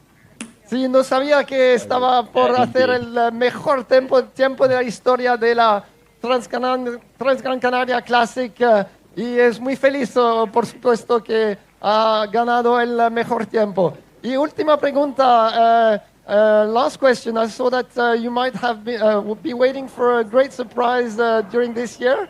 Can you tell us a bit more about that?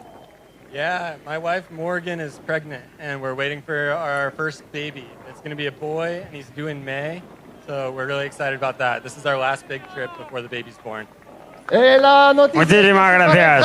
Morgan está encinta, embarazada y esperan el primer chico en mayo. Y entonces, felicidades a Caleb, Olsen y Morgan.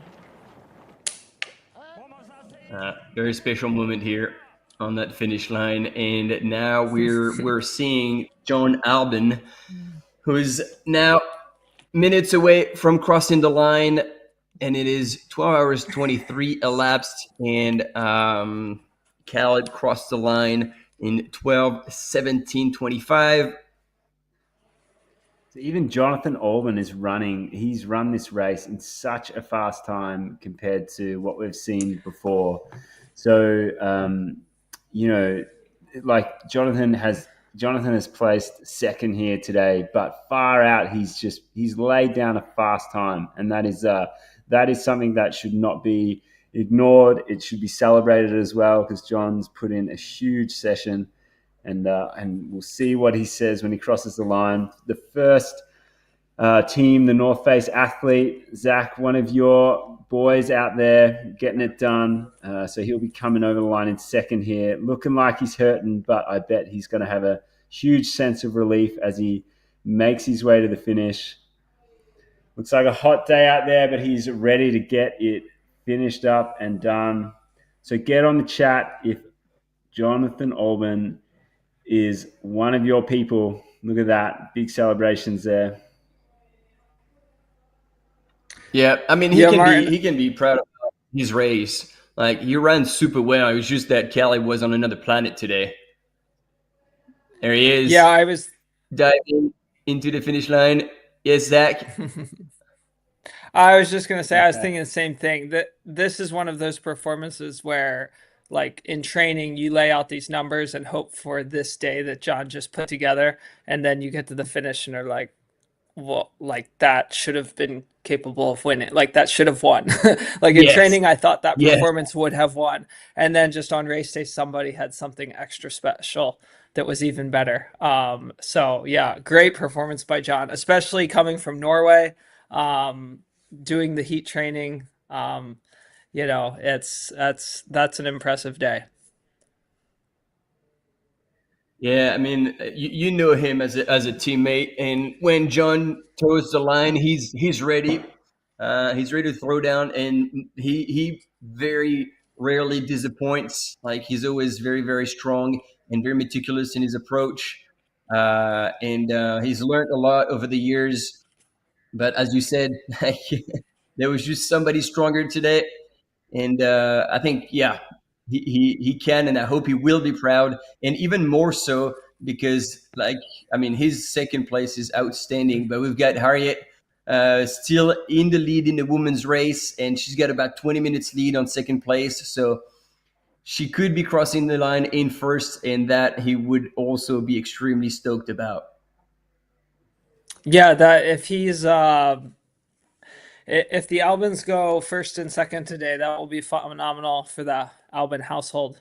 Although I do hope she ribs him for the rest of the year that he's the second best performer of the household at Transgrancanaria. Yeah, and if she doesn't, we will. yeah. So, but no, they are great. The Albans are great, and they put in a lot of hard work. So it's great to see them having this day. Yeah. So, back to you, Zach. So we talked about like how it all started, and so then you went on and carried on with your racing. Originally signed with Nike, and very quickly you were the guy who was just living it all out on the course. Whether you were being chased with that day between you and Hayden Hogues, that I don't know who hasn't seen that video, or whether you're not chased, but you still going full gas all the way through the finish line. And I'm just curious, like, where does that come from? I was asked about this yesterday, and I think it just comes from, sort of a respect for the sport, in that the idea of a race is that you get from the start to the finish as fast as you can. And the beautiful thing about that is whether you're winning the race or dead last or somewhere in the middle, you can always try to get there as fast as you can. And that's just a way I like to compete. It's a way to kind of honor the sport. And so, yeah, I'm just trying to get there as fast as possible. And yeah, that's just kind of the spirit that I run with, And growing up, I think I was taught to run through the line. That was just how you race all the way to the end. And I like to do that even in an ultra. Cool. That makes sense, and this is definitely something we can appreciate and value. Now, does that translate into anything else in life for you? Yeah. If you'd ask my girlfriend, she'd probably say yes, in that, like, I don't like to, like, if I start working on a project or something, it's really hard for me to, like, set it down. So, like, if say something breaks on my bus back home in the United States and I'm working on it, like, I could be laying under there until like 3 o'clock in the morning trying to fix it. Or if I'm just like installing some new project in my bus, or just doing anything, I have a really hard time like setting things down. I just, like, once I start, I like to wrap them up and do them well. I don't like to do them poorly. So yeah, it translates to other areas. But yeah, I see we've got Josh Wade on screen here. So we should probably talk about the amazing day that this young man from the UK is having. I am really stoked that Josh is having this great race that we're watching him finish up right here. And why do you say that, Zach? Have you been able to get to know Josh over the last couple of years, or what can you tell us about Josh that makes you say that? Yeah, a little bit. I first met Josh last year here at Transgrancanaria. I believe then he was part of our athlete development program. So a true young gun trying to make his way. And I was very impressed by him last year when he finished in 8th place, just behind me. And yeah, Josh talked to me last year. I could tell he seemed like he was a fan, so that's always kind of funny when that's the situation. But yeah, you could tell he seemed very excited to meet me, which I'm just me. It doesn't have to be some big deal. But yeah, I got to know him a little bit. I could see his enthusiasm and his drive. And this year he hit me up before the race. We went for a run. And again, the guy is like, oh man, it reminds me of like me when I was his age. Like he's so full of fire and excitement and just wants to get better and is so driven and wants to work hard. He had an 11th place finish at UTMB last year. He's back in UTMB again this year, and he's just really fired up. And he was talking about racing more aggressively today. He was kind of asking me for advice, and I like to race aggressive. I appreciate someone who races aggressive, but at the same time, I was a little cautious to tell him to do it because I also know it can go very, very poorly. But at the end of the day, like. I don't know. I think life is for taking big shots and taking some risks, and I think I was in favor of him pressing. I told him I hoped he could find the gas pedal and keep it down, and it looks like he did just that. He too, like he and John don't look as good as Caleb here, but these are solid strides for the end of the end of this race. They are doing phenomenal. Yeah, no, 100%. And then he was being pretty aggressive during the night because he was up there with Caleb, and they were like taking turns all the way until Tejeda, which was about like at the start of the marathon, so 47 Ks until the finish, where Caleb like had another gear on that climb and just pulled away from Josh, and then eventually John took advantage of those downhill to make his way into second place. But yeah, it's paying off, and we can only hope that he will feel more confident about racing aggressively again. And as you said, like he's gonna gain experience with age, with more races under his belt, and no doubt we'll see him at the front again. But yeah, like looking at his stride now, it looks like he is hurting a little bit, which is understandable. 12 hours 33 elapsed with a fair bit of downhill. Yeah. I mean, this is exciting to see young guys, newer names do things like this, be aggressive, take a shot. I think we saw it a bit with Rod Favard last year. I think some of these guys, Josh reminds me a bit of Rod, a guy who trains hard, is a solid runner, has raced smart, but then gets hungry and is like, you know what, I'm gonna like kind of stop racing smart and I'm just gonna put myself in there and see what happens.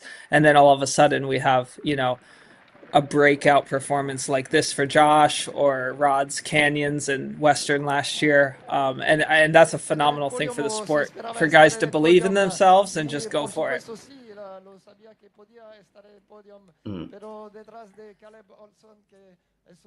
So did we lose the interview? Oh no, John is just picking up a chair. He's like, right, guys, if you're gonna have an interview, you're gonna actually let me sit. Fair enough.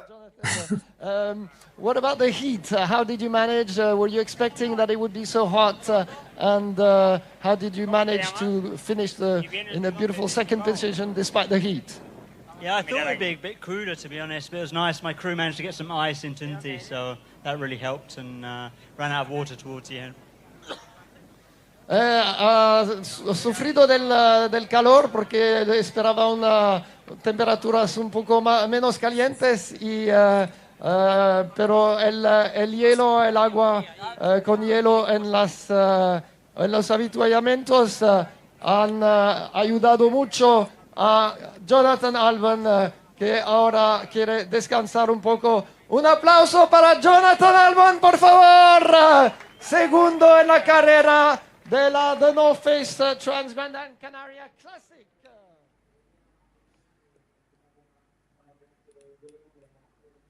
Yeah, we had spotted John like taking only one flask full of water, leaving the last aid station, and then he poured half of it over his head straight away.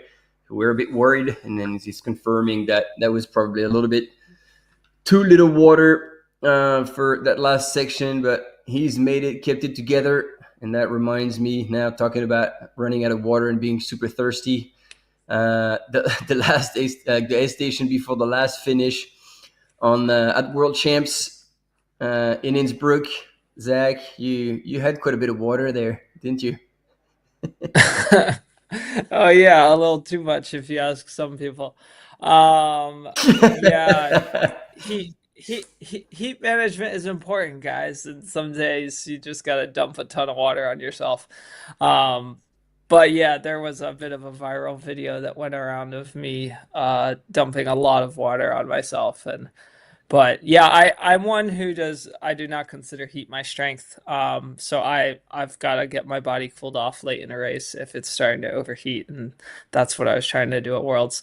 But yeah, but speaking of overheating and falling apart, Josh does not look like he's falling apart. I was watching his stride as he comes in here, and he looks, at least from the side profile, he looks pretty smooth. Like yeah, like I said, I'm stoked for this guy. He looks good. He must have he's either holding it together really well or he's got that nutrition dialed pretty well, because he's not falling apart here.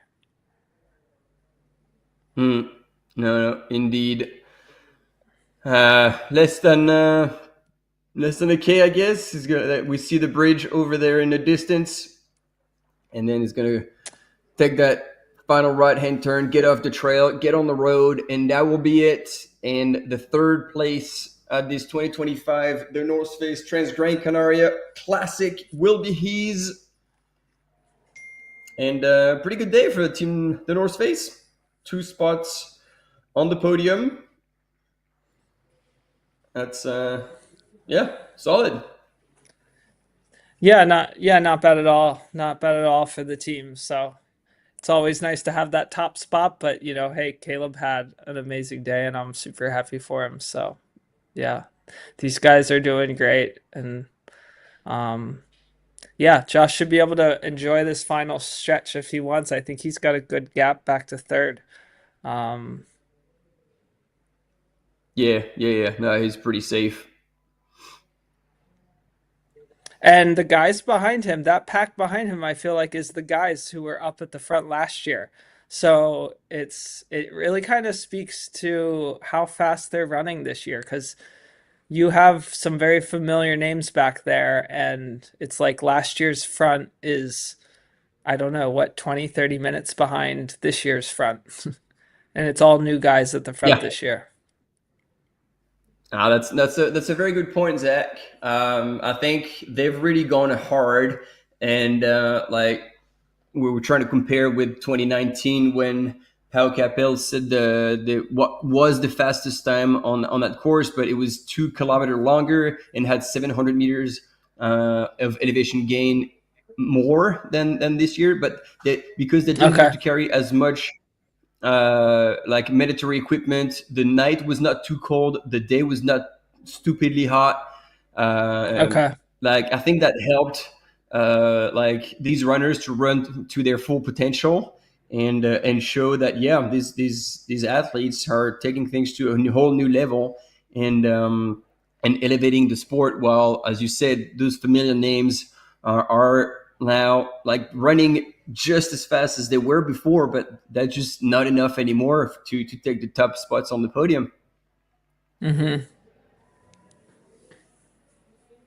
it'll be exciting to see what Josh does the rest of the year here. This is a great start, and I know he's just getting warmed up. And look at the stoke. That's a happy man. That's awesome.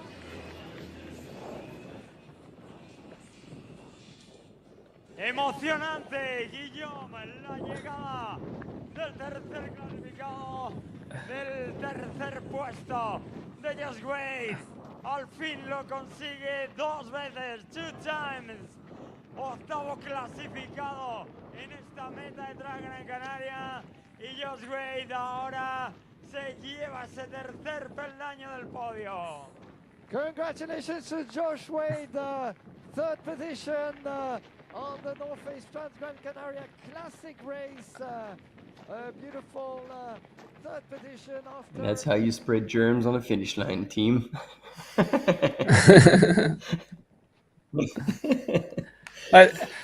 No, it's big all shout right. out It's to just Josh a Wade little. there.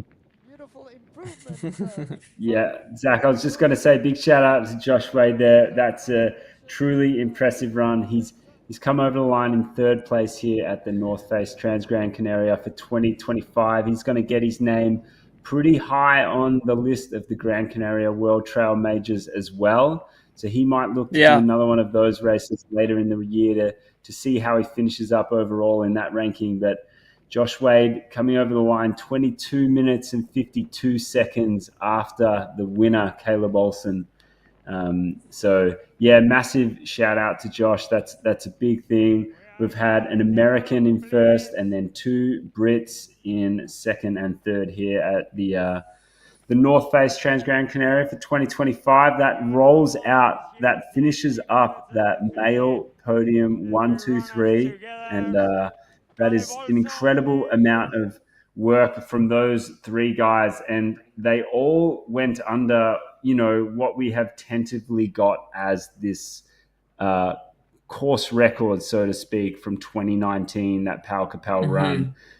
It's not the same course. There's a lot of differences within all of that, but those three gentlemen have posted some incredible times. And like you said before, Zach, you can have a race plan executed extremely well and hit a time that you think is going to win you the race, but then someone like Caleb Olsen comes along and just has the day that he's been dreaming of and the day that he's capable of, and he just blows everyone else out of the water. So, big shout out to Caleb Olsen from the USA, Jonathan Alban from Great Britain, and also Josh Wade.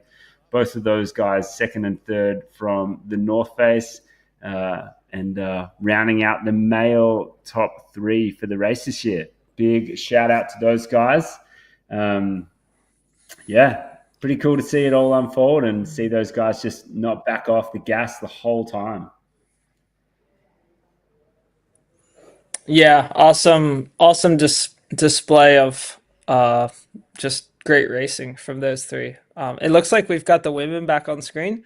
I'm not sure who we're watching here. This is Martina Klemsnick.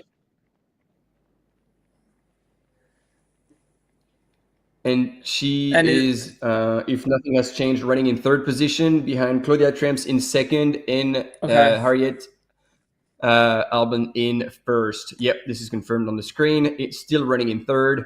So she's been running much slower than Claudia and Harriet on the climbs, but she was looking really good on the descent, and it looks like she still has the legs to take advantage of that descent all the way into Ayagures. So she might be making up a little time there. And in the meantime, on the left-hand side of the screen, your top three winners of this edition of the North Face Transgrancanaria Classic, putting on a hell of a show today. Zach, we want to be mindful of your time, so it's been super good to have you with us, and thanks for sharing everything. I'd like maybe part ways with words of advice. Like, I feel like an old timer when I say that, but I feel like the trail running world is changing a little bit with, I don't know, like a bit more structure, a bit more money, some runners with a bit more of an attitude. What would you say to the new generation coming in about like how to approach the sport and to make sure that we keep it like in a kind of a healthy status? I mean, I think we want to make sure that it continues to be something that's driven out of our love for, out of our love for the nature and the places that we get to explore, our love to push ourselves and test ourselves, and our love to support each other towards really audacious goals. So I think if we stick to those things, we'll be on a pretty good trajectory. Like you said, there's a lot more these days in terms of money and hype and all that stuff. Those things in and of themselves aren't necessarily bad, but we just want to check that we kind of keep our sort of inner trail compass pointing true. So make sure we're still working hard and having fun and caring for each other out there, and we'll be in good shape. Awesome. Thanks, Dak. Team, words of advice. So Zach, thanks heaps for joining us, mate. Feel free. I mean, feel free to hang around if you want, man. But we totally respect that. You've probably got other things to do. It's just going on. Well, it's 1:45 p.m. for you over there. So no doubt you've got a few donuts and bagels to eat. I love ultras with lots Yeah. I think I might sneak out and see if I can hop over to the finish and say congratulations to these guys. You guys enjoy commentating, and hopefully, I don't know. Maybe if I have some downtime, I'll pop back in and chat a bit more. But I'd like to get over here maybe and see Josh and John and Caleb and shake their hand on a job well done. All right. Well, time is now. I don't think they're going to be moving very fast, but still, don't miss out. Thanks again for being with us. Yeah. Thanks, Zachary. We'll see you soon out there in the big wide world, mate. Okay. Thanks, guys. Thanks for all you're doing. Ciao. See you, buddy.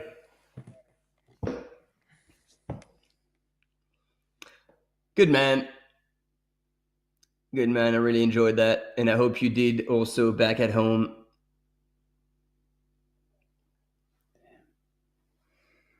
Oh, we got someone on the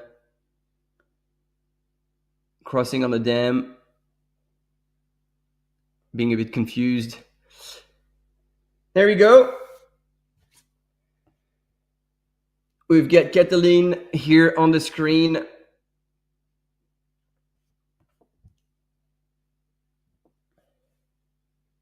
On his way to what looks like a 5th place finish. And in between him and the finish line is Lionel Christian Manolet, who's done a really good race. We have questions about the whole pole story, but it's neither of us can basically tell you anything more than that. It's going to be on the race director to make decisions. So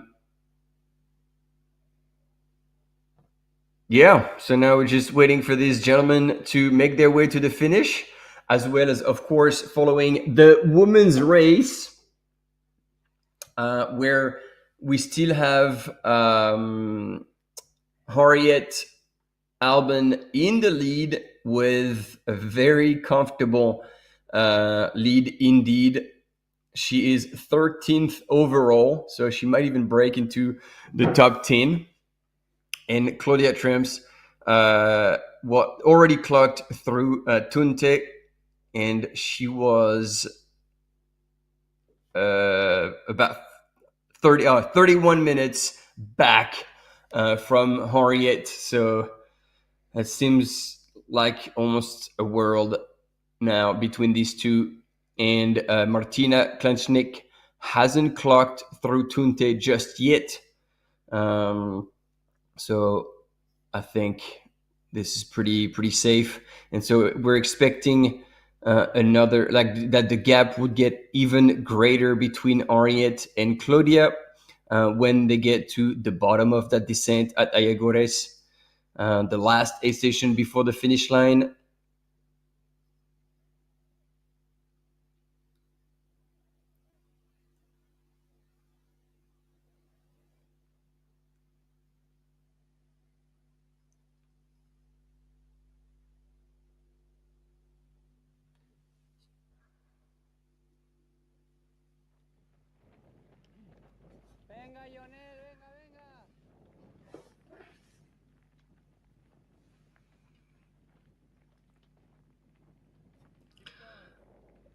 I'm not too sure what the situation here is in the chat. So it's too bad we can't leave voice messages. So you guys could help us out with that. But we've been reading Harriet Albin since the beginning.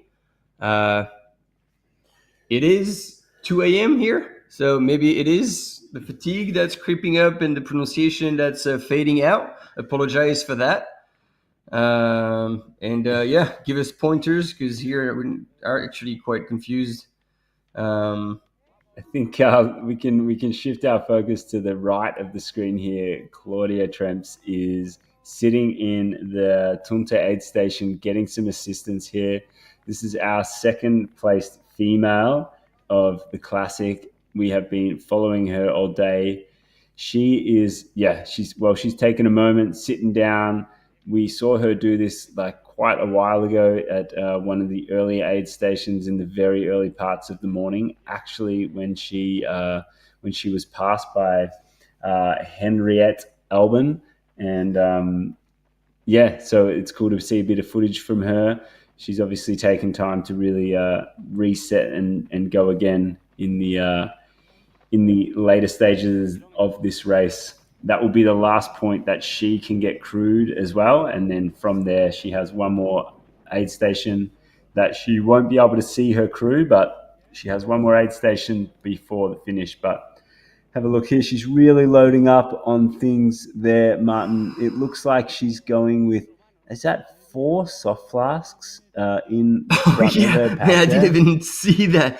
That is a lot in the. Oh, maybe they're like applesauce or like fruit sauce. Oh, those little pouches. Those really high calorie ones. Yeah. Mm. That applesauce is good. So yeah, and I think she's changing shoes as well. She's got her shoes off. And we were always talking about the body language, and like we could see on her face, like when she was talking to her crew, I feel like there was a bit of desperation in there. So she still looks like she's fueling and refilling everything. So like I doubt she's gonna pull the pin here, but it looks like she's maybe going through a tough time. In the meantime, hilarity ensued on the finish line after these top 3 gentlemen crossed the line. He is again, today's champion, Caleb Olsen from Team Nike Trail, coming from the US, put on an absolute masterclass.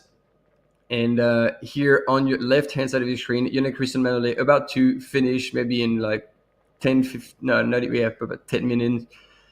in 4th place. And there we go. That's what we like to see. Claudia TRS is tying up her shoes, ready to get back out there. She has a race to finish.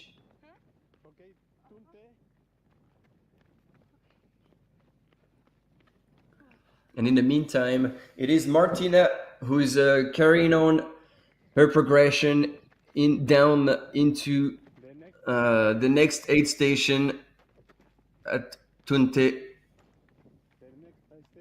That's going to be a while. Yeah, from the live tracker, it's got Martina estimated to come into that aid station imminently, but we can tell you that she's definitely a while away from that, and you can see she's working hard to maintain a run down this steep section, but there's also signs of some fatigue that is not what we want to see from her. We want to see that she is able to just run this whole thing fluidly and smoothly. That would be our wish for her. As she gets into, as you said, Martin, the Tunte aid station, she still has a little bit of downhill before she gets there. So maybe she has fallen off the pace of what the tracker estimated her to be at. So we will see.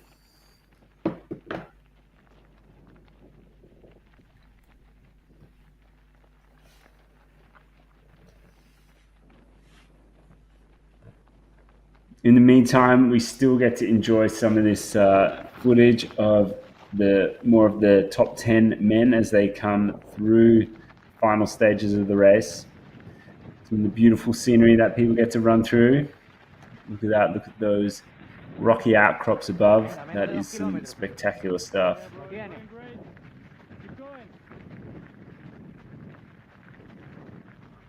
A lot of encouragement there from the cameraman. Yeah, I gotta love the enthusiasm.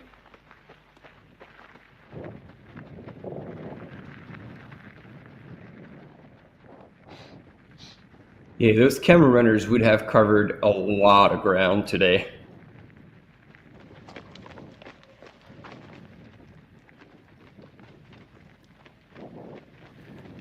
a question in the chat about the shoes that would have been represented on the podium today.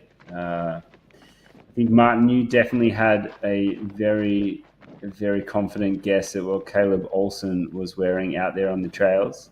And then with regards to Jonathan Albin and Josh Wade, to be fair, I didn't really clock exactly what they were wearing out there. But Martin, you were saying that Caleb was wearing the newer edition of the Ultra Flies by Nike. Correct. Like it's not even the newest. It's like the upcoming. I don't think it's on the market just yet. And then I was looking at John's ones. It looks like he had Gators sewed in.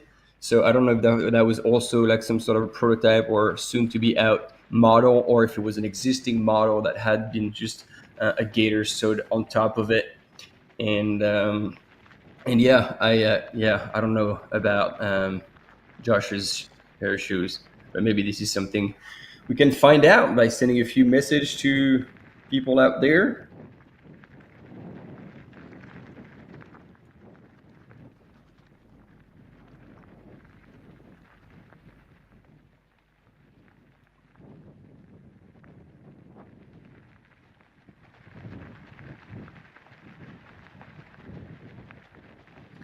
So it looks like John was probably wearing the Vective Summit Pro 3 out there.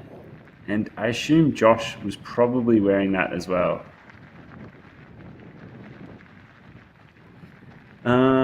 Thanks a lot, Jonas, for helping us out with the pronunciation of Henriette. Shit, so that's what we needed like 6 hours ago. Sorry, so we've been saying it wrong indeed, with a bit of a French twang. But Henriette, then it will be until the rest of the finish, and we'll actually be able to say it right when she crosses the line. So yeah, Jonas, thanks a lot for that. Thanks for bringing a little bit of extra intel on how to say it properly. Yeah, it would also be in my Australian custom to just give her a nickname, and then we could use that also, but we don't have to. I'll just keep that in my back pocket. So if anyone wants that, we can unleash it. Henriette is what it's going to be from now on.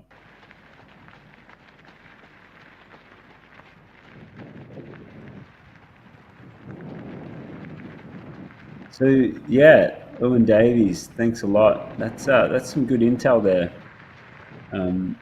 That is, yeah, sewing in a gator for the sand at the beginning of the race and then carrying that all the way through. Yeah, it's pretty impressive.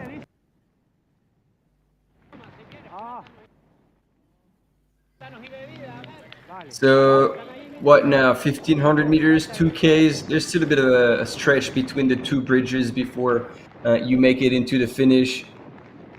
Lionel Christian Manolet, never been so close. Still, look at him riding full 4-foot and at a very honest pace. It must be hard mentally, realizing you don't have your poles and wondering, okay, what are the rules? What is the possible penalty? Is there going to be something? Is there not going to be anything? Am I going to keep my 4th place? Am I not going to keep it? It's hard to not let such thought creep up on you, but Lionel has so much experience under his belt that I believe he'll be able to switch that off and not let internal voices come and ruin his day. And there he is. And look at this. This is also professionalism right there. He's putting the bib number back out, nice and clean in front.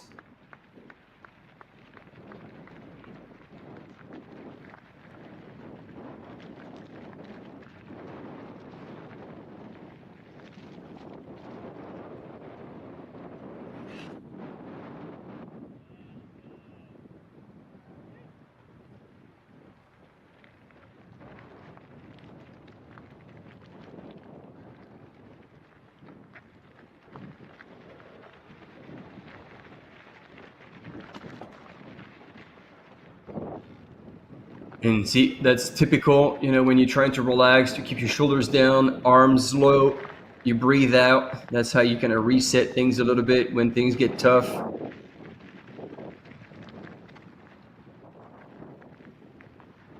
Lionel is a seasoned ultra runner with many podiums and top 5 results in his career. And once again, he's showing that he's still there.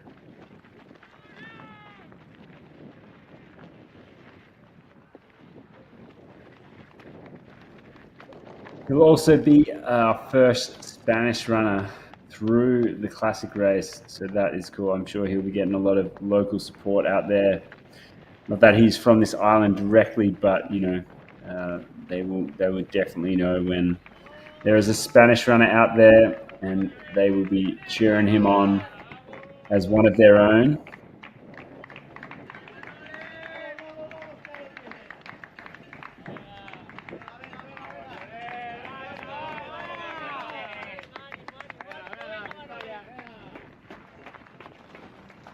As we were saying, the Spanish crowd is here to celebrate Lionel's arrival into Parque Sur de Maspalomas, that infamous finish line.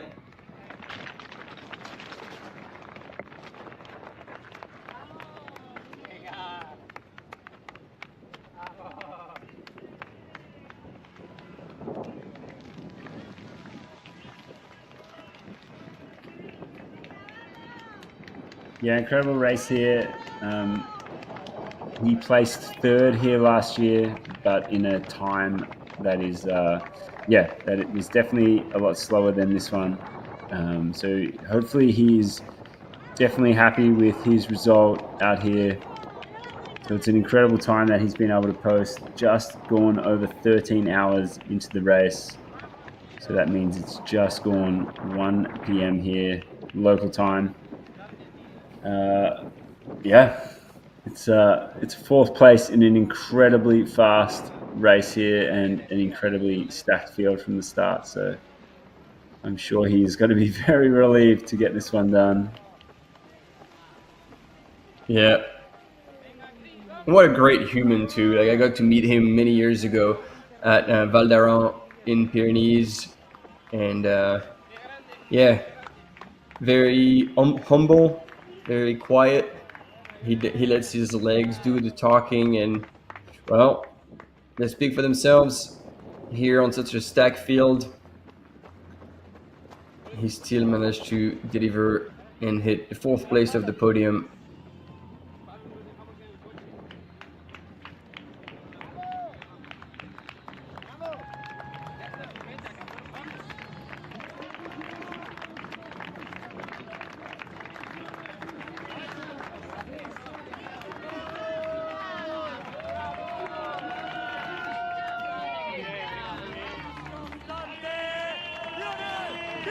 There we go, he's picked up the kids. This is so awesome. That is so cool. Look at the cadence on that cargo. That is unreal.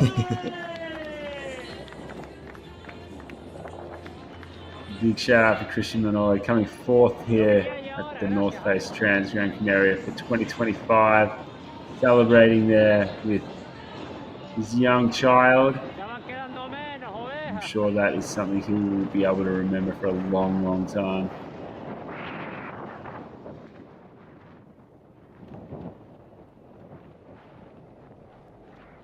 Backing it up again, Martin. 3rd here last year, and he is doing it again. Coming 4th though, so very, very close, but I'm sure he's going to find a lot of satisfaction in coming back out to this incredible part of the world.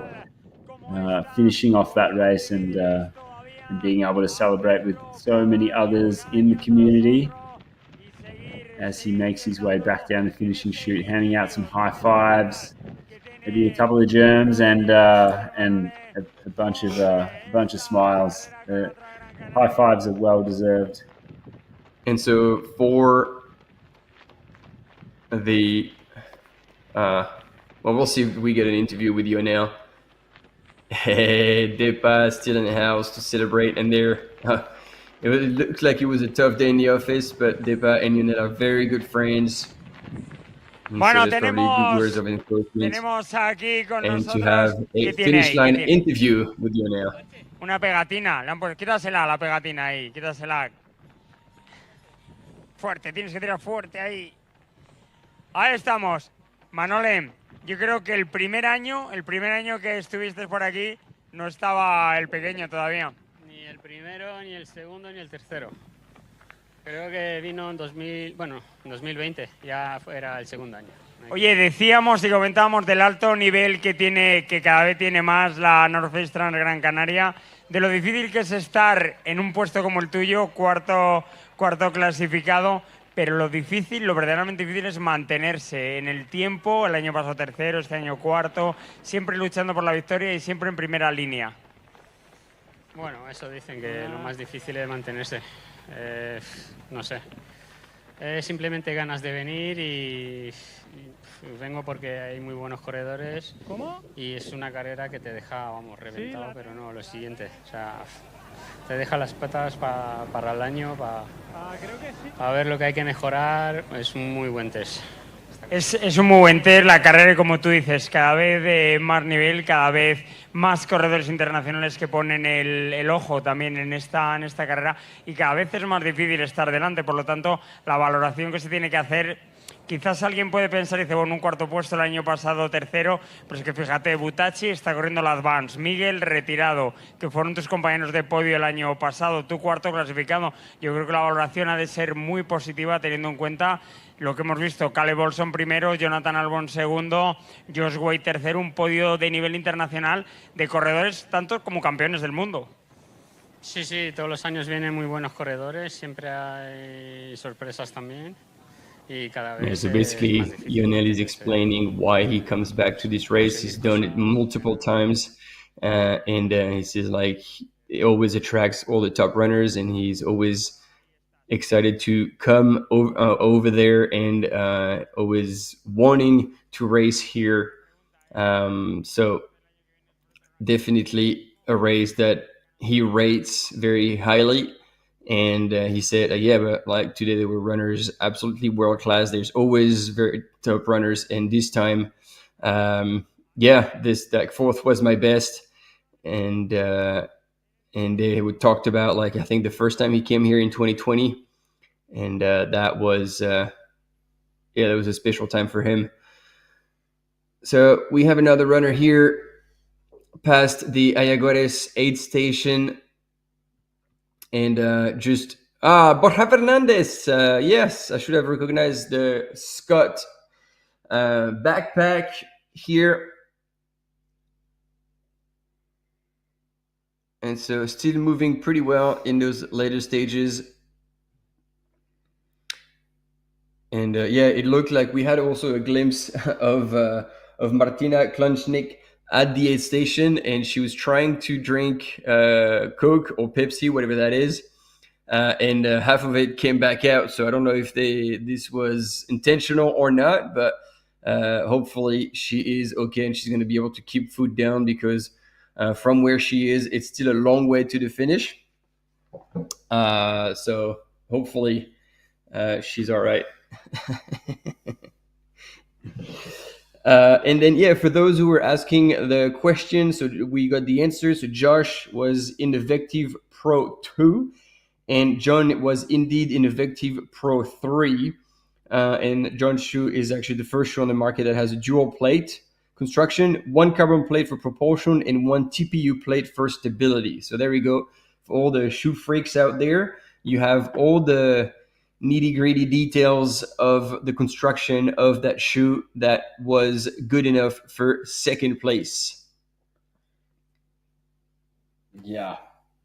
Bit of info in the chat there. Apparently, Onel is vegan. Owen Davies has the intel on that. So vegan power, he says. That is a bit of insight there. If anyone has any questions about that, he is the person to go and ask and find out how he gets it done with that type of nutrition plan.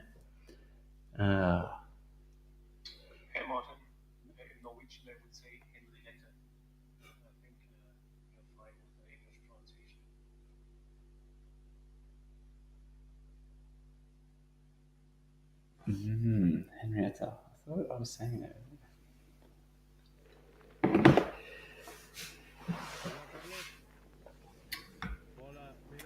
Folks, so we currently got some footage here of the 7th man in the race, Borja. But what I can tell you is just a little bit of an update on the female timing of the race. Henrietta Olsen went through the last aid station in 12 hours, 16 minutes elapsed in the race.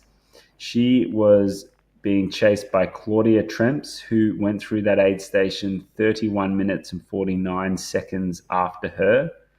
And then another 50 minutes back from Henrietta Olsen was Martina Klenchnik, who went through that aid station, Tunte, 50 minutes and 6 seconds off the lead. So Henrietta Olsen is in the lead, and followed by Claudia TRS, 31 minutes, 49 seconds behind. And then third place, Martina, who is 50 minutes off the lead at the moment. So they have all successfully gone through the Tunte aid station, which is at 101.4 kilometers into the race. They have a small climb and then a big descent to their next aid station, which will be at 113 kilometers into the race. So we do expect them to be still quite a while off the finish, likely a couple of hours, maybe a bit less for Henrietta Olsen, who is currently in the lead. But for the other two women at the moment, it's going to be a few hours before we get to celebrate them coming over the line. But yeah, that's a bit of an update for everyone out there. Unfortunately, we don't have any footage of them right now, just out of the nature of it. And we have asked the questions to the studio, and they will try and get in touch with all the cam runners. So ideally, one of them or maybe several can actually go back up the hill towards Tonte from Ayagores and then catch Henriette. We're going to get this right. Henriette, as she's running in that descent towards the Ayagores aid station. So, yeah, they're asking. We'll see if that works, and we appreciate your patience. Again, we're commenting the images that we are given, and yeah, the extra piece of information that we can give you is I don't know if actually we could have a visual on some of the fixed cameras.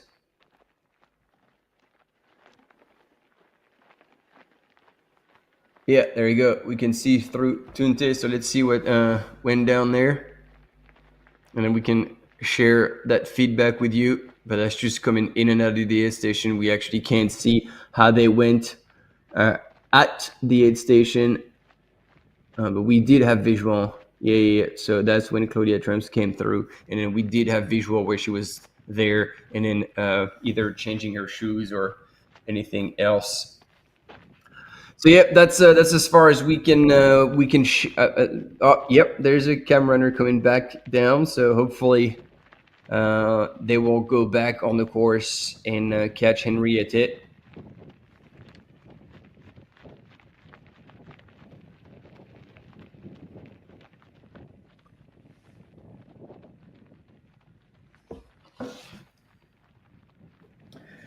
So, folks, currently in the race, we still have, 730 people out there on this beautiful course. And unfortunately, today, so far, we've had 148 DNFs. So, yeah, there's a bit of attrition out there. Things don't always go to plan, but there's still 730 people out there on this incredible course getting it done.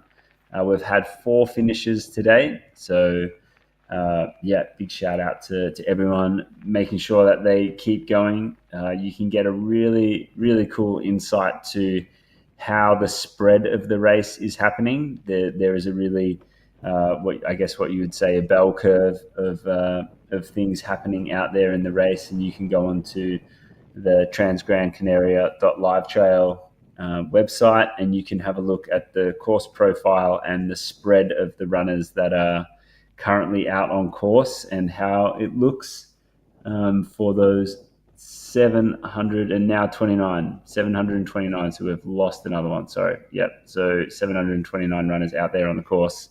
Really cool technology there by LiveTrail. So thanks heaps, and make sure that if you want, you can jump on that and get a bit more of insight into the race. Follow your own runners, have a look at the splits that people are running, have a look at those steady cams that are at each aid station that Martin just had a look at.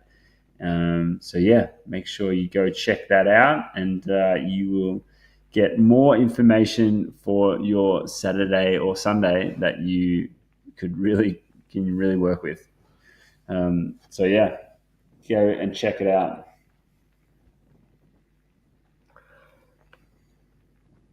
Yeah, and Mark Phillips is telling us that this climb looks like a section of the Santa Monica Mountains outside of LA.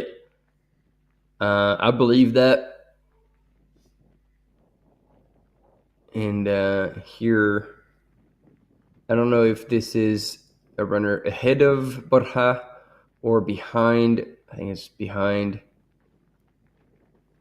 So I think, those cam mountain bikers are going back and forth with those male runners because, and that's we didn't have like much images of the men's in the descent from Tonte. And there we go. We have another female here on the screen. I think it is Marketa Simkova, who will be running in 4th. Yeah, that would be 4th if things haven't changed. Do we have an update on that?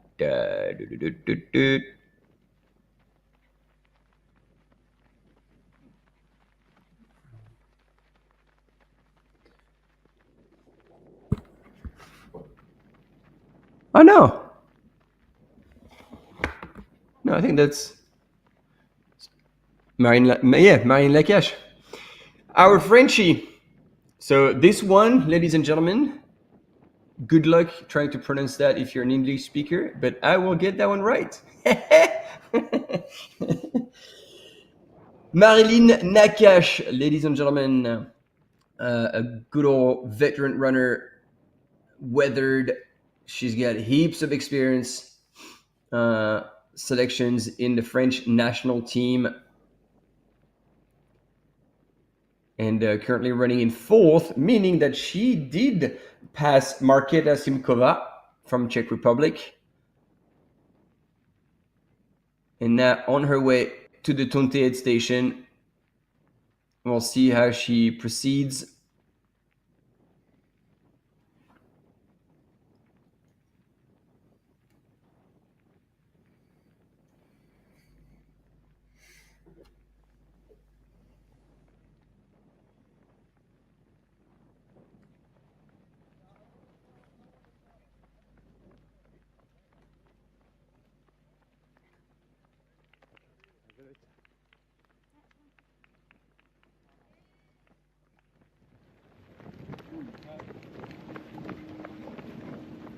There she is, and it's good. We have a bit of audio. We're going to be able to hear any possible conversation with her crew.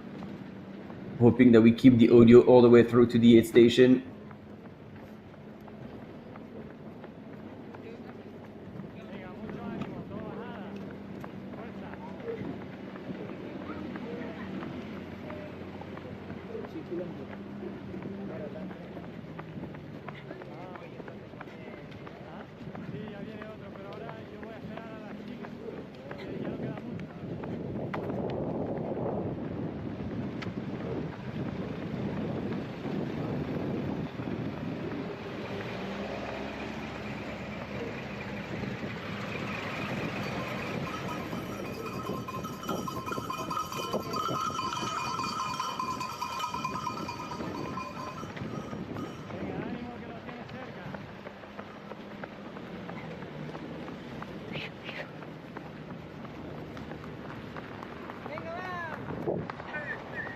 a la derecha. Okay.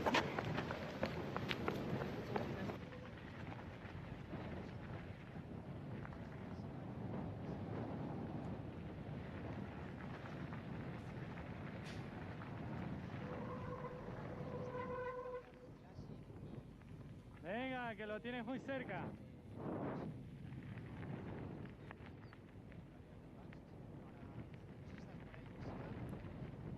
Yeah, Mark, that's what I was actually noticing as well. Like Evie and Marilyn are actually very close to one another, and it's been like this for a bit. So that was going to make for an exciting battle for fourth place.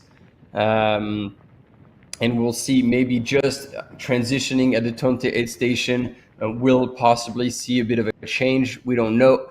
We shall see. But yeah.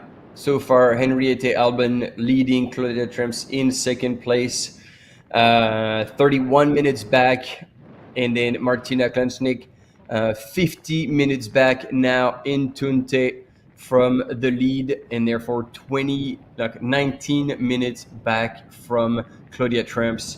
Those splits are starting to get pretty substantial. There we go, ladies and gentlemen. You asked for it and you have it. Now we are with the female leader in this 2025 The North Face Transgrancanaria Classic. Henriette Albin is coming down that long descent into the Ayagares aid station, and she's moving reasonably well. You can see her tiptoeing just a little bit.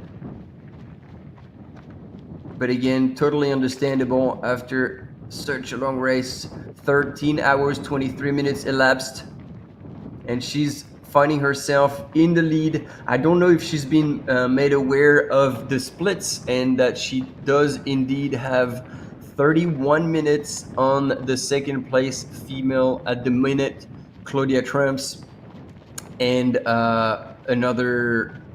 Yeah, like she has 50 minutes on Martina Klansnik. So that is a very comfortable position to be in. And basically all she has to do is look after herself. That's it. Hydrating, fueling correctly, making sure no mistakes are made, no trip.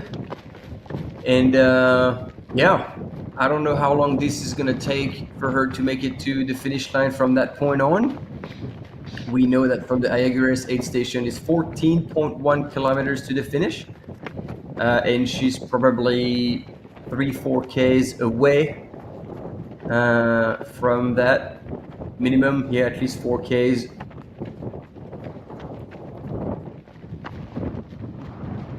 But she's still looking pretty smooth.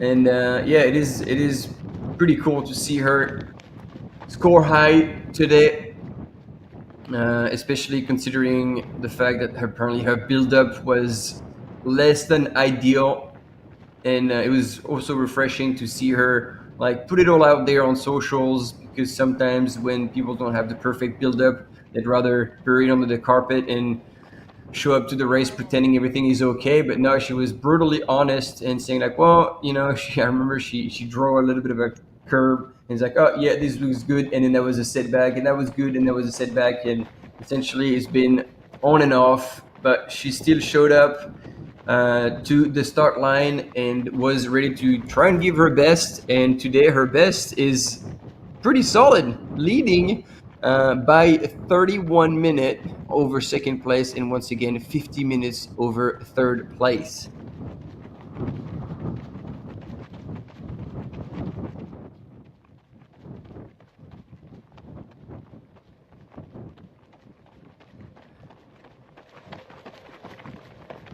Yeah, I mean, there's been studies done on the like carrying optimization, and the best way to carry weight is indeed around your waist. This is the most efficient way. But then again, it depends how much you're carrying, because at some point you're going to be carrying so much gear that if you put it around a belt, that's going to bounce a lot and be rather uncomfortable. And that can actually also create micro lesions in the bladder. And actually, there's been quite a few cases of people peeing blood but it wasn't because of kidney failure or any such problems, but it was because of the micro lesions that were created by like a belt bouncing on their bladder. I love that there was a bit of confusion here. She was like, oh, what is this flask? What is this one? And she didn't realize that the volunteer was still holding one of her flasks. And so that's Evie.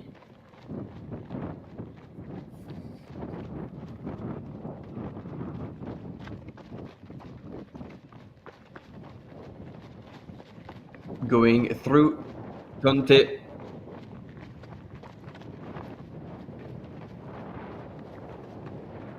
Henrietta Olsen here, looking pretty smooth. Hey Martin, she's definitely still got enough bounce in her step to make this look like a pretty smooth descent down some decently technical trail. A lot of rocks. We just had Zach Miller on the broadcast a little bit before, and he said that one thing he remembers from this race was just rocks. Just lots and lots of rocks. So, and you can see why he was thinking that, because there's a huge amount here, and Henrietta Olsen is making it look pretty easy. She's 13 hours and 27 minutes into the race. Just reminding everyone that last year, the female champion of the race was Courtney Dauwalter, and she ran a time of 15 hours and 14 minutes in the race. She actually came 13th overall, and at the moment, Henrietta Olsen is currently 14th overall. So they are, in regards to the overall standings of the race, Henrietta Olsen is 14th, and Courtney, when she won last year, was 13th overall. So, Henrietta is doing really, really well. She is estimated at the next aid station in 14 minutes. So we will get a bit of a timestamp from her there. And it looks like at the moment she still has about looks like the lead might have blown out to be more like 45 minutes, but at the last aid station, she was 31 minutes up on second place Claudia TRS. But yeah, Martin, she's still looking pretty smooth. She's looking good. And then again, like, she's being very mindful with her hydration and nutrition. She keeps having sips of water or energy drink, whatever that is, in that front flasks. So every so often. So she's just still looking after herself. She's doing everything she should be doing, which, I mean, again, is not a surprise. Like, she has this sport pretty much dialed by now. And look at that valley. It looks pretty dry indeed, except from the bottom where there's a few greener trees.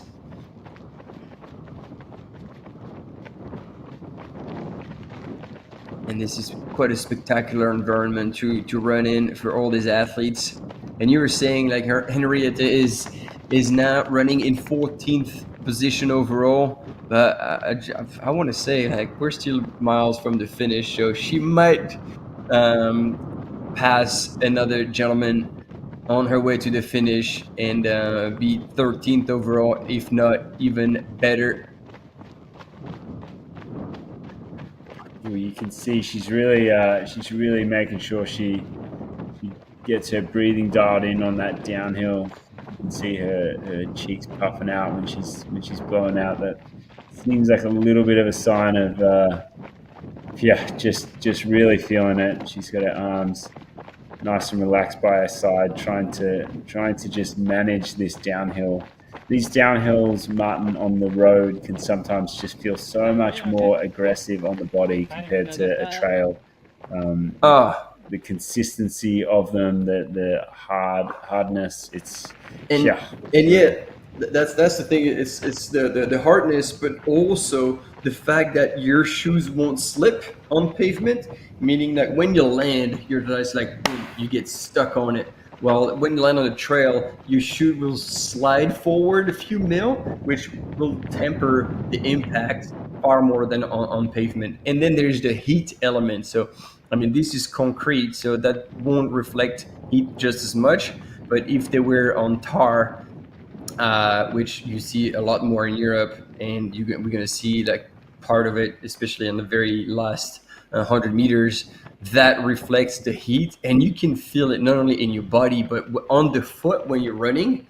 I don't know how that happens, but that happened to me on another island of the Canary Islands in a different race. And I can tell you that is very, very painful, and you can really feel it. So she's trying to look after herself and limit the damage of the impact of that downhill, but she's transitioning really, really well here on that last section.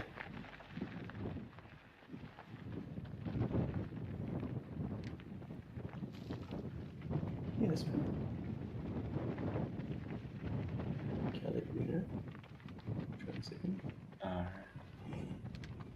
I didn't see his name at the start. And then Yannick in the chat, huge gaps. Is that a bit unexpected or not really? The ranking is definitely not unexpected, because in the list of all the top runners that we were expecting, ranked based on their ITRA score, Ingvild Kaspersken was at the top, but Ingvild dropped out very early in the race. Lea Yingling did not start. Fiona Pascal did not start, and then Henriette Alban was in 4th position, and so that's now like as we crossed off all the other names before her, she's naturally the next one up. And then behind her, the next one down is Claudia TRS. So Claudia is also in 2nd place. So that order of like ITRA score is respected. And then coming behind is Martina Klenschnick. Martina, however, has fallen back a little bit. And the one who's bumped up quite a few positions is Marilyn Nakache from France, who's now running in 4th. Now, the gaps, it's a bit more surprising, especially like such big gaps in time-wise. But again, Henriette has been like improving her level year on year, and so now the fact that she managed to pull away at the front and have such a good race, it's exciting, but I wouldn't say surprising. And look at her. This is how you do it. It's like running downhill faster than the cars, and she takes the inside of that curve to pass nice and easy and safely too. And there she is now. A few more switchbacks and then a bit of a road section. We see in the distance over there the next bridge, kind of dam that she'll have to cross after she would have gone through the aid station. So basically she'll be running into the aid station and then out. And there you go. In the background over there, you see it, the dam. This is the one they run across before going up that dirt road to finally tackle the very last climb of that race.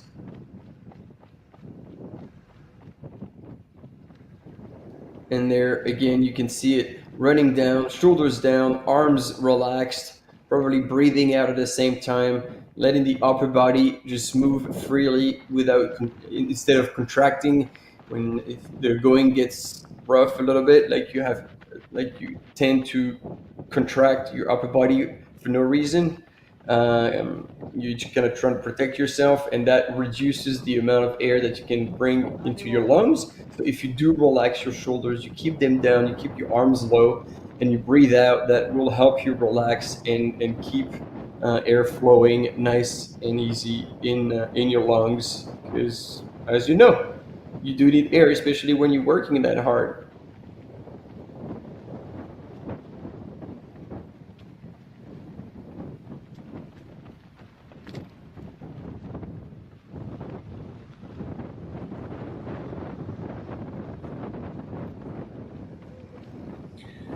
So Henrietta Alban here, approaching the final aid station of the race. It's going to be at 113.5 kilometers. So when she gets in there, which we expect her to reach that in kind of the next 5 or 6 minutes, she will be able to, get everything she needs for the remaining 14 or so kilometers of the race.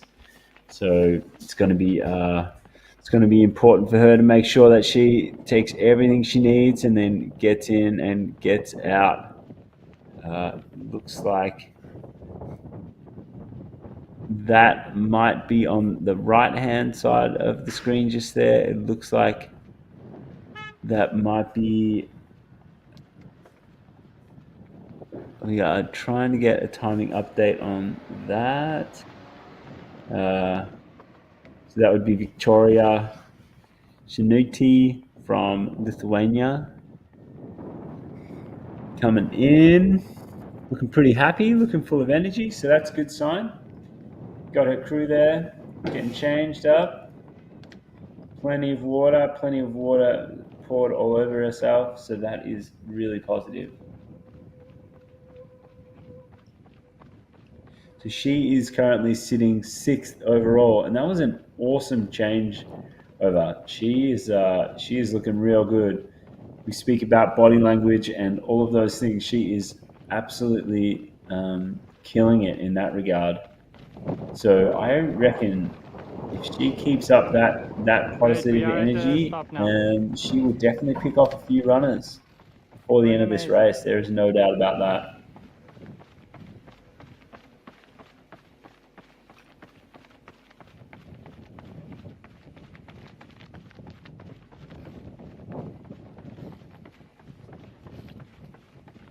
Pretty good cadence also for Henriette. You want to keep the stride rather short and quick turnover. Kind of have that ultra, I can't call it shuffle. She's still moving really, really well and fast, but ticking along.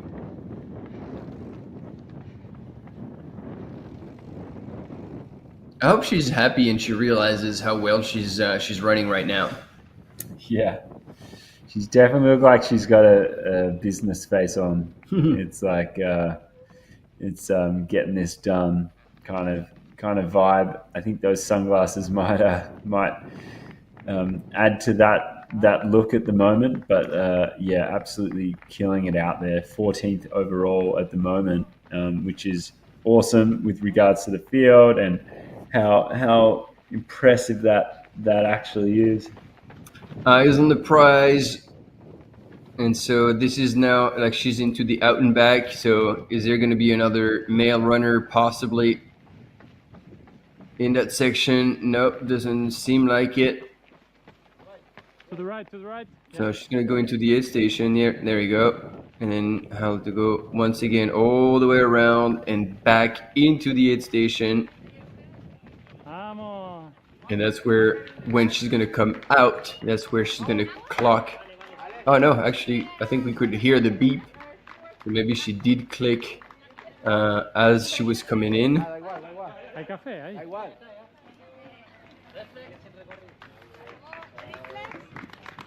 Yeah, she has to go all the way around before coming back.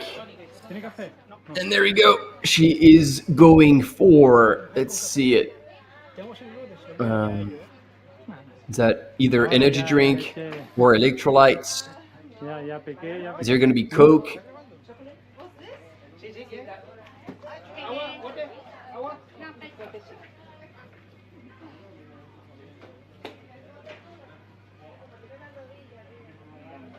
And then the volunteer is there with the jug full of water, ready to pour it over Henriette should she ask for it.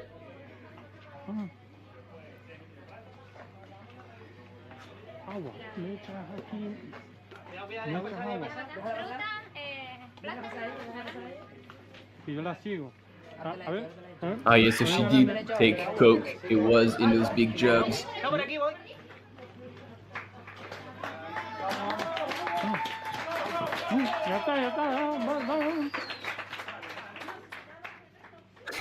And our camera runner or mountain biker was also asking for, mountain biker was also asking for a bit of food or fluid. yeah, these guys also need to look after themselves when they're out there. And off she is. That was a pretty good transition.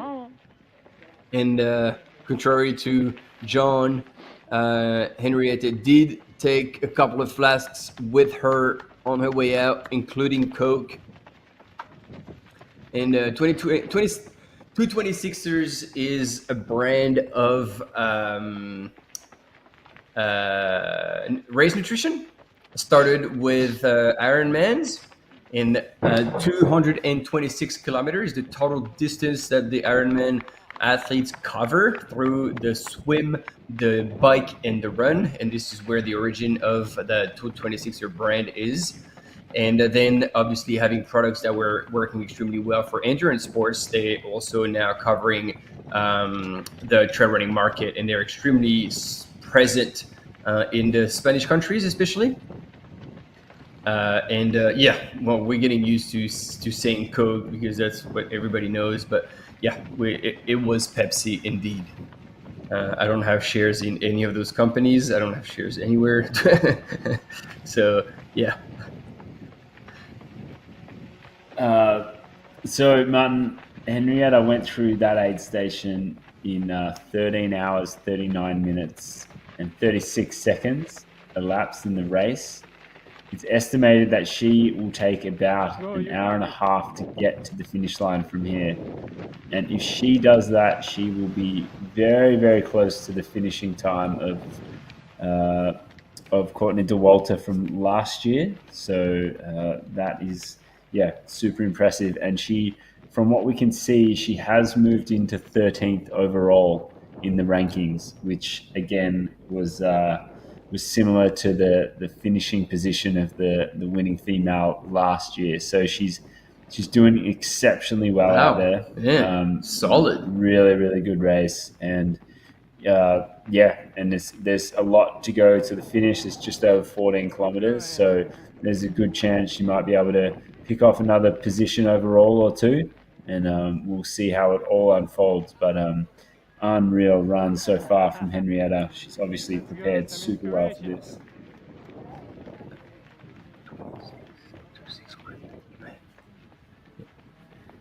And this is Marketa Simkova. She is from the Czech Republic, sitting in here from Team Salomon. She is currently sitting in 7th position. So Marketa is, yeah, she's making sure she makes the most of this last crude point. This will be the last crude point she gets until she rolls into the finish and hopefully sees her crew waiting for her there. But yeah, and then Mark, thanks so much, and please excuse my ignorance. Love that you actually explained that thing, and I'm definitely gonna check out this reference. The US humor, I like any kind of humor, and I dig it, and so I'm gonna actually check it out. So next time I'll understand it and I can laugh about it and then maybe add something to it. So keep bringing it in, especially at this time of the day or the night, wherever you guys are. Any type of humor is definitely welcome here. So yep, and thanks for enlightening us about this. We'll go to bed smarter. Or at least a little smarter. Yeah, definitely smarter, maybe a little bit more enlightened. There's really nothing we can't learn from this chat group. Strong chat group. It's a good chat group.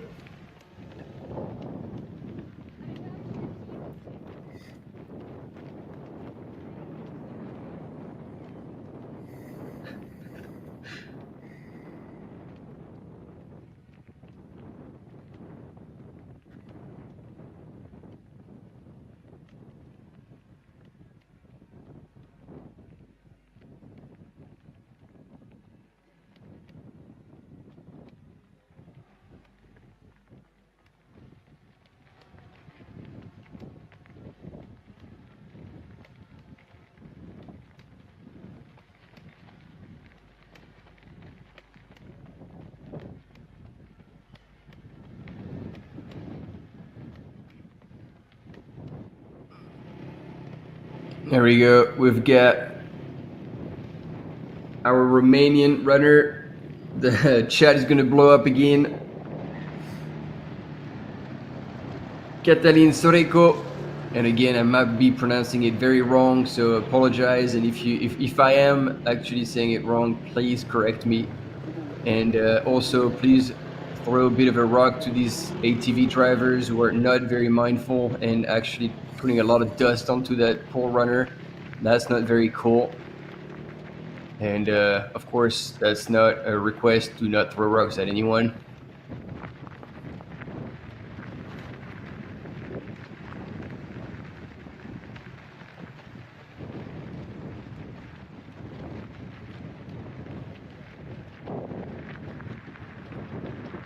And so Cătălin Soreco on his way to the 5th place at this 2025 The North Face Transgrancanaria Classic.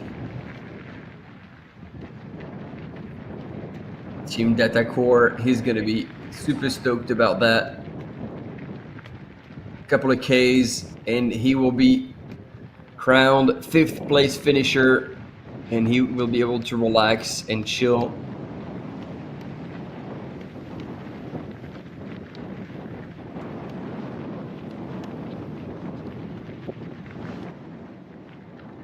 We're switching between Cătălin and Henriette Albin leading the women's race. And as Maj was explaining just earlier, on pace almost to match Courtney Walter's time from last year, which is no small feat, and which is also extremely exciting, because if she keeps up at this pace, that's going to be probably her biggest result to date.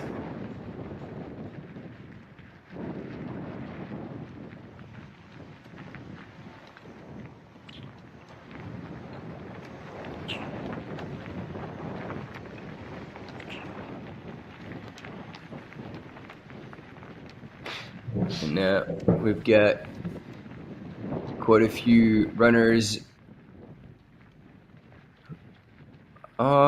I was going to say like runners who have finished and are now chilling on the chairs, but no, it looks like it's all spectators, probably friends and family, coming to witness greatness today at this finish in Maspalomas.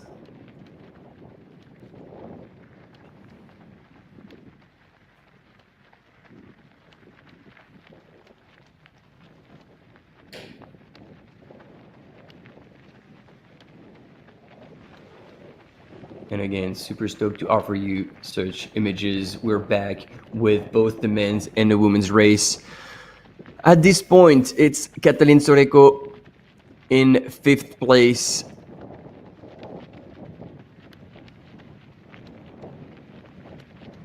In the men's race, getting closer and closer to that finish line, and Henriette Albin on the last climb of that race. You can see it with the drone shot. It is kind of a douche grade climb where basically it's not steep enough so you can walk it, but it's definitely steep enough to make you work really hard.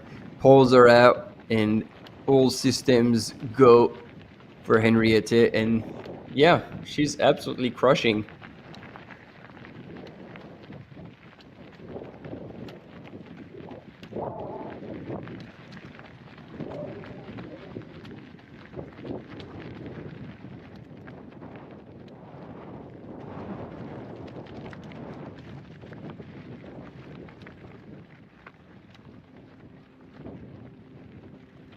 And so if you're only joining now, you have the results down at the bottom of the screen. Caleb Olsen from the US representing Team Nike, winner of the North Face Transgrancanaria Classic 2025.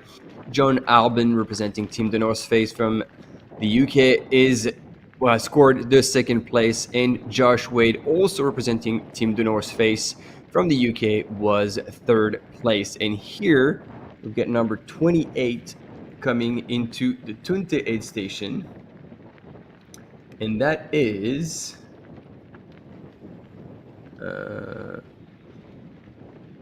let me find this out. Wrong tab. Sorry, team.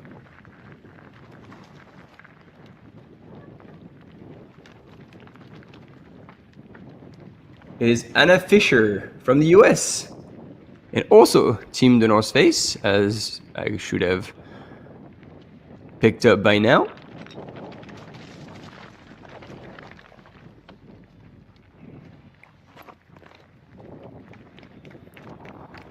She's got a pretty active crew there, helping her out, cleaning her legs, putting sunscreen on.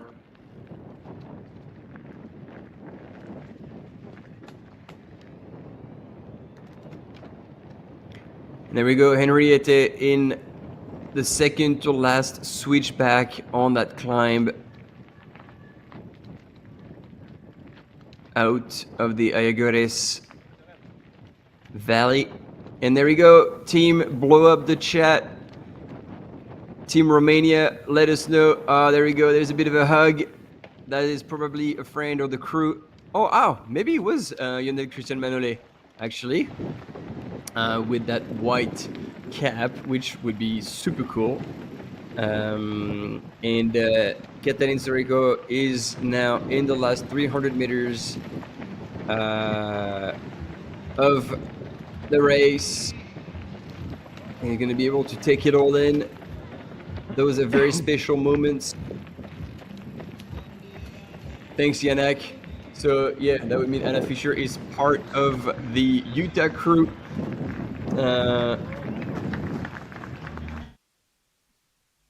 That Caleb was talking about in the interview on the finish line. Thanks for pointing it out.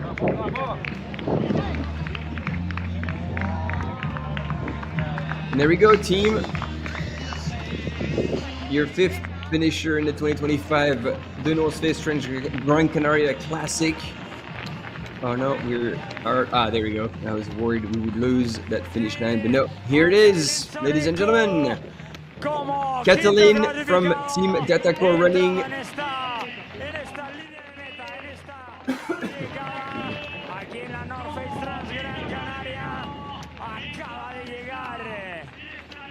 And pretty happy to find a place to sit.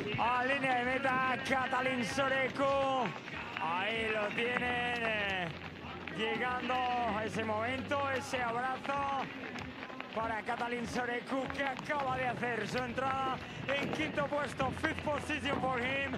Congratulations, good job, nice race, well done, Catalin, good job.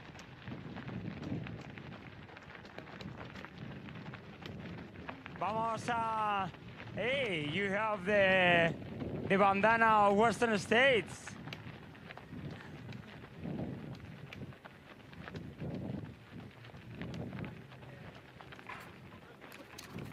Bueno, pues mira, tiene un presente, un regalo de la Western States, donde Jonathan Albon quedó quinto en la Western. Vamos a hacerle la entrevista. Tenemos con nosotros a Guillón para esa entrevista. Catalin Sorecu, felicidades, quinta posición. Vaya carrerón que se ha marcado también. Congratulations, Catalin. A beautiful 5th position here for you in the North Face Transgrancanaria Classic distance. How was your race today? Exhausting. Yeah, I think I play my cards very well. Yeah, started very, very chill, relaxed, did my pacing, and then, yeah, I think after Artenara, I started to attack. Yeah, some fast runners.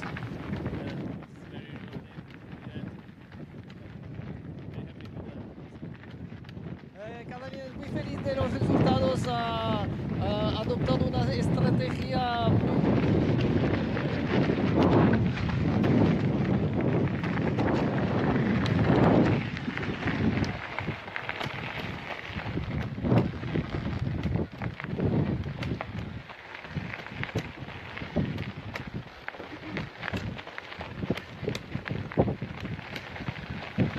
I think we're on the wrong audio. We still have the audio of Henriette running instead of the finish line interview. I don't know if we can switch that in the studios.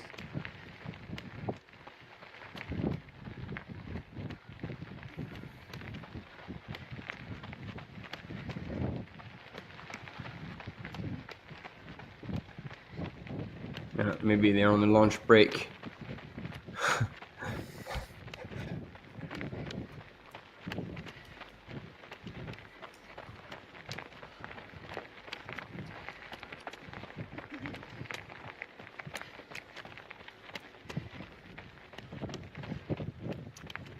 And there we go. Our women's leader, almost 14 hours elapsed. Henriette Albon has passed the last switchback. Oh, there we go. We have a bit of a chat with Yosu. Let's hear it. He's Maite Mayora, partner and crew as well. So let's see what he says. He always cracks jokes. Love the guy. Do we have audio on the other part of the split screen?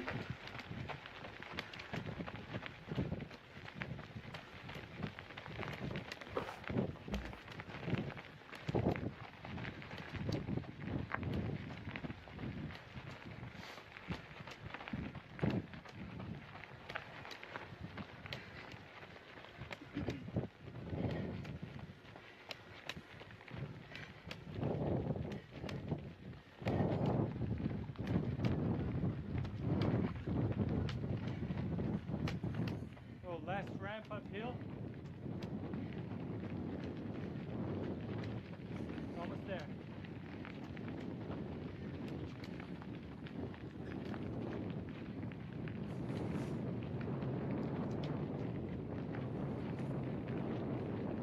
You can see the end of the uphill.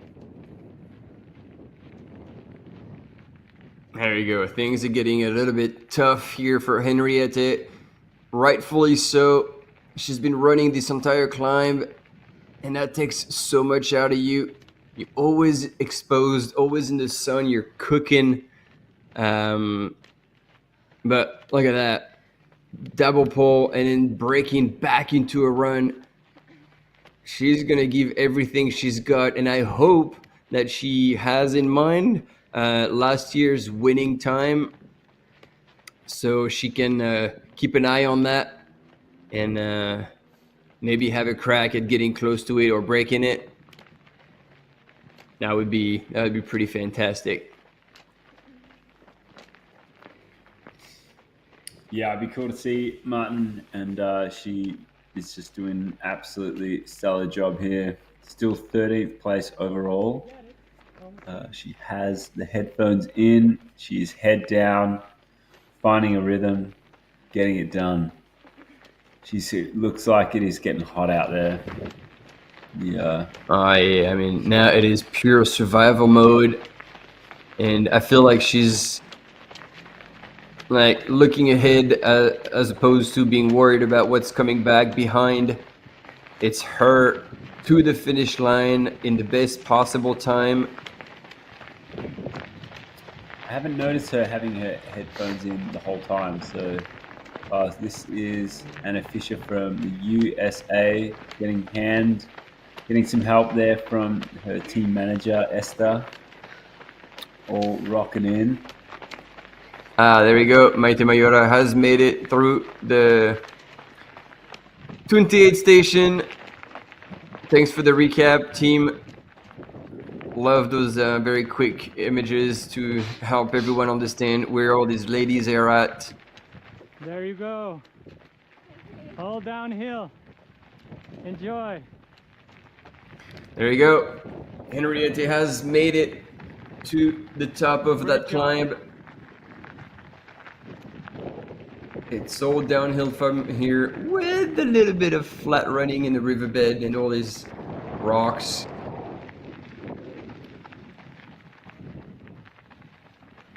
Nice work, Henriette. Yeah, that is a lot of the work done. 6,800 meters of climbing in the bag over that distance, and now she just has to make sure she keeps her feet lifted, doesn't want to trip over any of the hundreds of rocks still to come, but she is going to need to just keep her feet up, keep moving, keep a cadence, and just keep chipping away meter by meter, kilometer by kilometer until she gets to that finish line. and she will be able to call herself the 2025 the North Face Transgrancanaria champion if she just maintains this effort and this composure, which she's done all day, Martin, and I can't see that changing at all. No. Like the way she is behaving, just still looking after herself. She was composed when she was at the aid station, picking up all the right things, Pepsi, not Coke. Yeah, like she's just getting it done, and well done. So now we got another runner coming in, 6th position. Who do we get?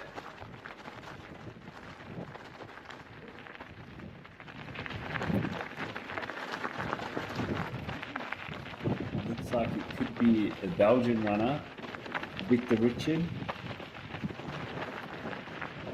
It looks like he will be the next one expected over the finish line, so it could be him. It's definitely not Borja. Borja Fernandez? No, because Borja has a gray bag. But look now, between Borja, Ondi, and Adur, look at the expected finishing time. They are expected in 18, 19, and 20 minutes, and not even in that order. These 3 gentlemen must be seeing each other, and this is going to be a hell of a battle to the finish to score as many points as they can, as Henriette Albon has now gone into the single track, and it's all forward motion now, straight to the ocean. First on the side of that valley, and then on the valley floor in the riverbed, where I think she might benefit from a bit of shade from those tall plants. I don't know if they're not bamboos, toi, as we say here. I don't know. And it was indeed Belgium runner Victor Richard. Maj, nice spotted. Martin, he is coming 6th overall. That is what it should say on the screen. As we change back to our first woman in the race in the classic here today, Transgrancanaria. Henriette Albon doing a fantastic job. 13th overall at the moment, which is also something to pin a feather on. She would have gone past Johan Lance at some point in the not too distant past, passing the Swede as a Norwegian. That's always probably going to be a good thing, you know. Bit of rivalry there. Yeah, she's got a lot of Spanish runners ahead of her, so she's going to need to chase down some of the. Let's see. Some of the nationals.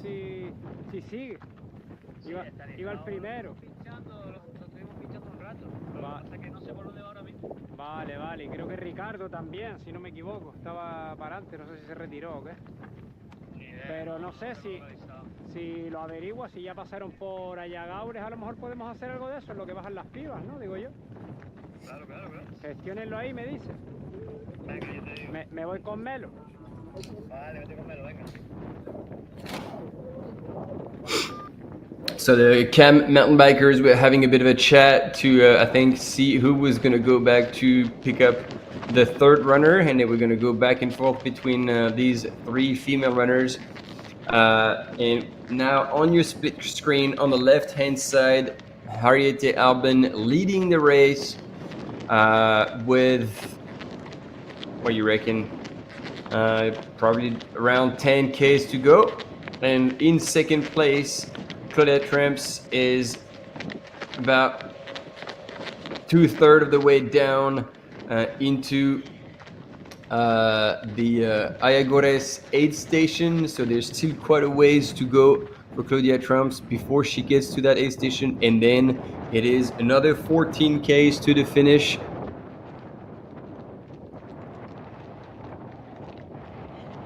And Verde, you might be very right here.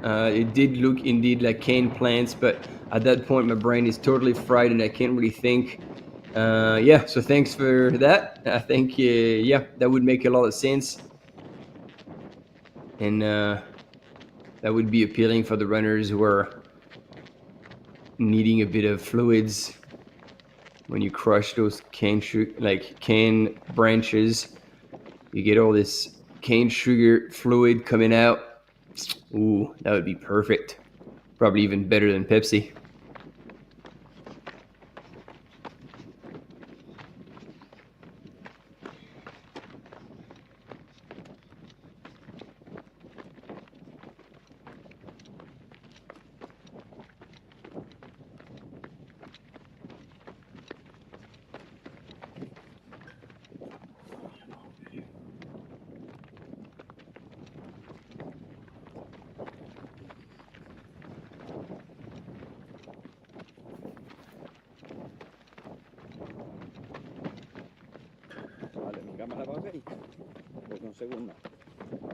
I'm gonna check in with the team back at the island because we had been told originally that there was going to be a second interview at 2 p.m. So perhaps we're going to have Caitlin coming in, which would be perfect to have a female North Face athlete to help us comment that women's race.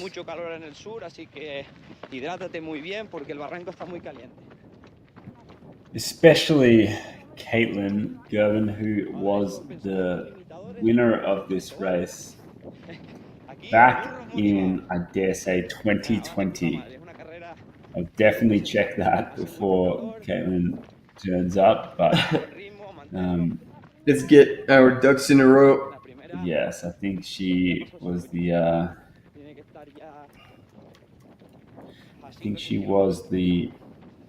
2020 champion of the classic here.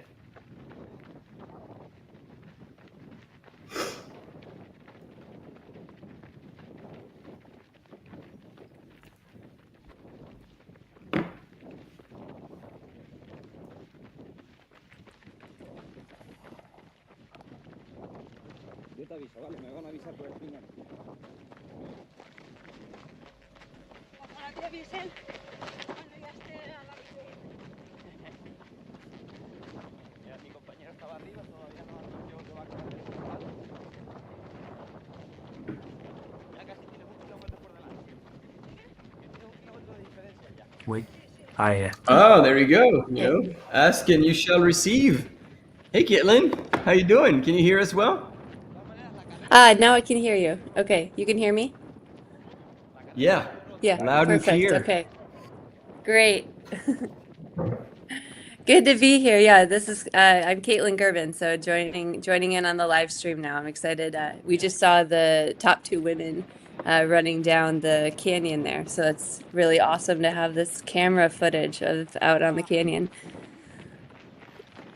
Yeah, and it looks everything but easy. That last part with the riverbed and a lot of rocks. But yeah, they're both moving pretty well. So that is exciting.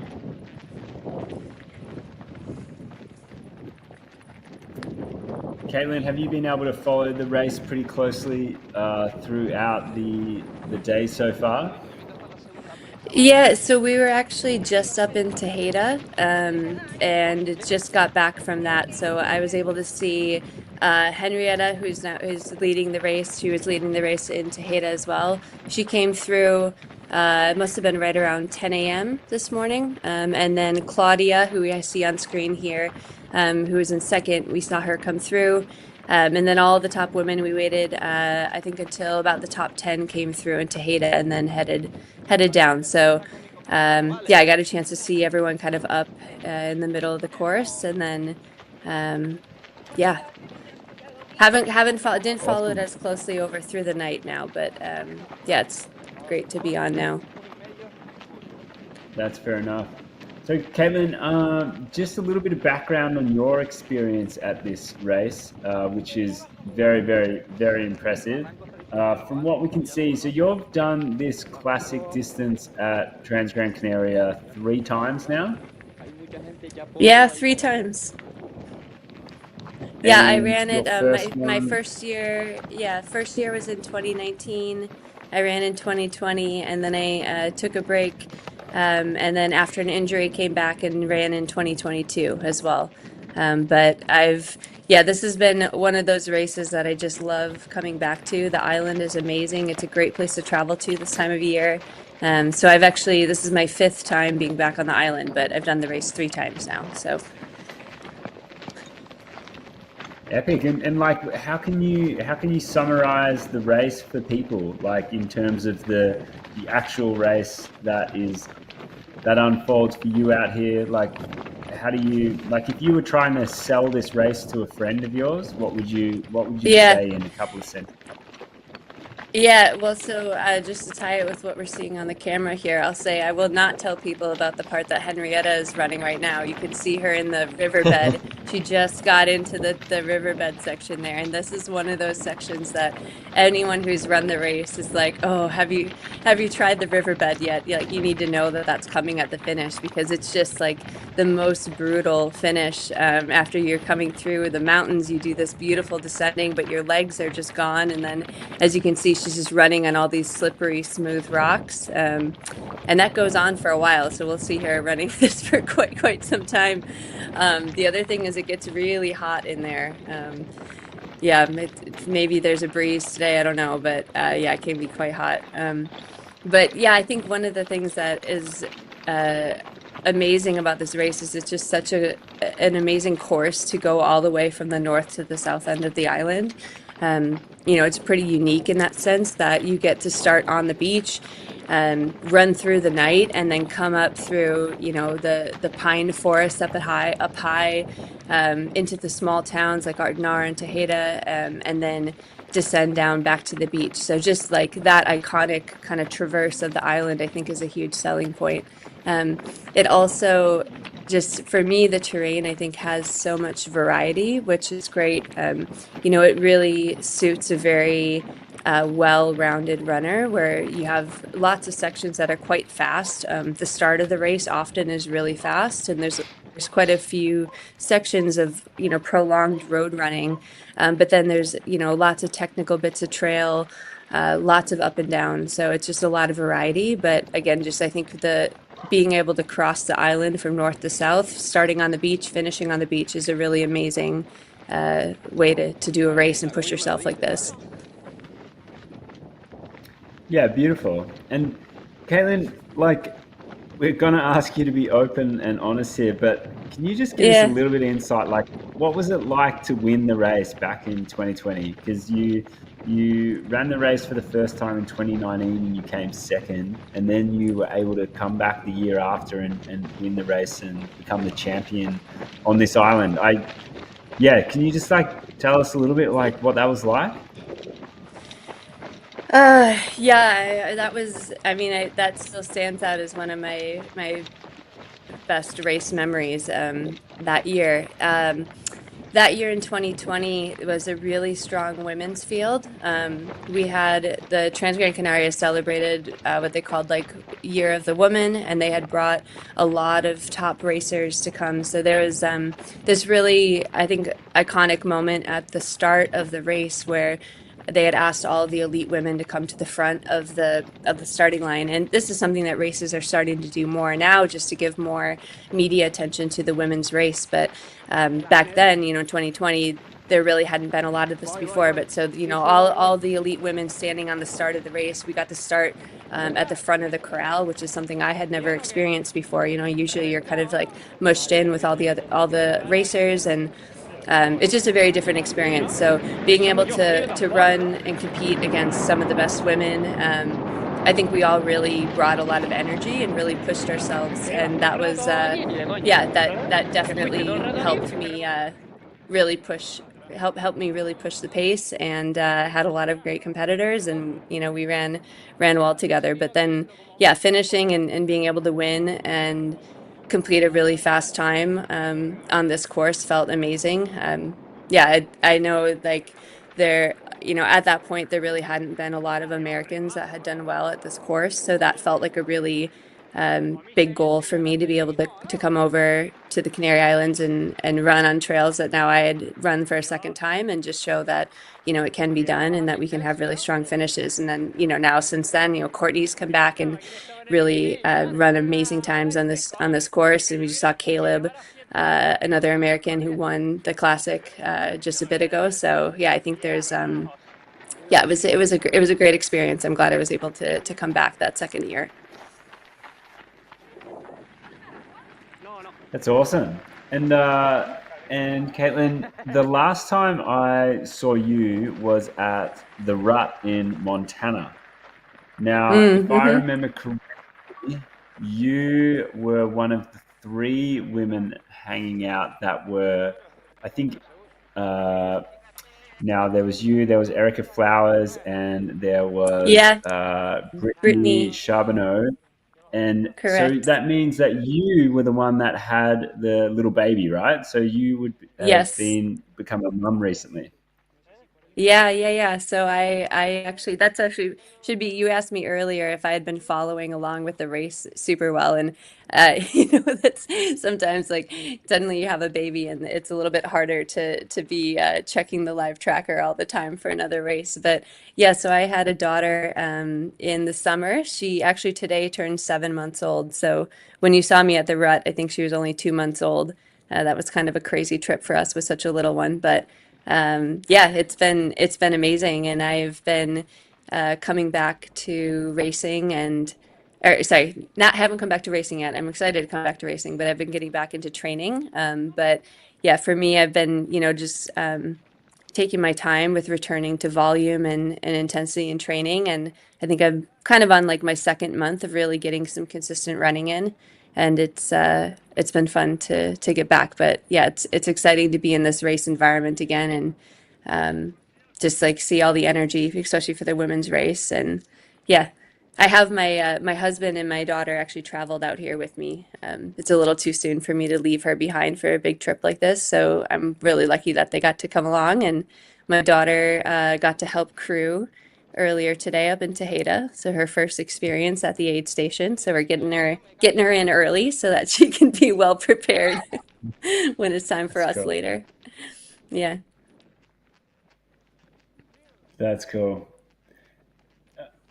And we understand that obviously motherhood is like an amazing experience that will collide with a runner's career for a few years. But you seem to be still extremely active. And one of the last publication you shared with the women's out there is like how you handle that, and pumping milk on the slopes before snowboarding down was pretty epic.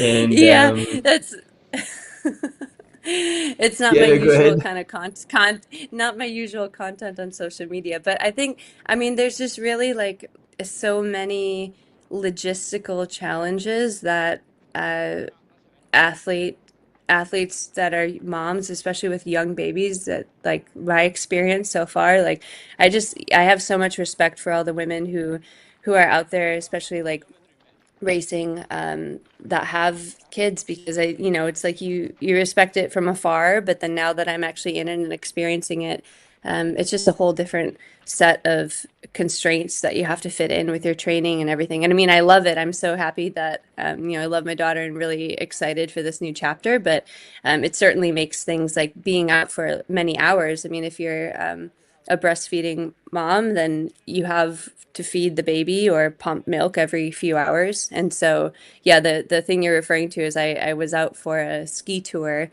near my house, and I wanted to be gone for a couple hours, and I needed to figure out how to manage that while you're out in the backcountry, which is a whole thing I never thought I'd have to really spend much time working on. But yeah, that's part of it. So did you just like put some milk in a soft flask or something? Like how the you could do that. I just have a little lightweight flask that, yeah, like little tube that I could put milk into, which was totally fine. So yeah, it works well in the snow. I think being out running, I'm not quite sure where that will fit in. So I think that'll be a different thing to manage. But even like while traveling, I think like there's a lot of like, I don't know, just taking a young baby on a trip that, you know, for us traveling out here, it's about 24 hours worth of travel. And I'd love to come back and race this race again. And just like going through this right now and figuring out kind of the logistics of how do you travel with a little baby,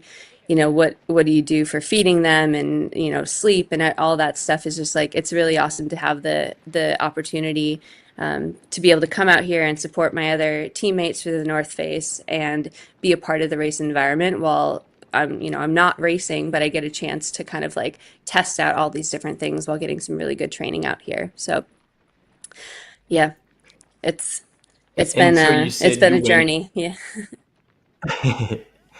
You were saying that you've seen it from the sidelines and now you're in it and then you're experiencing it firsthand.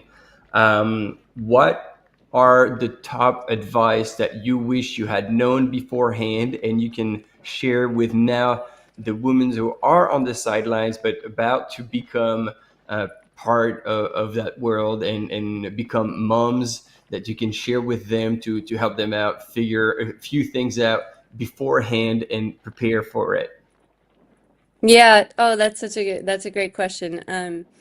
I think that I have two things that come to mind. The first thing is that I think it's really challenging as a female athlete who wants to have a family to figure out the timing of when, you know, when the right time is to have a baby. And I definitely had a hard time with that for myself with, you know, knowing that like, you know, you get pregnant and then have the pregnancy and then postpartum recovery. And I was just really worried about taking a year and a half or 2 years off of competitive racing to do that. And I think that's something that I kind of wish that I had the perspective of that I have now. It's like, you know, actually like I think that time really isn't that big of a deal. It feels like a big deal when you're, you know, about to start that, but I think the reality is, you know, you miss a little bit of racing, but you can come back and, you know, we've seen so many other women do it that, you know, it just is like a little gap and, you know, it's not in the, you know, in the grand scheme of things, it's not that big of a deal.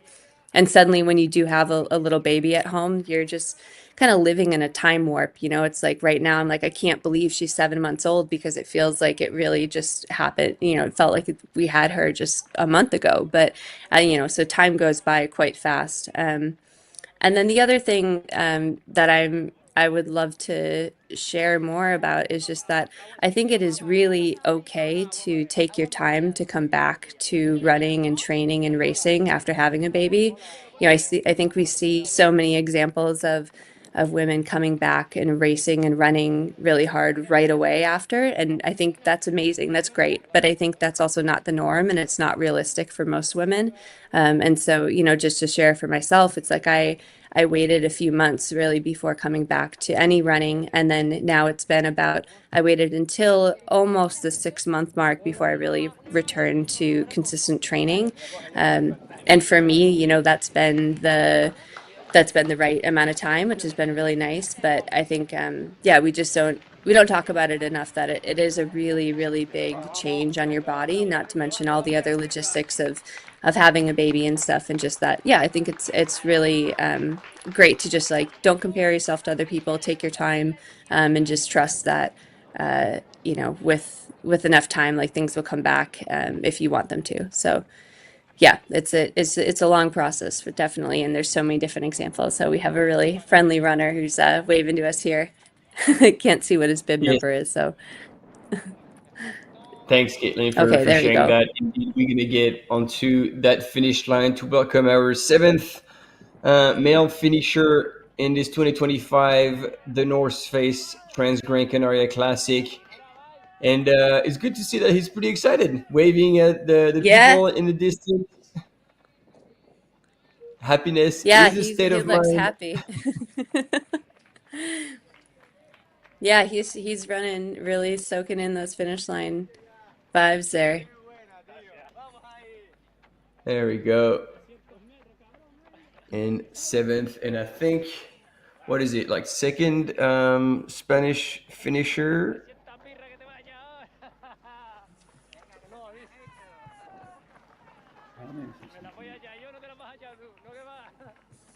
Oh wow! So he managed to hold off quite a few runners, because there's 4 expected in the finish line according to Live Trail.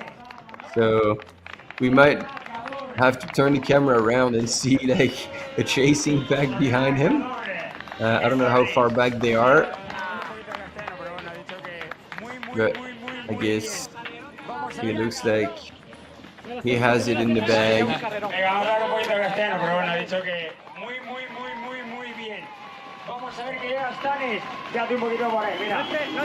Oh, he's got family and friends there. Oh yeah.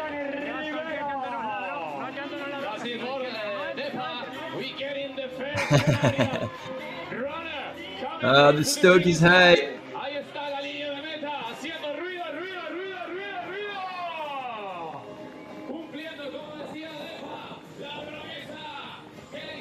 He's got to be a local, hey. He is just getting so much love out there. I just feel like he looks like it's just got the vibe that he's a local and known by a lot of people, which is so cool.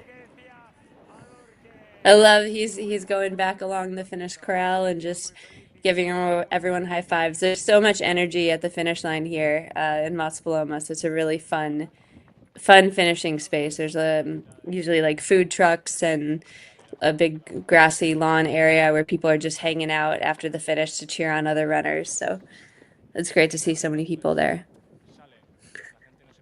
Oh, super cool. Maj, food truck would be pretty good right now. Yeah, I could do with a food truck or two for sure. Sure. Caitlin, I don't know if you can Uber us some food, but we'd appreciate it. If I can Uber you food. I don't know. That'd be great. Oh, it looks like we've got the camera on Claudia TRS now.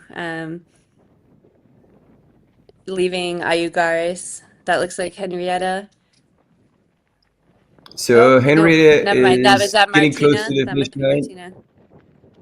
Yeah, exactly. That's Martina coming that's down. Martina in 3rd place. So Martina's a mom. She has a son. I don't know how old, but yeah, it just says maybe we'll get a chance to see her family at the finish line. There you So go. this Good intel. this section here, yeah, Claudia's looks like she's on the road climb that comes out of Ayugares, which is that last aid station, and it is just, it's one of those sections that when you look at the trail map, it looks like the tiniest little bump of a climb, and actually it turns out it's like it's so much. Yeah, it seems like it did suck the life out of a lot of runners, because that's kind of a douche grade where you still have to run, but you really want to walk, but if you walk, you'd be bleeding seconds. Yep. So yeah, that's tough for the mind. And again, it's so hot in there, and then you go up and over that climb, which goes for quite a while, like probably 30 minutes or more, and then you got to drop down, and then you've got that riverbed section that we talked about earlier, where there's just the rocks and loose stones and not much of a trail, and you at that point you've been running for 12, 13, 14, 15 or more hours, so it's hard finish. Yeah, the Transgrancanaria Classic, the race that keeps giving. Like the more you go, the more it throws at you. Yeah, I really like what you said about the whole pregnancy and then like the different phases, and what you said at the end, and then take your time to return to it or not.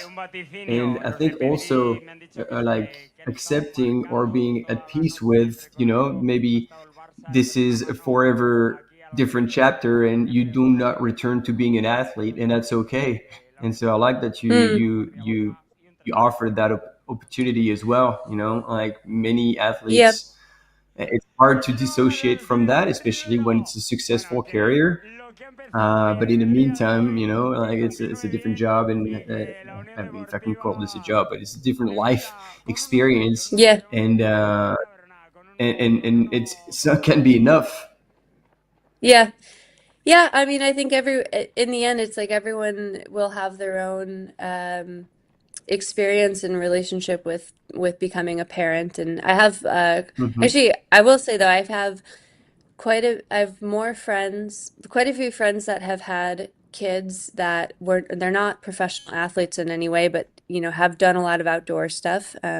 Friends of mine with little kids that have decided to take a little bit of a pause on some of those outdoor activities, and then as the kids get a little bit older, they get back into it. So I've actually seen more examples of that pause with outside of the kind of competitive and elite athlete space. And then I've got, a number, there's just so many examples of friends of mine and people in the community that do have kids, and really like it actually kind of lights a new fire for doing races or, big adventures and trips, because I think you appreciate that time a little bit differently than you did before. And yeah, it's like I can't just go out whenever I want to go for a run for a couple hours anymore. But now when I do, it's like you really kind of make it count. And I think that that's been kind of a fun thing to navigate now that I'm getting back into things. So. And when you say getting back into things, Caitlin, what are your hopes and dreams with getting back into competition, and how does that look like for you right now? Like, what have you got coming up that you feel like might be the first step back onto the start line? Yeah, that's a great question. So the other, maybe another piece of context. So it's like I had the baby in the summer, so I'm coming back from that. But also immediately before that, I had a few pretty serious hip surgeries. And so I was navigating the rehab of those hip surgeries during the pregnancy, which was actually the plan. You talk about what would be an ideal time to take a break from running, and for me, it was when I was already taking a break from running, even though it definitely made things quite complicated for my sanity. But yeah, so I'm really kind of looking at like coming back into training and racing.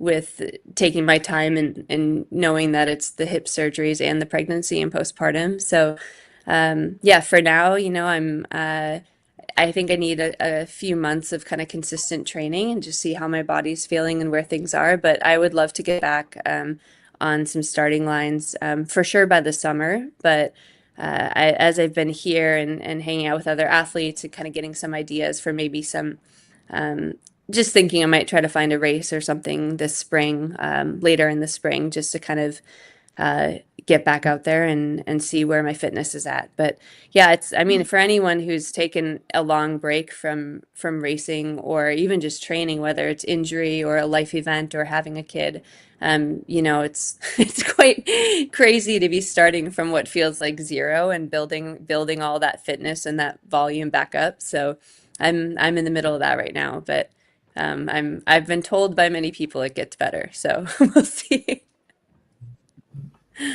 Yeah, I don't think anyone's lying about that. The body has a pretty incredible memory. Muscle memory is definitely a thing. And yeah, I mean, there's no doubt through all of that time, you'll be picking up skills, mental skills that you'll no doubt apply in the world of racing when it comes around again.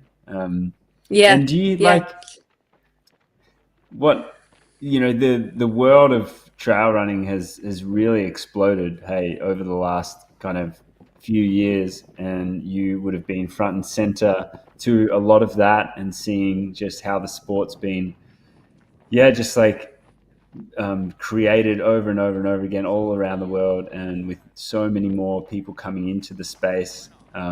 Actually, Martin asked this question really well before to Zach Miller, so I actually might just handball it over with regards to the future of the sport. Yeah, seeing that things change with like how the sport is evolving because it's getting more mature and therefore the business is growing. There's more money, more sponsors, and possibly different whys as per people are going into trail running.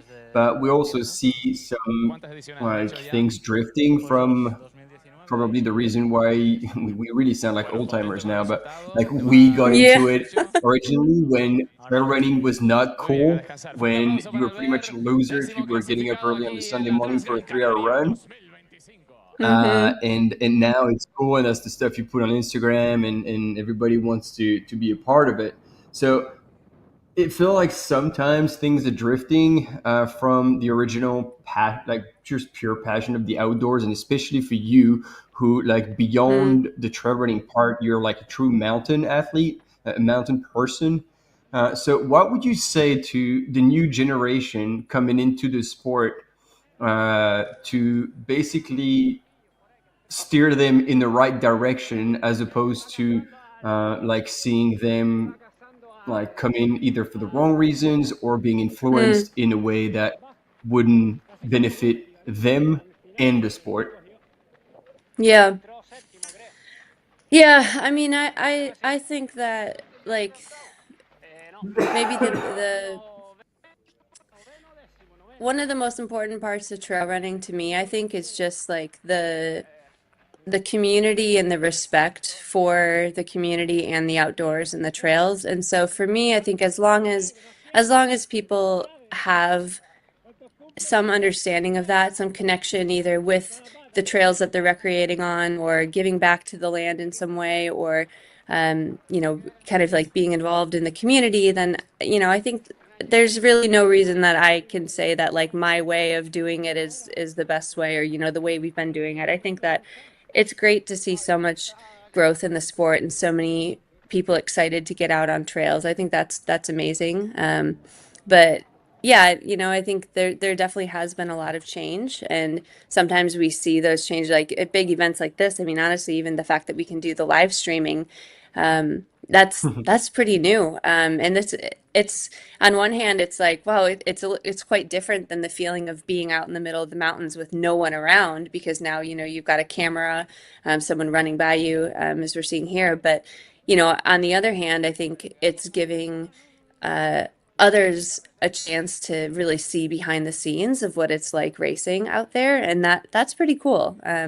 So, you know, I think, yeah, just there's so many different ways to do it, you know, and it's like we all find our reasons for getting out there and doing the training, and it, you know, ultimately, I think once it comes down to really racing, after many hours, I think you need a real reason for what your why is. And I think sometimes, like, you know, that fade, if you're doing it for the social media, you're doing it to try to get a cool photo, that's not really going to last when you're at hour 10 or 12 or, you know, 24, depending on what you're running. So I think that the toughness of it kind of has a way of like whittling that down a bit.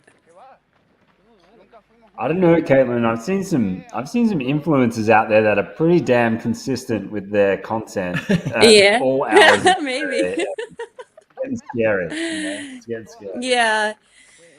Yeah. You know, I'm not. There's. I don't really follow with the influencer game, but you know, if that's a way to get some people out, then that's it is what it is, right? You know? Yeah. True. Absolutely. Yeah, it is. Well, I mean, I wonder. I think across the world, though, there's probably so many differences and stuff with that. Like what I see in the U.S. is probably different in kind of what's happening in the local communities here, because, you know, like we've talked a lot about like over the last few years, changes with sponsors and race coverage and things. But, you know, a lot of the smaller like local races in, at least like in my area and in the United States, like they really still kind of have that down to earth, low key community feel. And you know, almost all volunteer runs, still no cell service while you're out there, not really much coverage. But then when you get into the heart of it, the community is really kind of what keeps that alive. And I think that's that probably, you know, it's like it almost takes like some intention for the races to kind of keep that type of low key kind of community setting. But I think there are still a lot of examples of that. So I think it's like, it's great that, you know, if that's what you're looking for, I think you can still find that in places. It just might not be every race anymore. Yeah, absolutely. So kids, you heard that? go and have fun at your local grassroots race. This is where truth will be found, and not exclusively under the spotlights of all the big international series like we see develop. Yeah, that's a good one. I like it. Caitlin, respecting your time and that you are on holidays and it is the weekend, and probably you get some milk to pump at some point too. Yes. Yeah. We Well, understand. that is why I was a You few pick up- minutes late. So okay. But just I guess like a final question, like what if you could you know, what is that one race you really want to get out there and experience? You've seen so many of your teammates have experienced so many of them, but what's the one on that bucket list that you really want to stand at the start line of? I mean, race or adventure or FKT, like the True. thing that would get you going, fired up in training, be like, man, I want to do that. Oh, there's a few things. I'm trying to think of what. Maybe I don't want to divulge too many things right now.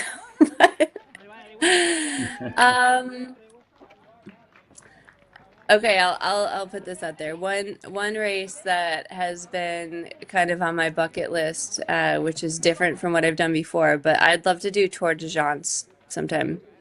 And I've been out there. Bold. Yeah.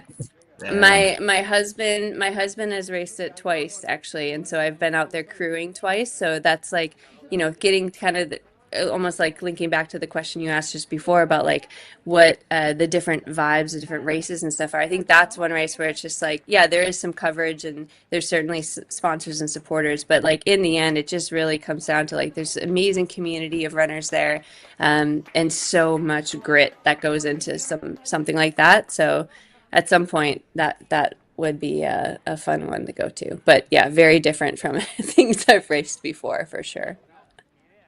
Caitlin, I think crewing that race has got to be harder than running it. Yeah, I was just going to say that. Yeah. I would, yeah, I'm glad you said that because that's what I always have told my husband, but we'll at some point we'll figure it out. But yeah, no, I've crewed that race solo, and it's just it's unreal. Yeah, it's you come out of it like a zombie for sure, but also I think in that way, like it's also really fun to crew any race, but especially something like that where you're going through the night, multiple nights, like you just really like are experiencing it as well in your own way. I mean, it kind of becomes your race also. So it's like in a way I feel like I've done some part of it, but yeah, obviously quite different than covering the trail.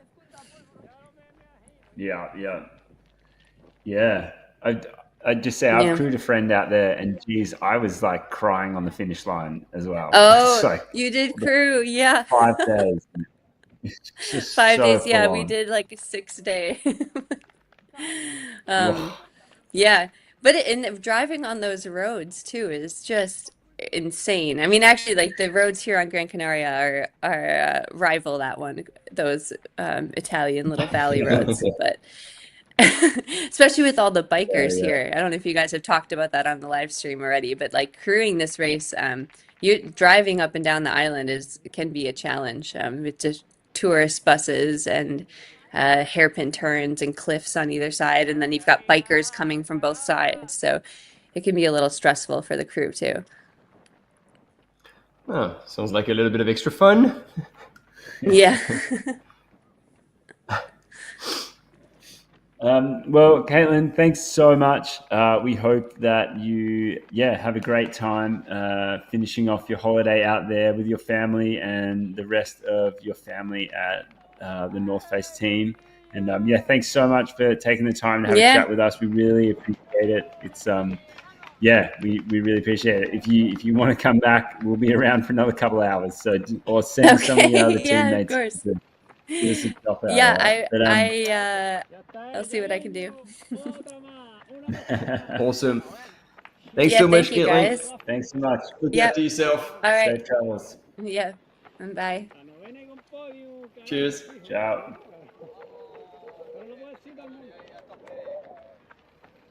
Here we go, team. Another really cool interview. I really enjoyed that.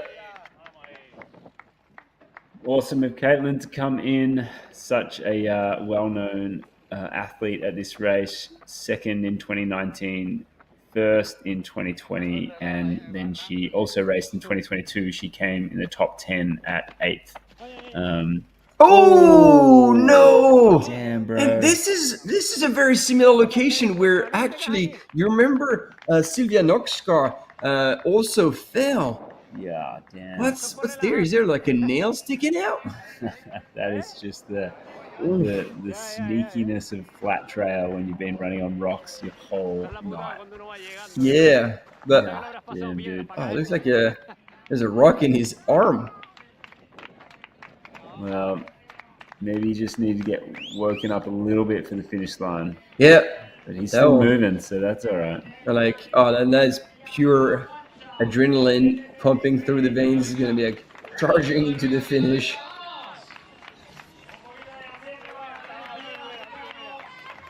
Ricardo, huh? Ricardo finishing off strong here.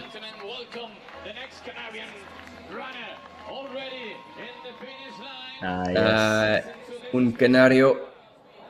Canarian, local. Lots of love for him on the finish line there. That's awesome. He's smiling.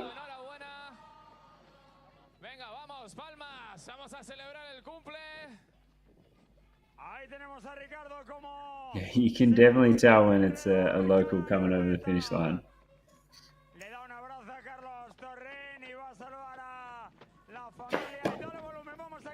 This third. No, wait. Come back third. Olsen, winner of that. Granted, second.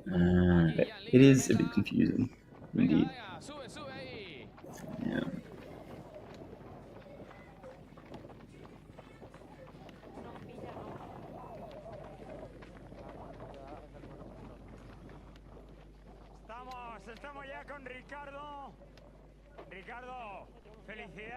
Here, folks, we have our second woman, Claudia TRS, and third female. They are making their way to the finish line.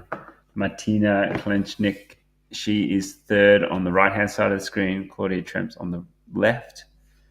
They are expected into the finish in 1 hour and 17 minutes and then 1 hour and 36 minutes.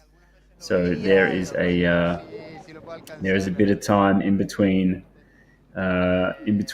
those two women finishing, but they are expected at the finish line being their next timing point and their last timing point of the day. So they've passed all the cruise stations, all the aid stations, and they are on the final stretch home. So give them some love if you're following along. There is going to be a little bit of a chase going on for the third place there overall, by the French runner Marilyn Nakache. Marilyn Nakache. There you go. She is in fourth currently, but it is estimated that she is going to be crossing the finish line ahead of Martina, who is on the screen there. Oh, the fight is on, ladies and gentlemen. And I mean, if Marine is getting a whiff of a potential third place, she'll be chasing Martina down hard. And yeah, well, that's going to keep things entertaining for us all the way through to the finish. But again, the splits are quite impressive. Henriette Albin in the lead and currently has 44 minutes over second place Claudia TRS and 1 hour and 2 minutes over Martina Klenchnik. This is an undisputable lead, and there she is. I'm glad we talked about her because she is our 2025 race leader in the women's category at the North Face Transgrancanaria Classic, on her way to the finish line and still moving extraordinarily well. Is she still, you reckon, on par with Courtney's time, you reckon? Yeah, I dare say she is estimated to come in at 15 hours and 9 minutes, and Courtney's time was 15 hours and 14 minutes. Oh, wow. Yeah, So like, again, like we've said it over and over again, like the courses change every year, but it sounds like between last year and this year, there was actually very little difference. So we could somehow compare those times, and it shows again how strong Henriette ran today. And a bit like Caleb Olsen in a world of her own, she pulled away in the last third of the race with like just over just under 50k to go. Yeah, at Game On. Atenara, I believe, Martin. That was where she overtook Claudia coming out of that aid station. So that was at 68 kilometers. And from there, she just never looked back. Mm-hmm. Yeah, true. So that was actually, a little bit more than with 40Ks to go.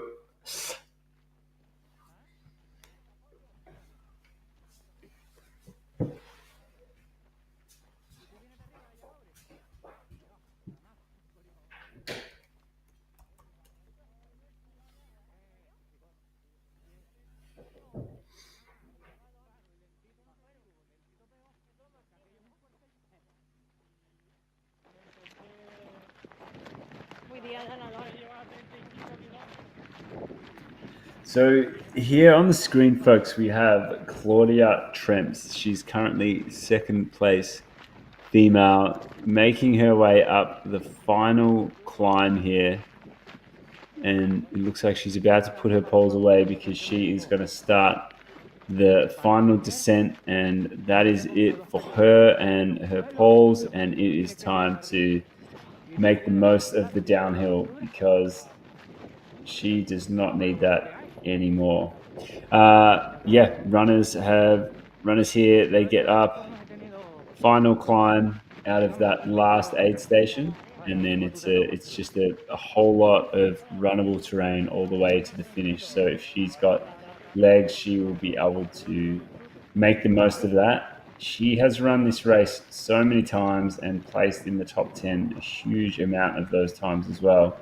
I'm just going to try and get an understanding for how many times that actually is for you. So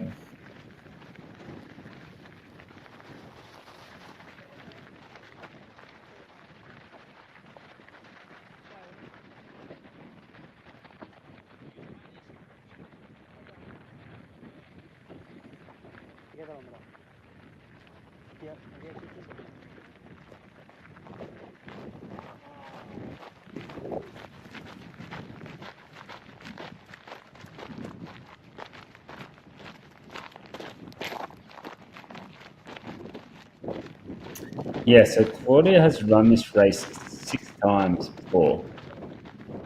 6 times she's done this race. She's just, unreal. And she's placed in the top 10, I think, every time for that. So it's an absolutely, she's placed as high as first. And so, unfortunately, she wasn't able to come back and finally get that number 1 position in the race, but she tried super hard. She led the race for a huge amount of time, all the way up to just under 70 kilometers, and it's been another incredible effort for her. If she can hold on to this, it won't be the first time she's come second, that's one incredible history to have with this race. Back in 2021, she was second, and really showing up for this race. She's been third before as well. Yeah, the first place still is elusive for Claudia TRS. But I think they will recognize her and acknowledge her consistency at this race at the finish line. So that is going to be great to see.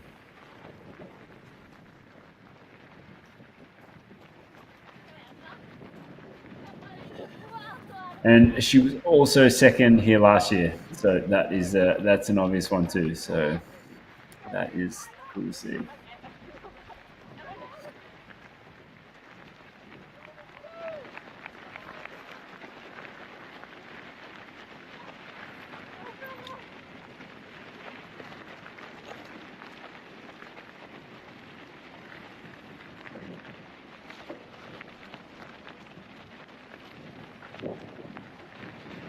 So that's about, that's a massive guesstimation, but that's about 8 Ks between first and second woman, isn't it? Yeah, well, Claudia has just gone over the top of that final climb. And yeah, branched into that single track. And so then it's all the way down across the valley, then down the valley floor, riverbed, and then coming out while Henrietta is about to run under the first bridge, which is less than 2 Ks to go. Yeah, so I'd say, so it could be actually as much as about 9 kilometers, eh? Oh, yeah, 8. 8 or 9, yep. A lot. Yeah, a decent gap. I mean, the gap that she had at the last checkpoint was 44 minutes and 8 seconds. So it looks like she's probably increased that a bit too. But Henrietta, look at her run right now. Like, she's just still running so strong. It's truly impressive. Yeah, keeping her head down, working hard, focused, eyes on the prize. She will execute all the way until the end, being supported by someone in the North Face team who was running with her for a little bit here.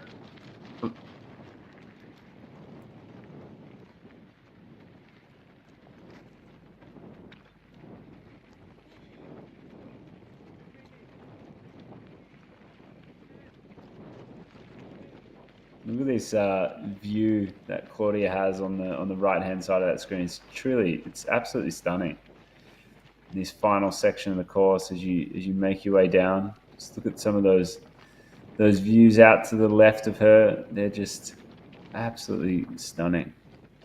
What a way to finish a race. With beautiful vistas, but a trail that's going to be challenging you with that descent, and then this rocky riverbed. Yeah. Well, I guess that's a good point there, Martin. I don't think Claudia is going to be looking up at many of those vistas and views, but we can enjoy them thanks to the footage, which is awesome. But Henrietta Olsen, bit of a masterclass here from her. Took the lead back at around 68 kilometers, charging out of the aid station there when she passed Claudia.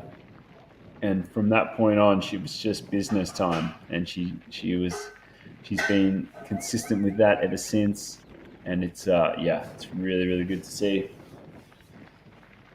I reckon there'll be a big crowd awaiting, because it will be 3 p.m. local time, and there is going to be a good amount of people hanging out at the finish line. I don't think anyone's going to be on a siesta right now. Oh, they better be out and get ready to make a whole lot of noise for the soon-to-be 2025 the North Face Transgrancanaria Classic. Henrietta Olsen. Oh, and I feel like the closer she gets to the finish line, the faster she runs. She still had a little bit in the tank, and she's just putting it all out there. She wants to do a good time. She wants to make it to the finish line and call it a day. Yeah, absolutely. And she's just going to run this one in as strong as she has been for ages. It's going to be so great to see you know, and she gets to go home as the champion and get that one place ahead of John. She'll be able to speak about that for. Yeah, I think John's the one. John is going to be doing the vacuuming this week. There is no doubt about it. Yeah, I loved Zach's comment about that. Yeah, we did kind of steal that from Zach Miller for sure. And then the Albon app still in the chat, still repping. Yeah, absolutely true, Mark. Big difference there in body language between the top 3 female runners. There you go. Pulls her out. Takes out the music. Gotta get that bonus. Yeah,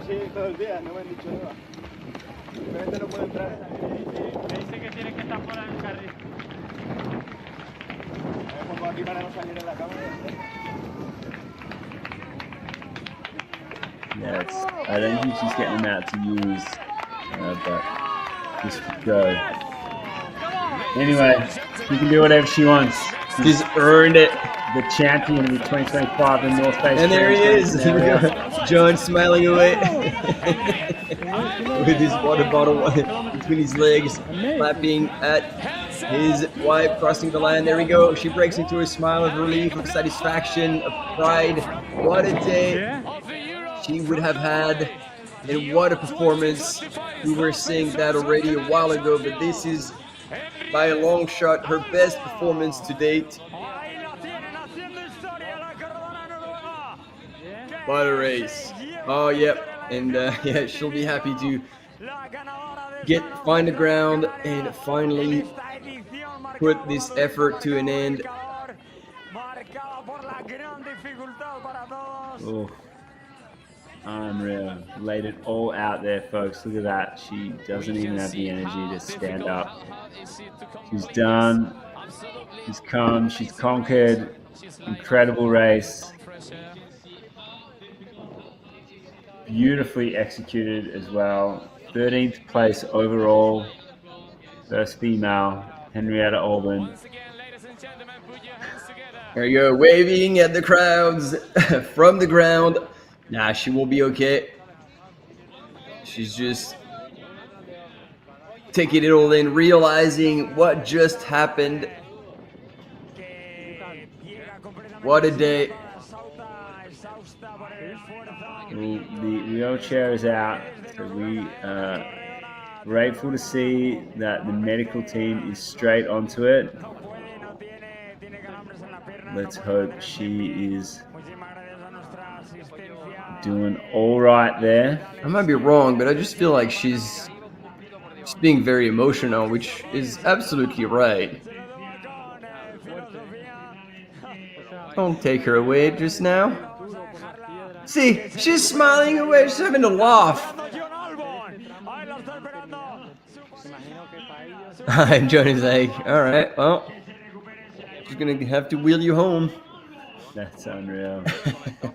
Henrietta Olsen, congratulations. Big shout out to you. Champion of the 2025 the North Face Transgrancanaria Classic event here. Now, folks, we are hanging in here with the third female, currently Martina Klenchnik from Slovenia. She is working her way up the very last climb of this race. We believe she is probably in hot pursuit by Marilyn Nakash, indeed. If she has been told that there is a spot to be earned, she will fight so hard to try and get there. And there we go, a little bit of a replay of Henrietta Olsen crossing the line, your 2025 the North Face Transgrancanaria Classic winner. And what a performance again she delivered today. Second to none. Yeah, that was proper.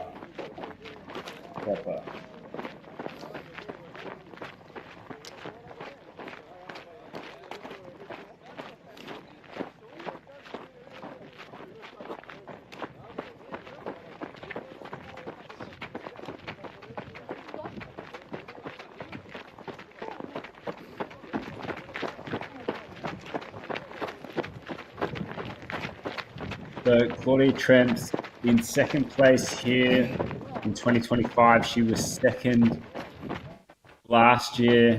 She has come second twice in this race. She's been third. She's been in the top 10 numerous times. She's done this race 6 times already.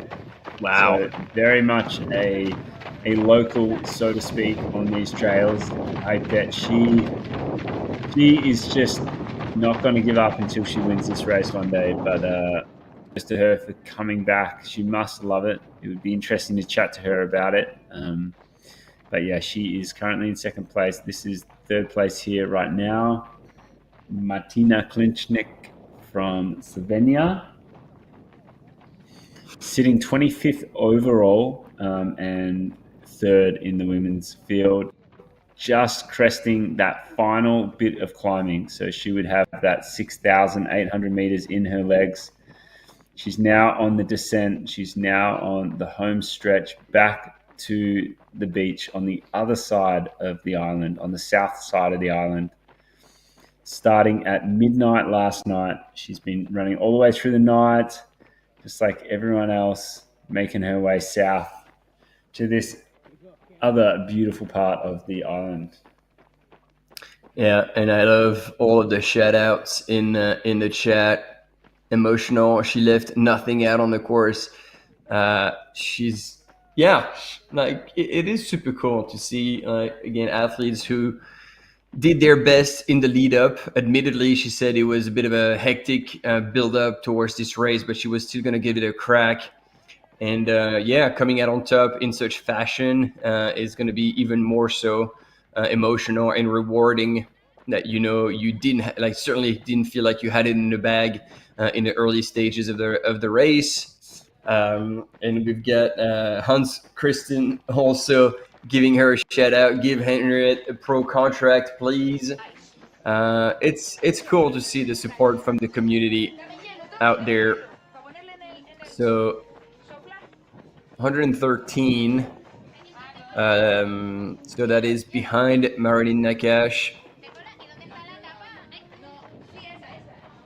Yeah, that's Victoria from Lithuania, Victoria Centuene. Expected in now at the finish line in an hour 38. She has 14.1 kilometers to go until the finish, and she leaves the aid station in good spirits and jogging away.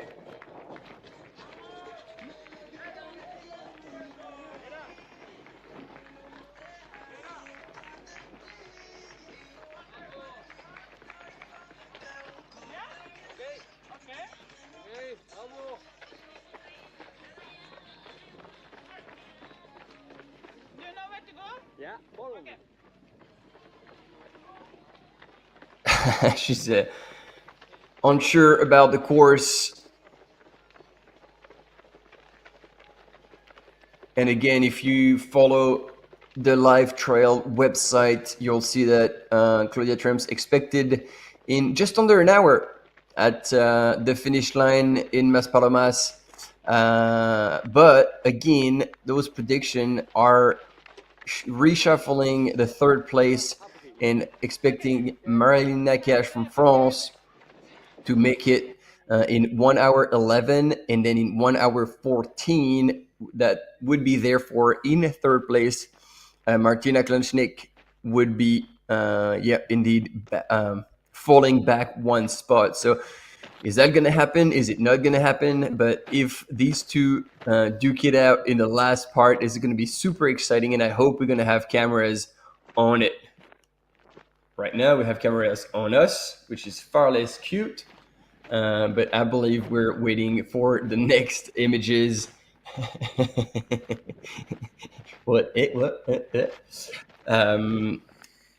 Of the women's race. It's all happening here, folks. It is all happening. We are deep into the race. The race is shaping up. We still have 686 runners on the race.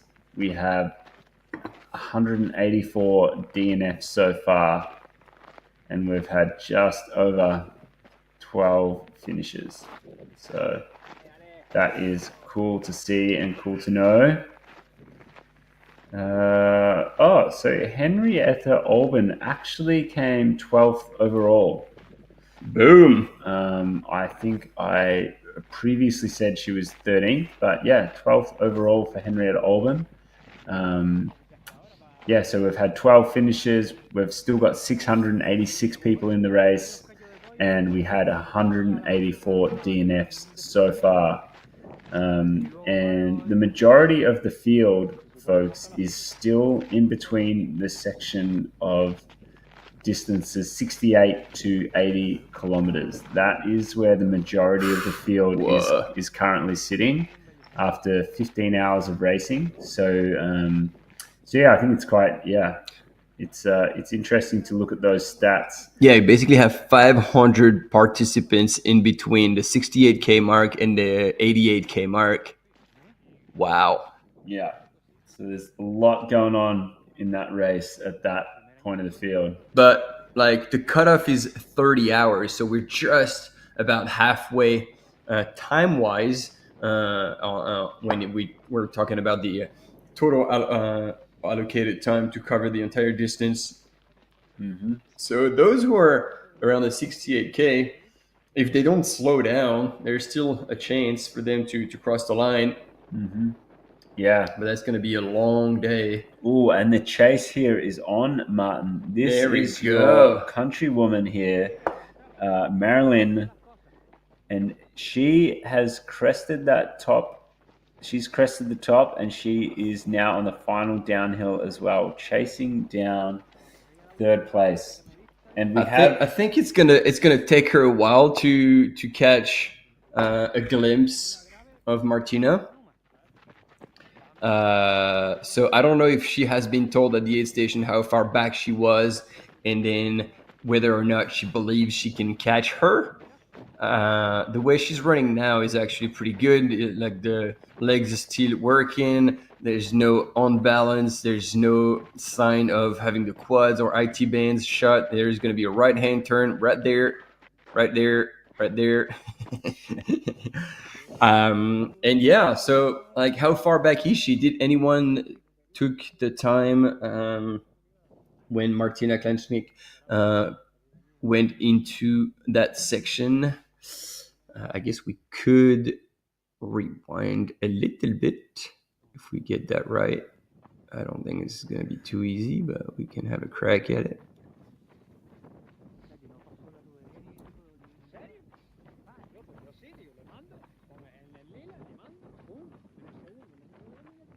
$15.08. Still about 6 minutes. Huh?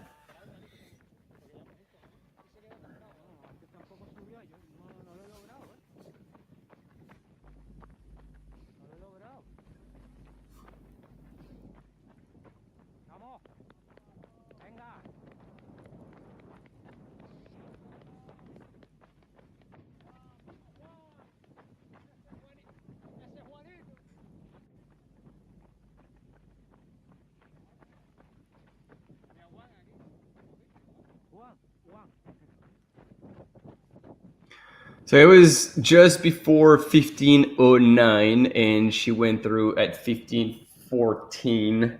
So that's 5 minutes. Yeah, 5 minutes to make up is it's still a fair bit. So I don't know. I mean, life trail sometimes is right, life trail sometimes is wrong. Hard to tell at that point. But you have a bit of an adverse. So I'm going to leave you with it.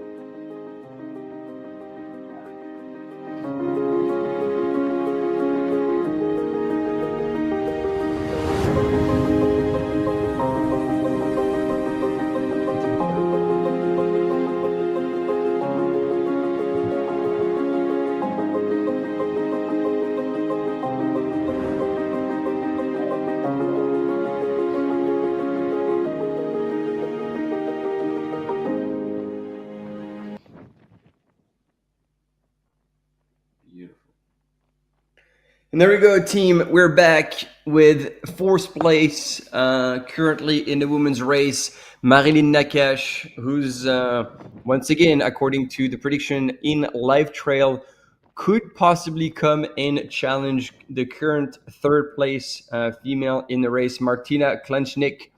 So that's going to make for an exciting finish. Stay with us to see who from these two ladies will put a handle on the third place.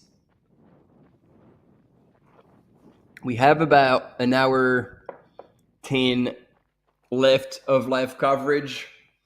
Plenty of opportunities to, chat with us. Send your comments, your questions, your feedback in the chat. Pretty much anything to keep us going at this point.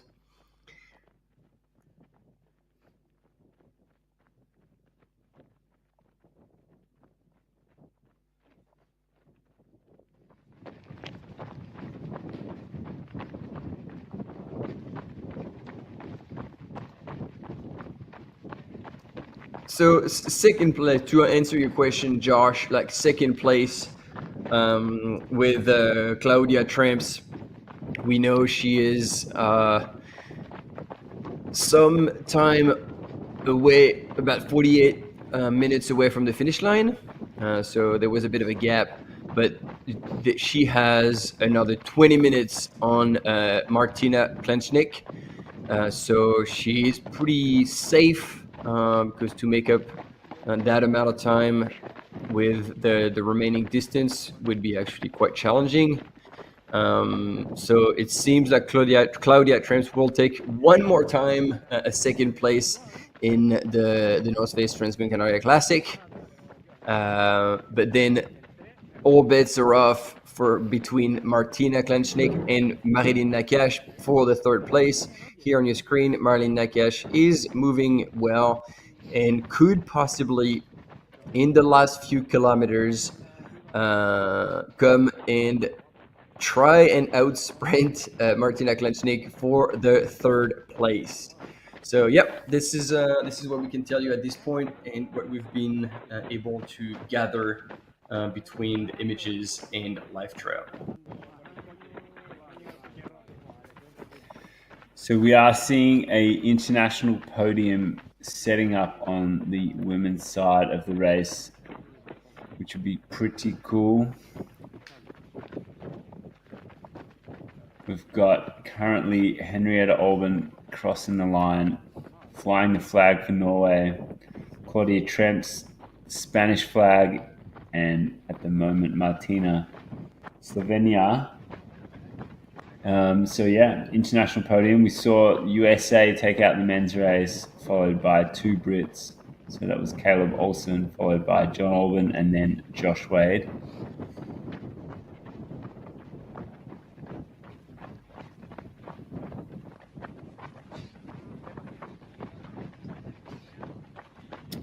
Yeah, so Josh H on the chat there.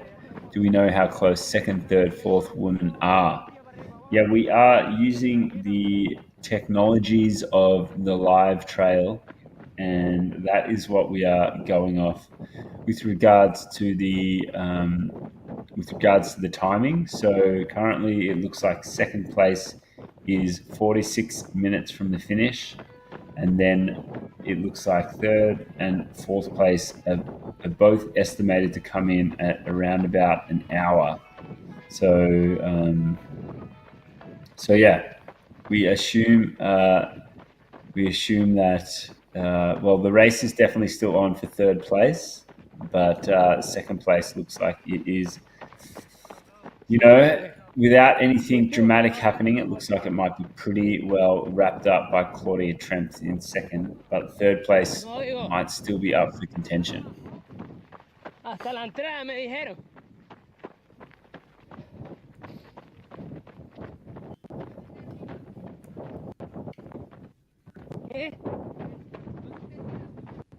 Se supone que terminaban allá, pero me dijeron que siguiera. Estoy roto, ¿eh? Llevo más de una hora sin agua.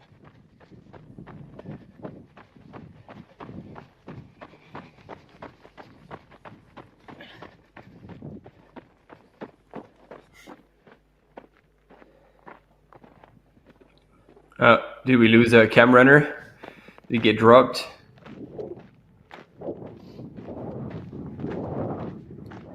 Yeah. Yep, seems like it. It's been told to go back, but I'm a bit confused because I don't know, like no one is actually getting close at that point. Oh, we got a bit of an interview. Let's hear it. Excellent. Excelente. Suavemente. Buen dia. There we go. That's the time where we're starting to fucking lose it. We're dropping F-bombs. It is on, ladies and gentlemen. This is now the time where you should tune into the live. I hope we can hear that. I can translate it all.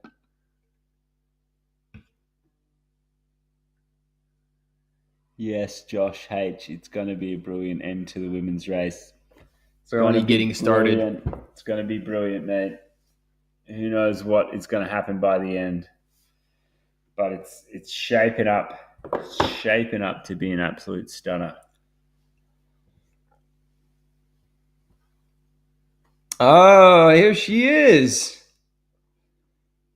Maite Mayora. Not backing down. Look at her go. Boom. She's business time. Trucking forward. What a day she's had. Someone who just wants to get things done on the trail. Oh, yeah. Been around the block. Let's just say that. Yep. Been around the block. Jenny from the block right there of the ultra running world. I'm glad you're studying to match me. Yep, it's on like Donkey Kong.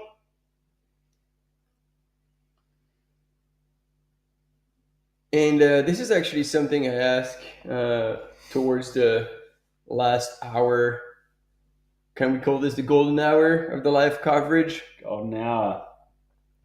And I asked in the chat because I love that. And there's obviously a lot of people who are runners and ultra runners in the audience. And I'm always curious to know who has experienced hallucination during a race. And if so, can you please describe what you experienced? Let us know in the chat. We are eager to find out.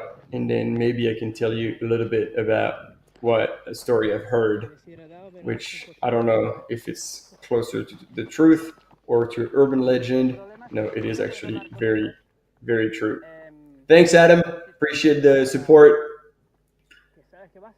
I mean, I don't know if we're holding up great, but we're holding up. That's a descriptive word that I don't know if I'd choose, but we're hanging in there, mate. We're appreciating the love.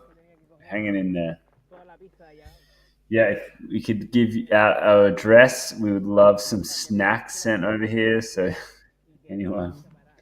Fish taco, anyone? Anyone is rolling a Uber Eats around Halia, that'd be amazing. Probably not.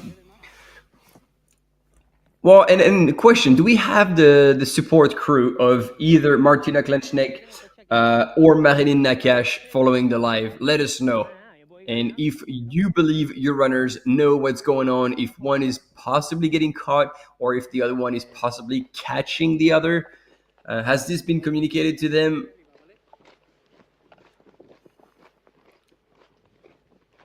We're back at the Ugaris aid station, and I think the cam runner is trying to find someone to talk to. He's getting turned down. So alternatively, we switch to us. How cool.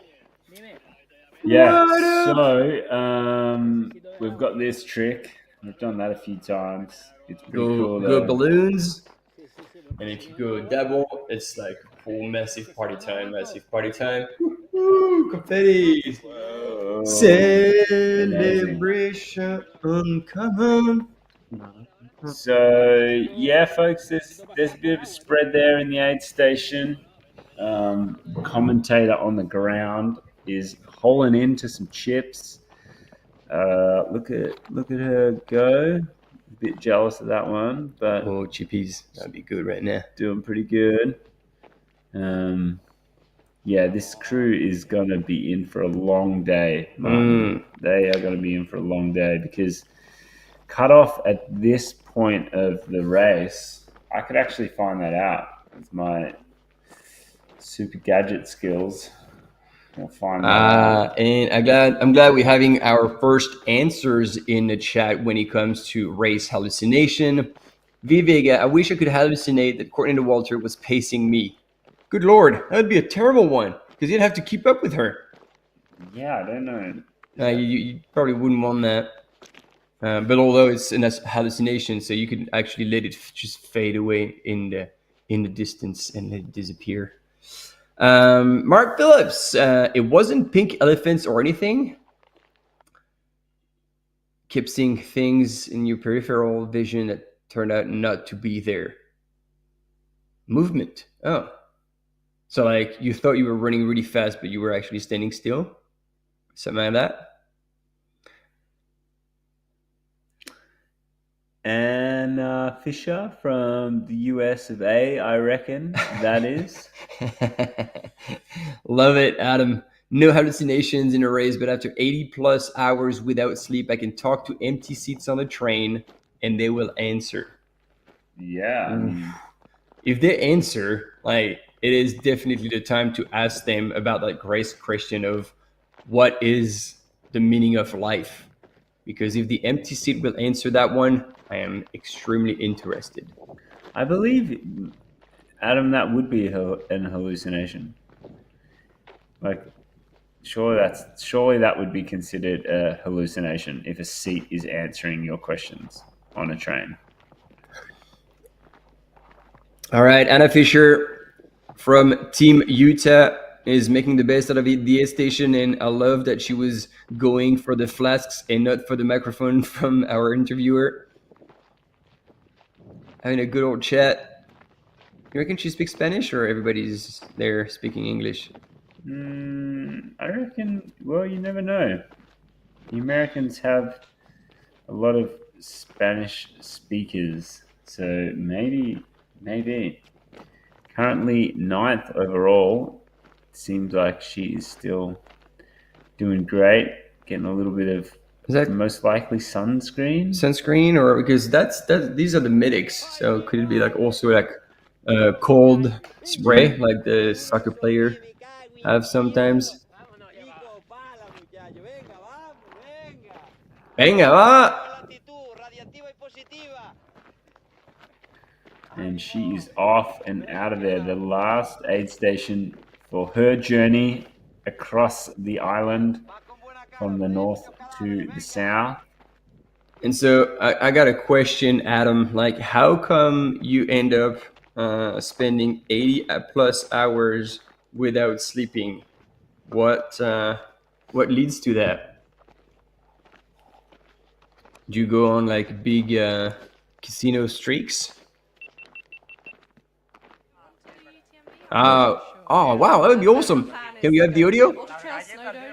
And try and qualify for UTMB and then do UTMB later in the year, but we'll see. Okay, so ladies and gentlemen, once again, just put your hands together for Henriette Albon, the 2025 Transgrancanaria champion. Many congratulations and get well soon. Bueno, nos decía Depa al final que sí que tiene un calendario ajustadito para lo que queda de año y bueno. Ahora solo pensando en recuperarse. Ay, caramba. We completely missed the answers of that interview. No bueno. No bueno. No bueno. No bueno. Yeah. People at aid station are truly the heart and soul of events. And as you can see here at this aid station of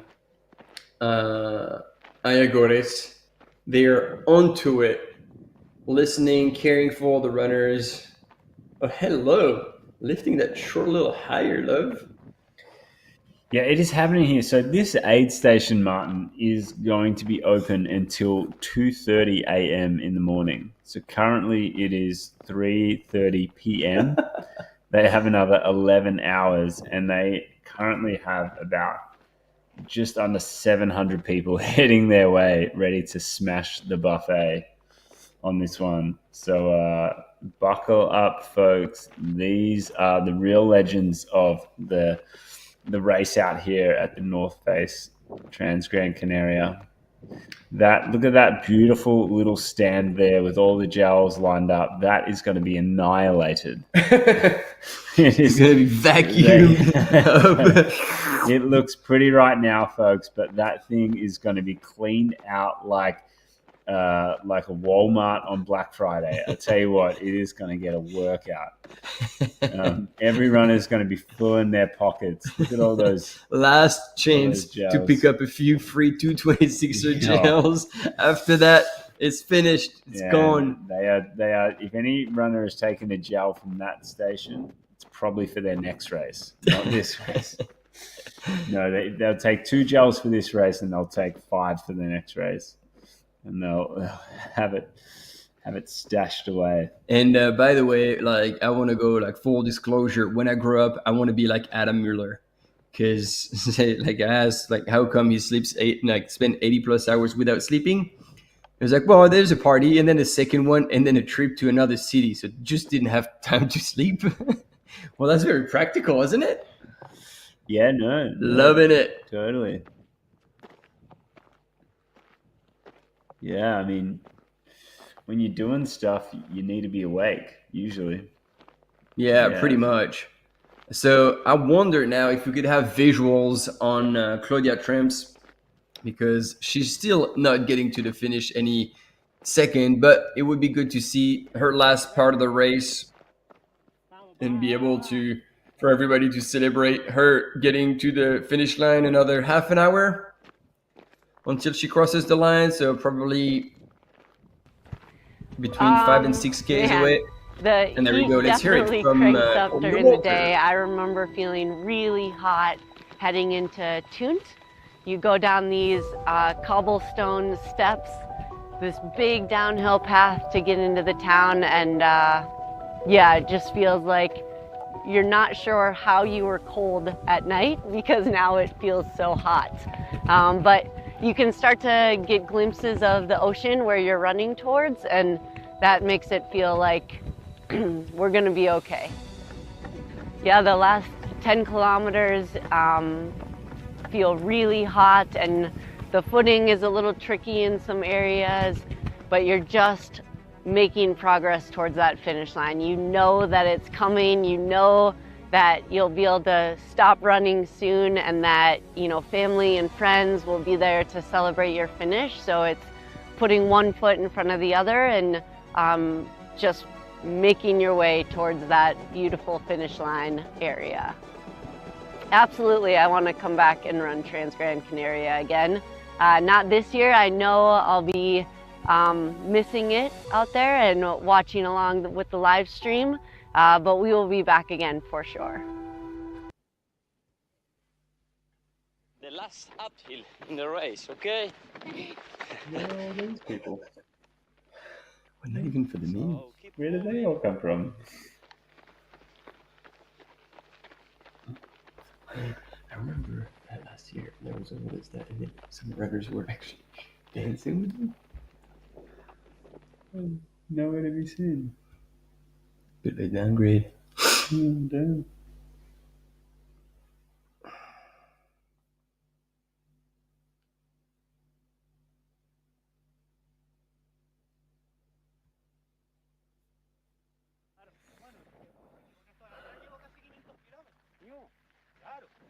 Sube, baja, sube, baja. No, Valle Seco, Maspalomas.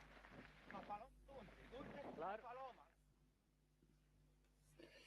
So, Martin, I think there's a few Americans that are surely waking up now and checking in on the live stream. If you're an American out there, give us a shout, because you had an incredible run by Caleb Olsen, who took out the men's race this morning, this afternoon. Absolute show. He did a great job. And hopefully you're waking up and seeing it and celebrating especially crew from Salt Lake City, Utah. They'll be very happy to see Caleb Olsen coming over the line in first place. There's no doubt about it.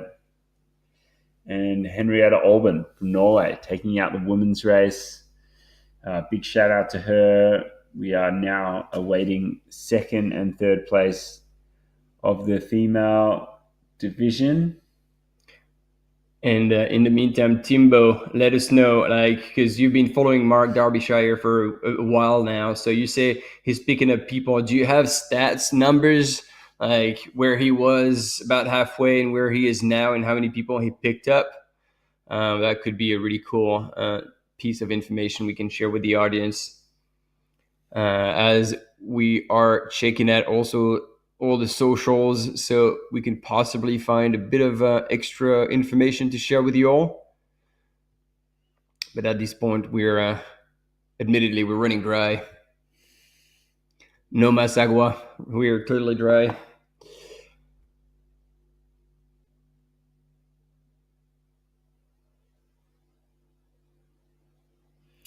You know what we can do, Martin? We can go and have a little look-see at the advanced race that is heading towards the finish line too.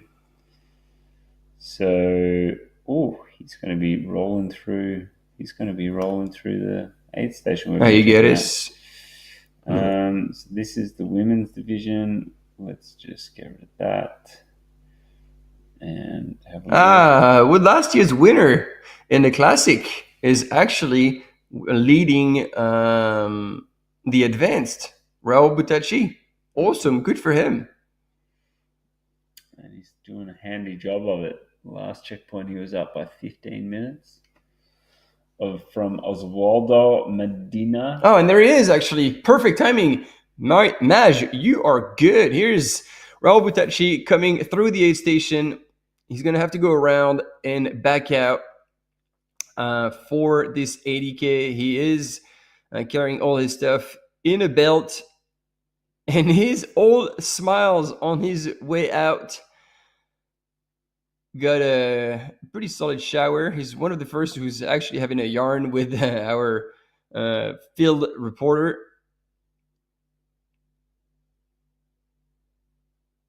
From Team BK. Representing Romania.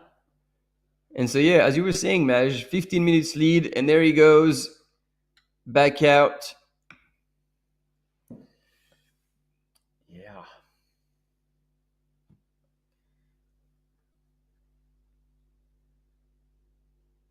So he is, obviously leading the advanced race, which is 82 kilometers. They have been racing for 6 hours and just under 40 minutes.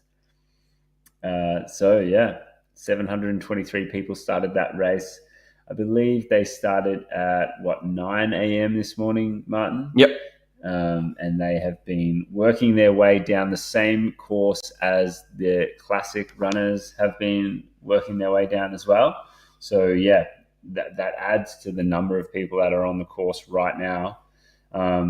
He is going to be strolling through. I reckon he will probably come close to, I don't know if he'll pass our second and third female out there. He would have to be moving pretty fast. I think that's probably not going to happen. But we can look also in the advanced, the female ranking, because I think up there is a name that we know pretty well.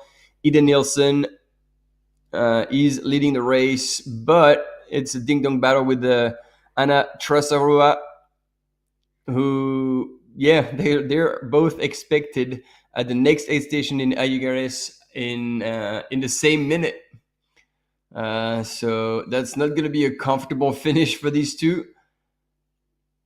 And it's going to be a matter of grit in that last climb that, Caitlin was explaining. It is a really, really tough one physically, but even more so mentally, because it's hot, it's long, you're exposed, and all you want to do is walk, but you're just going to have to run. Stephanie Howe also racing and currently in 7th place in the women's repping for the US. And yeah, thanks for sharing those stats about Mark Derbyshire. He was 66 at the 70K mark, and he finished 12th overall. 12th man. So that would be probably 13. Just behind, actually. Yeah, good chance. Just behind Henriette. Yeah. Awesome. We don't know what was at his drop bag at kilometer 70, but I want some. Need that.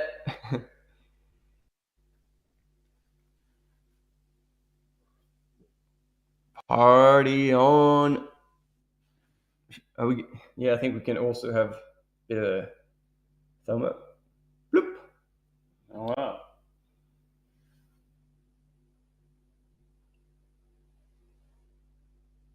There we go. What else have we got going on here? I actually don't know. These are the three that I knew. Oh yeah, no, there was. Is it double thumbs up? Oh, love hearts. Love hearts. Because once I managed to have like freaking fireworks. Yeah. Yeah, baby. What do we do this? We've been cancelled. Love it. You just get booted off the screen. Yep, that's fair enough. Yeah, that's probably right. That's probably better. We'll take that. Oh, no, we're back on. We're going to have to keep doing that. Hey, I reckon this one's got to be something.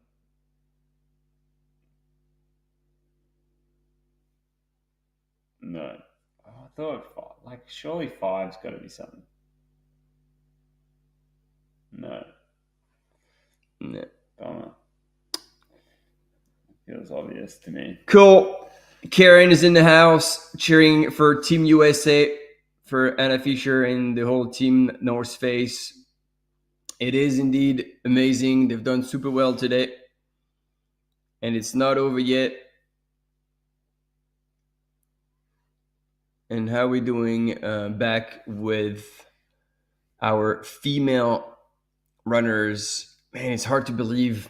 I mean, it feels like a lifetime away that Henriette finished already.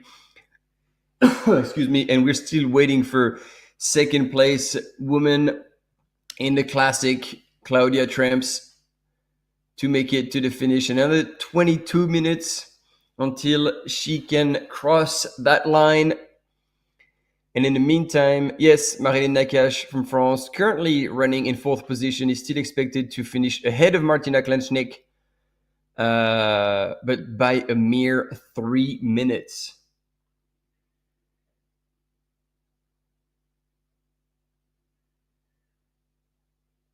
That's what I like to hear.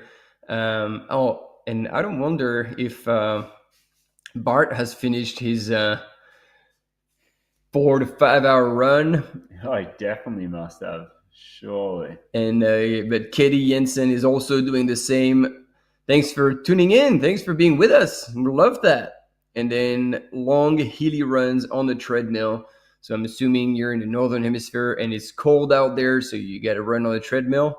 Or maybe you just love running on a treadmill, which is something I actually enjoy. You put on a movie, you don't think about it, and just like that, you've been running uphill 2 hours, clocking over 1,000 meter of vert. Pretty good. Glad to be of service. We are professional entertainers. And that poor field reporter is begging for feedback from runners, but they're all going after those gels. Who doesn't want a few free 226ers? And you need to put the energy drink in the flask, put the powder in. There we go, the good stuff. Oh yeah, that's going to power him up the hill. There is the good stuff. Unreal work here by this aid station crew. They're really been super helpful with all the runners that have come through here. So that is yeah, big shout out to them. They are absolute pros. Look at that. She was about to put it in, and then this guy said, shake it up, make sure it is good to go. We want it shaken, not stirred here, folks. Shaken, not stirred at this final aid station before the runners head back down to town. Number 37 crossing the line there. Big shout out to that gentleman, Nicola Bassi from Italy. He would be 17th overall, and he is our first Italian. Forza, bravo, bravo. El lago di Garda, bellísimo, donde es la carrera de Sulgarda, Limones Sulgarda, una de las carreras en el mes de octubre más importantes del calendario internacional. Más duro todavía debido al calor aquí. Sí, sí, hoy estaba un día muy caldo.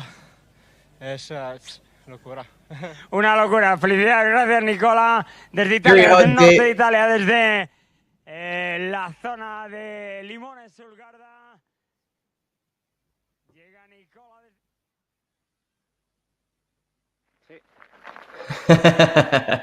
Love to come in. There you go with second place. Wow, and she's moving really well.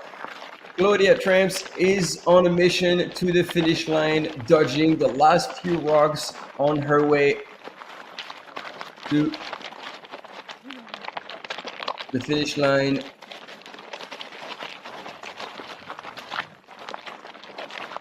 Things look like a drunk person coming back from the pub. That's exactly what these rocks will do to you. Challenge your balance and make the footwork even harder on tired legs. But she's negotiated that like a boss.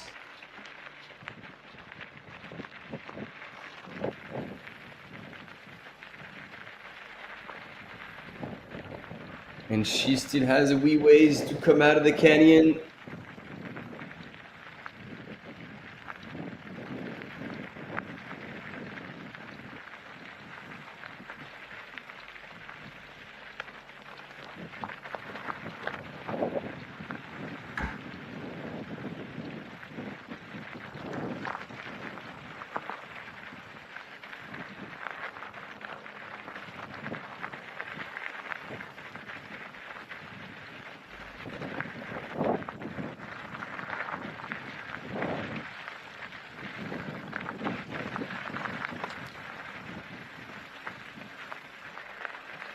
So there we go. In the chat, please, everyone, let us know. Claudia TRS, that's in the bag. That's going to be second place. We're going to be there to celebrate that and blow the trumpets. But who between Martina and Marilyn will actually take the third place?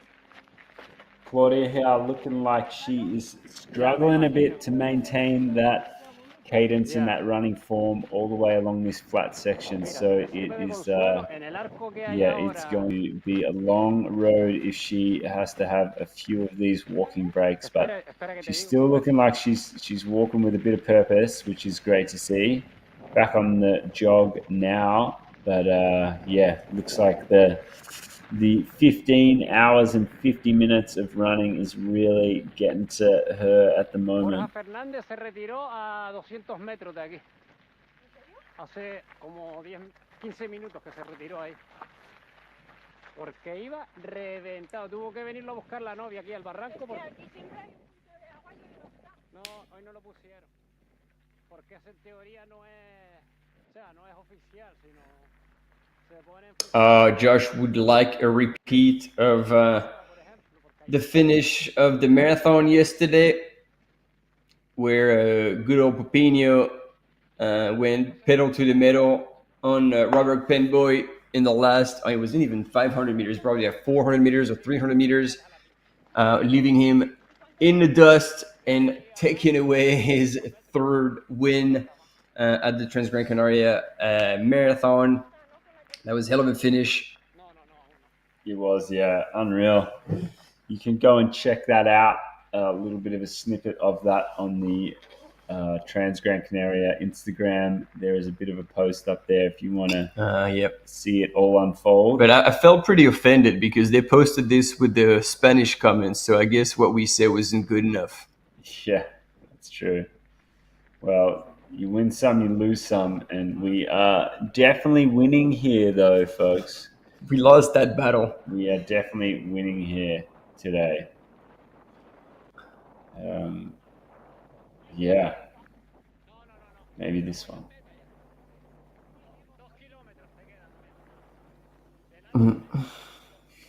We're going to get another one. Sure. Yeah, so you can see here Claudia doing a bit of a run-walk strategy. That walk is one of purpose. She is still trying to just get this thing done.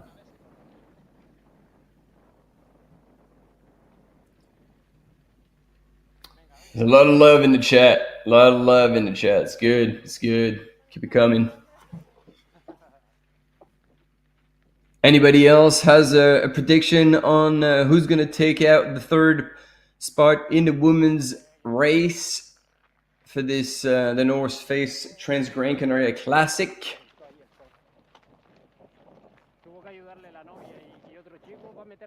Definitely a rad amount of tape that Claudia has collected over her journey. Haven't seen that tape on her knees the whole time, so yeah, it'll be interesting to go back and check out the footage to see when she picked that up. I don't think I'm going to do that this morning after the race, but maybe in the near future. But Claudia is working on that run walk strategy here. Here she goes again. Choking myself. Chuffing along is Claudia Tremps here, second place female. All right, we got Team Martina in the chat. Let's go, Martina. She is doing all right in third place at the moment. But will she get chased down? Who knows? Oh. Claudia Tremps runs under the North Face arch. Haven't really seen that arch before, but it's grown out of nowhere, apparently. Oh, we never had coverage? Yeah, this is. Oh, they're getting onto that gravel road now. Okay.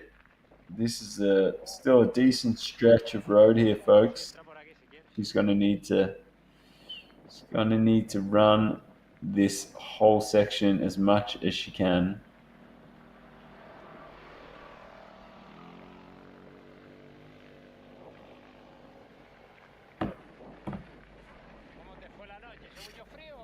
Second place last year, chasing down another second place this year.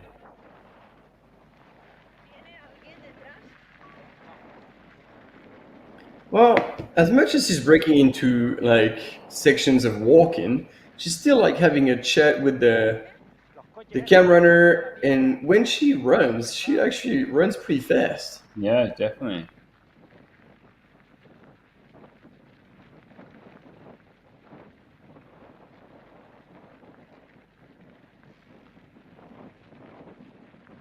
Well, we're talking what, another 2.5, 3Ks away. So even if she runs, what was it? It would be 10K an hour. That's reasonable. So it's 18 minutes. So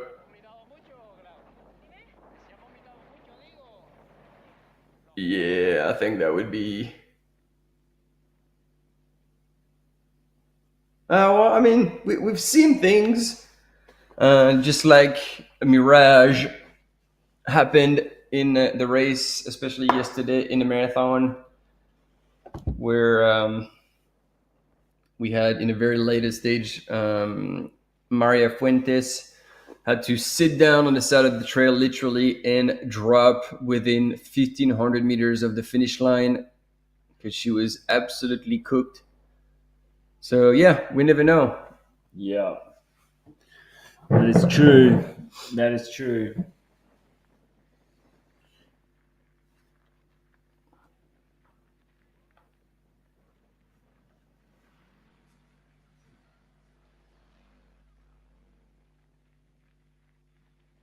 And we get another runner coming through the line.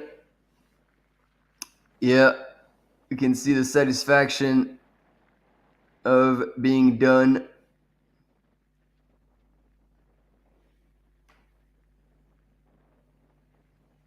Yeah, once again, you can see that like the minute she starts running, she's actually moving really well. I'm repeating myself here, but that is a fact. So yeah, even if she has to walk every once in a while to kickstart the running just after that, well, that will still work because she has enough of a lead to be able to hold on to that second place. If she carries on running the way she does in between those walking sections. Yeah, she is still moving really, really well, Martin. As you said, when she gets running, that is, she's looking really good. But I think she's more than 9 minutes away from the finish line. Oh, this is getting actually pretty close. Yeah. I mean, the only thing we want to see is that for Martina to catch a glimpse of Claudia in a distance, and that's going to trigger a fire inside, and she'd be like, wait a minute. Yeah. Claudia is still ahead. There is a chance. You're telling me there is a chance? There is a chance, Martin. Woo! Adam called it. She's not yet safe. What do they say? What do they say in French? The rabbit is not yet cooked. Le lapin n'est pas encore cuit. I've never heard that before, but maybe that's a trick from a Frenchman. Oui. Le rabbit est not cooked. Oh là là, non, non, non. Il est pas cuit. Yeah, you said it, Adam. You did say it. And Martina has now cranked up the final gear. It's all out. The chariot is on fire, but the wheels haven't fallen off. Yeah. The Trojan horse is not yet safe. It's going full steam into the finish line. Now, that just ahead of Maria there, where those ATVs were, Claudia just went through there. Now, Claudia, you can see her walking right now on the left-hand side of the screen. She's currently in second place, and she is getting herself into some danger because Maria is really on a charge here. She is really on a charge, and I reckon she is closing this gap very, very fast. Look at Claudia walking. Maria is just still running. And as we said, Martin, if you've got legs in this back end of the race, you have some serious ability to hunt down positions. And that is exactly what is unfolding right now in the women's race. Yeah, and so we were talking about a potential pass towards the end between third and fourth, but the way Martina is running right now, I really doubt that Marlene Nakash is going to be able to close the gap. However, ladies and gentlemen, this lady right here on your screen, currently in second position, Claudia TRS from Spain, representing Team On, should be breaking into a run now. She is going to get a glimpse of Maria. Maria is definitely going to get that's all we into need to trigger that final war of attrition is that we need Martina to see Claudia in a distance so the hunt can be on all the way until Claudia can see her as well coming in. Oh, there we go. That's the look. She has seen her and broken into the run. Ladies and gentlemen, the hunt is on. I believe if Claudia managed to see Martina, it means that Martina is also seeing Claudia. And this is it. The hunt is on. Ladies and gentlemen, this is going to be an extremely exciting back end of the race to fight for second. Yeah, Claudia is going to be running scared now. Oh, Canmore, Alberta. Very good piece of Jill. of land. Jill, what's up? How you doing out there? Canmore represent? It's got to be about -20 where Jill is hanging out right now. That is for sure. Jill, give us an update on the weather. It's probably not as hot as Gran Canaria, that's for sure. And not as hot as this race about to close out.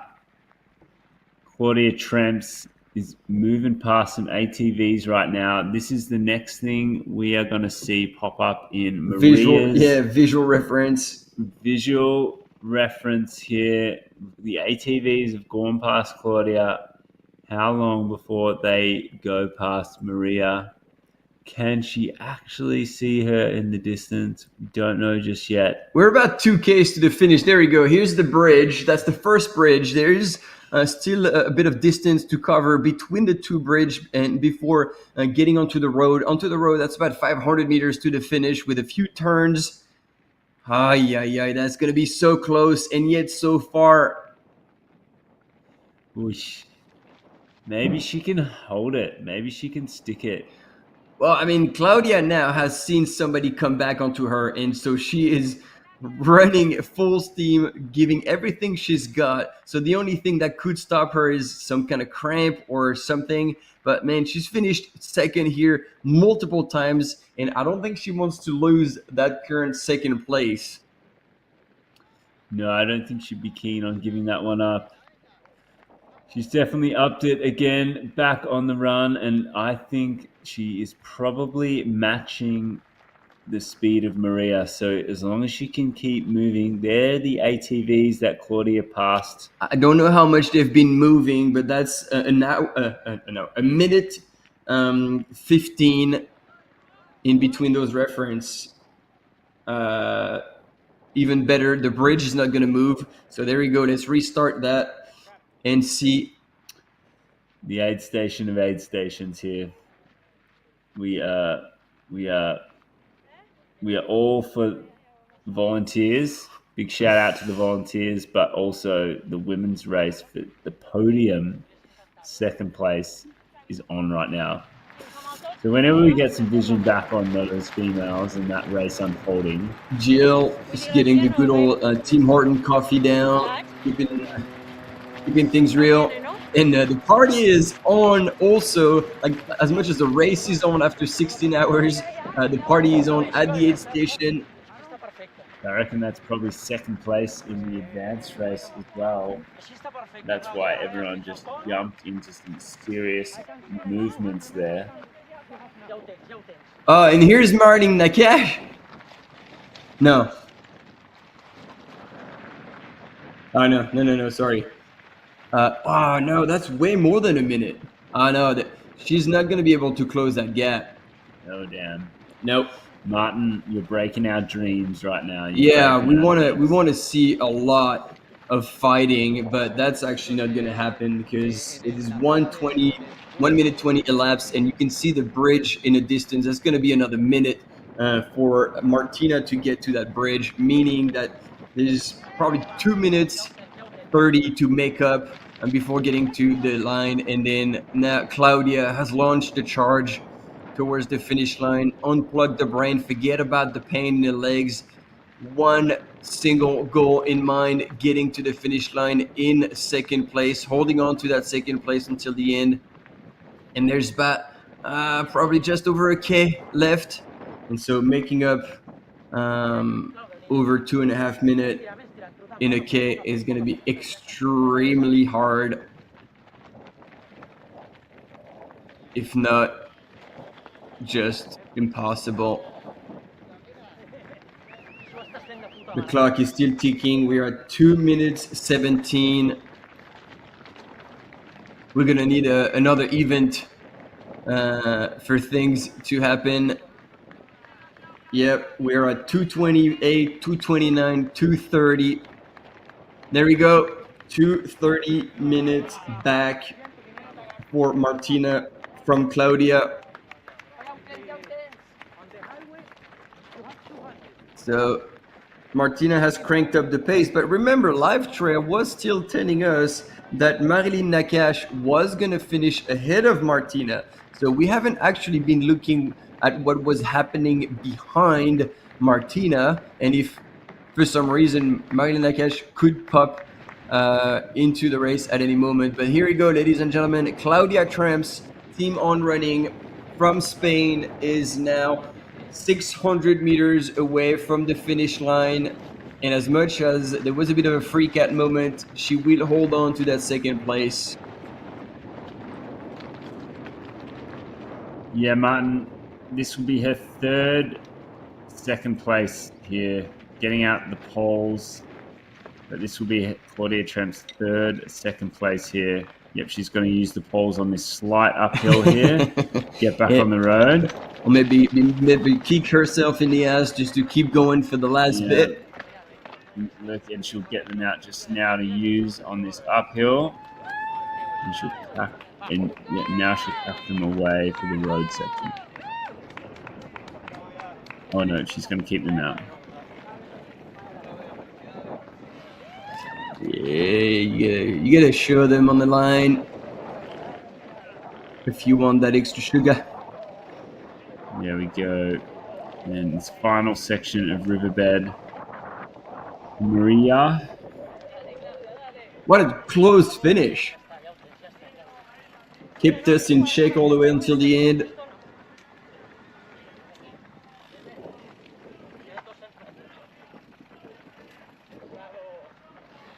No stranger to this finish line, folks. Claudia. I think this will be her 7th finish here. She's run here 6 times before, so this will be her 7th finish. Obviously, a well-known face here at the finish line of the North Face Transgrancanaria. Partaking in the classic again.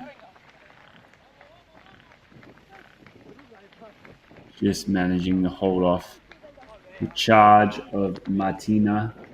Yeah, and if anything, for Martina, seeing Claudia in a distance made her push the pace a little bit and put her in kind of the safe zone and avoiding having Marilyn Lakash reel her in and fight for 3rd place. But you never know, she's still about a K from the finish. So Claudia TRS is in the safe. There we go, another couple of turns and she'll be home. Steve, you are right on the money. That's exactly what's happening.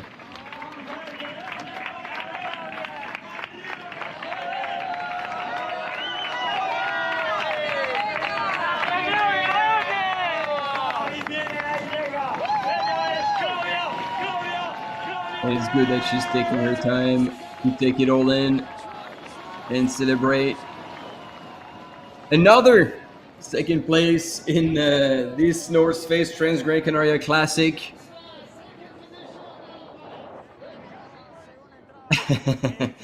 Yep, thank you. Textbook. Oh, yep, and it was a bit of an emotional finish because she left absolutely everything out there. Zach would be proud.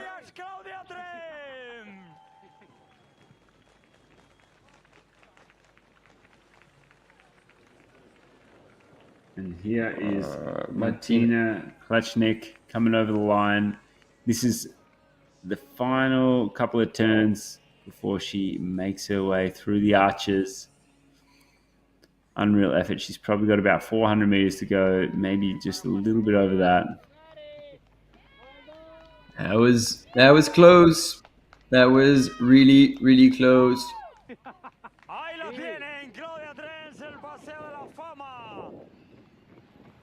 A big round of applause for Claudia TRS, 16 And she's going back to the finishing chute to thank everyone who was there to welcome her and make that finish even more special.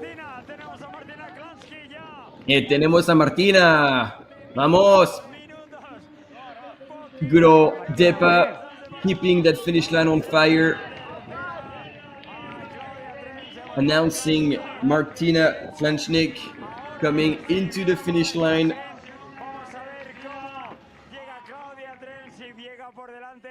Martina Klansky, así es, Claudia hacer la imagen can buena. get a bit of support here for the 3rd place female.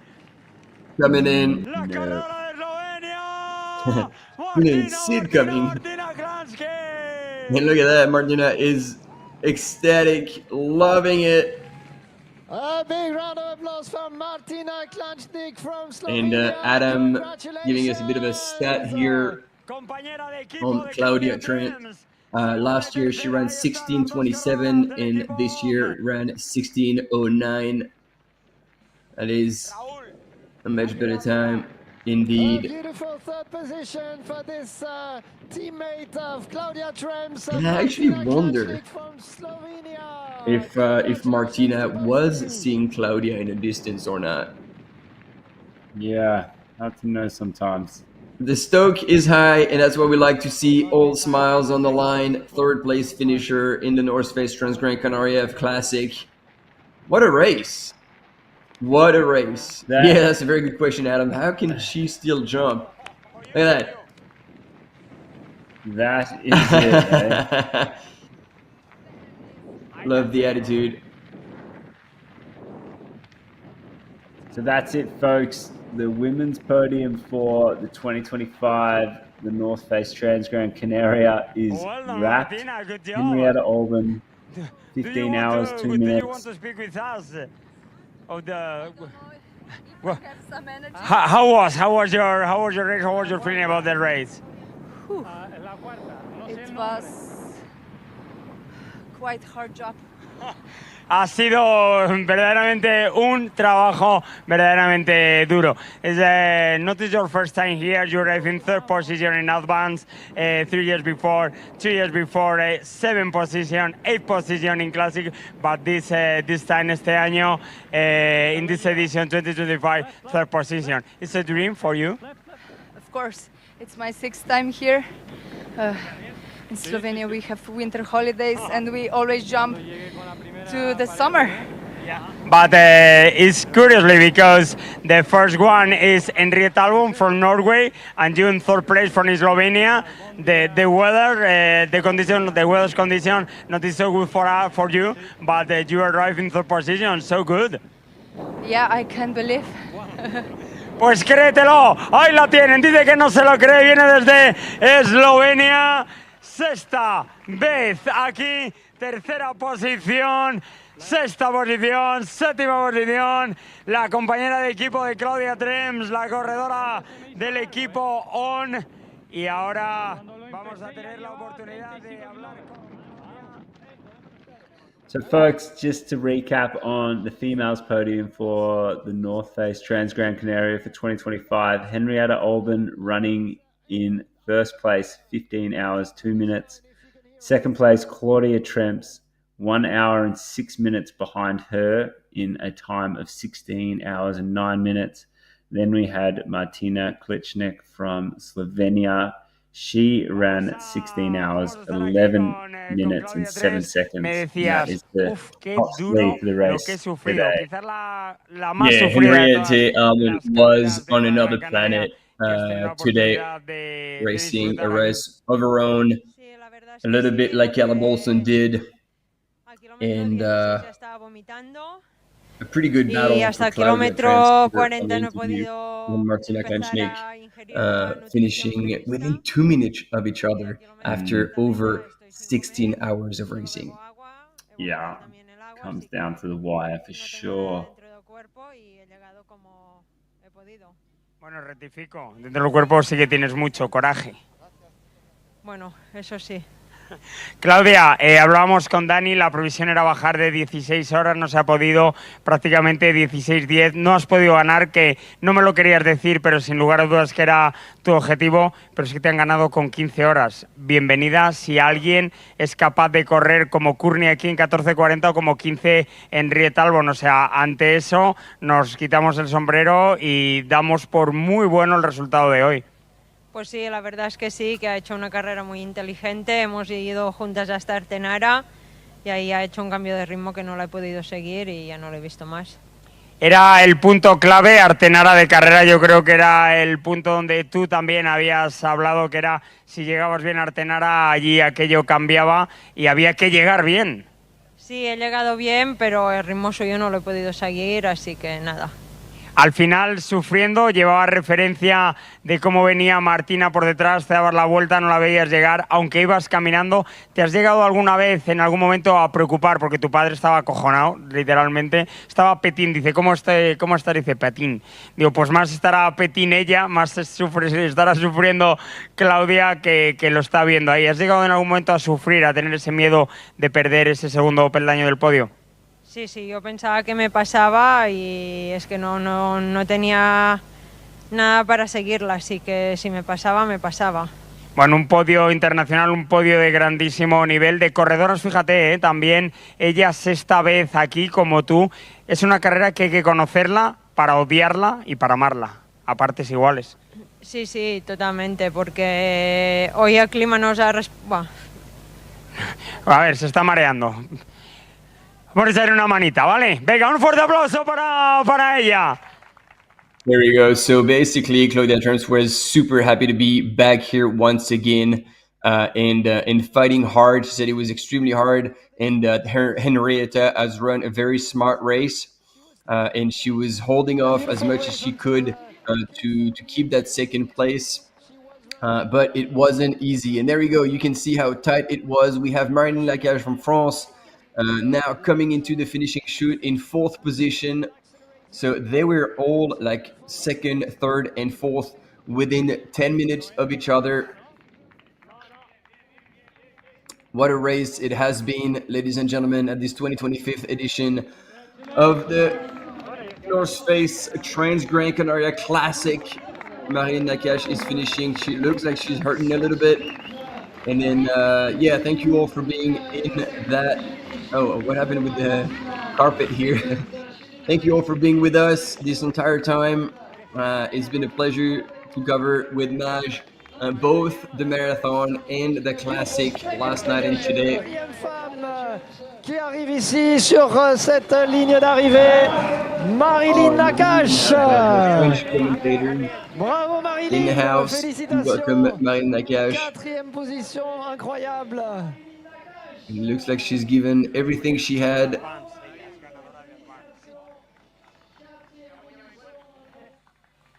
Marilyn Nakache, ganadora de la prueba Advance, aquí hoy cuarta clasificada por muy poquito. Vamos a hacerle la entrevista. Yeah, that was the fourth place and not far behind the podium. Ella fue una de las vencedoras de la prueba Advance.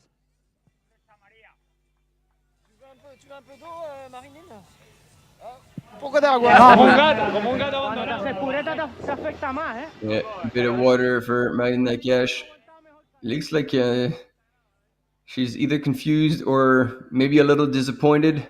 I don't know if she had been told how close she was from third place. But that's the sport, and she should be proud of what she's done. If someone has lost their cell phone, I have it here at the finish line.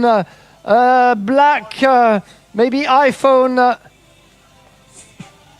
Venga, tocaros un poquito. No os paséis, simplemente para ver si tenéis o no tenéis free iPhone going at the finish line.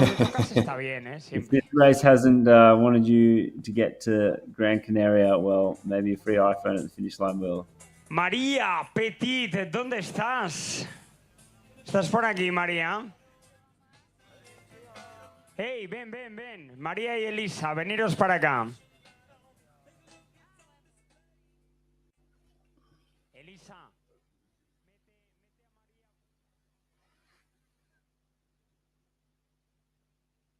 So Marilyn is having a bit of a chat off mic with one of our finish line speakers.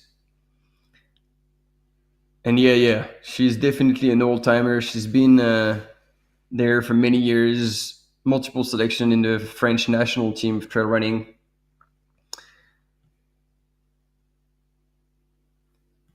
And that's it, folks, for the live broadcast of the North Face Transgrancanaria Classic.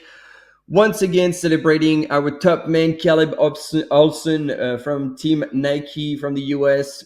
John Albon, sorry, the other way around, from the UK team, the North Face, and Josh Wade, young talent, celebrated by Zach Miller as he was with us during his finish on the third step of the podium. And in the women's big celebration, Henriette Albon has taken a massive first place, over an hour ahead of second place in the women's Claudia TRS that we saw cross the line not too long ago, followed by Martina Klunchnik from Slovenia. She was all smiles as well. And last but not least, Marine Lacage from France is the fourth woman who's finished this classic race. And this is it, I believe, ladies and gentlemen, because we are now switching to interviews on the line with two people that I admit don't really know. So I don't know if they are part of the crew, part of the team, part of the staff. Thank you, Timo. Thank you, Adam. It's been great to have you all in the chat for this entire time. All your comments, I know now. If somebody tells me no Coke but Pepsi, I will try to have a look at what went down in this Saturday live show. And this is it on those image of the finish line area. Ladies and gentlemen, this is us tuning out. Thank you all once again for being there. Thank you, everyone. Really appreciate it. Thank you, Martin, for your unwavering attention and commentary prowess. It's been great to tune in here for the 2025, the North Face Transgrancanaria. Look forward to seeing you all on the island next year, because we hope this race has inspired you to get out there and get after it, or at least do it somewhere else closer to home. But please just get outside, enjoy the rest of your weekend. Really appreciate you being here with us. Tuning out. Peace. And until next time. Au revoir. Au revoir, folks. Au revoir. We might have lasers coming out. No, that's not working. We get balloons. Oh, there we go. The lasers. Wow. The lasers are sweet. What a finish. This is it. Mic drop. We're out of here. Get the hearts. Get the hearts. There we go. Boom. Oh, love, team. Thank you again. And until this time.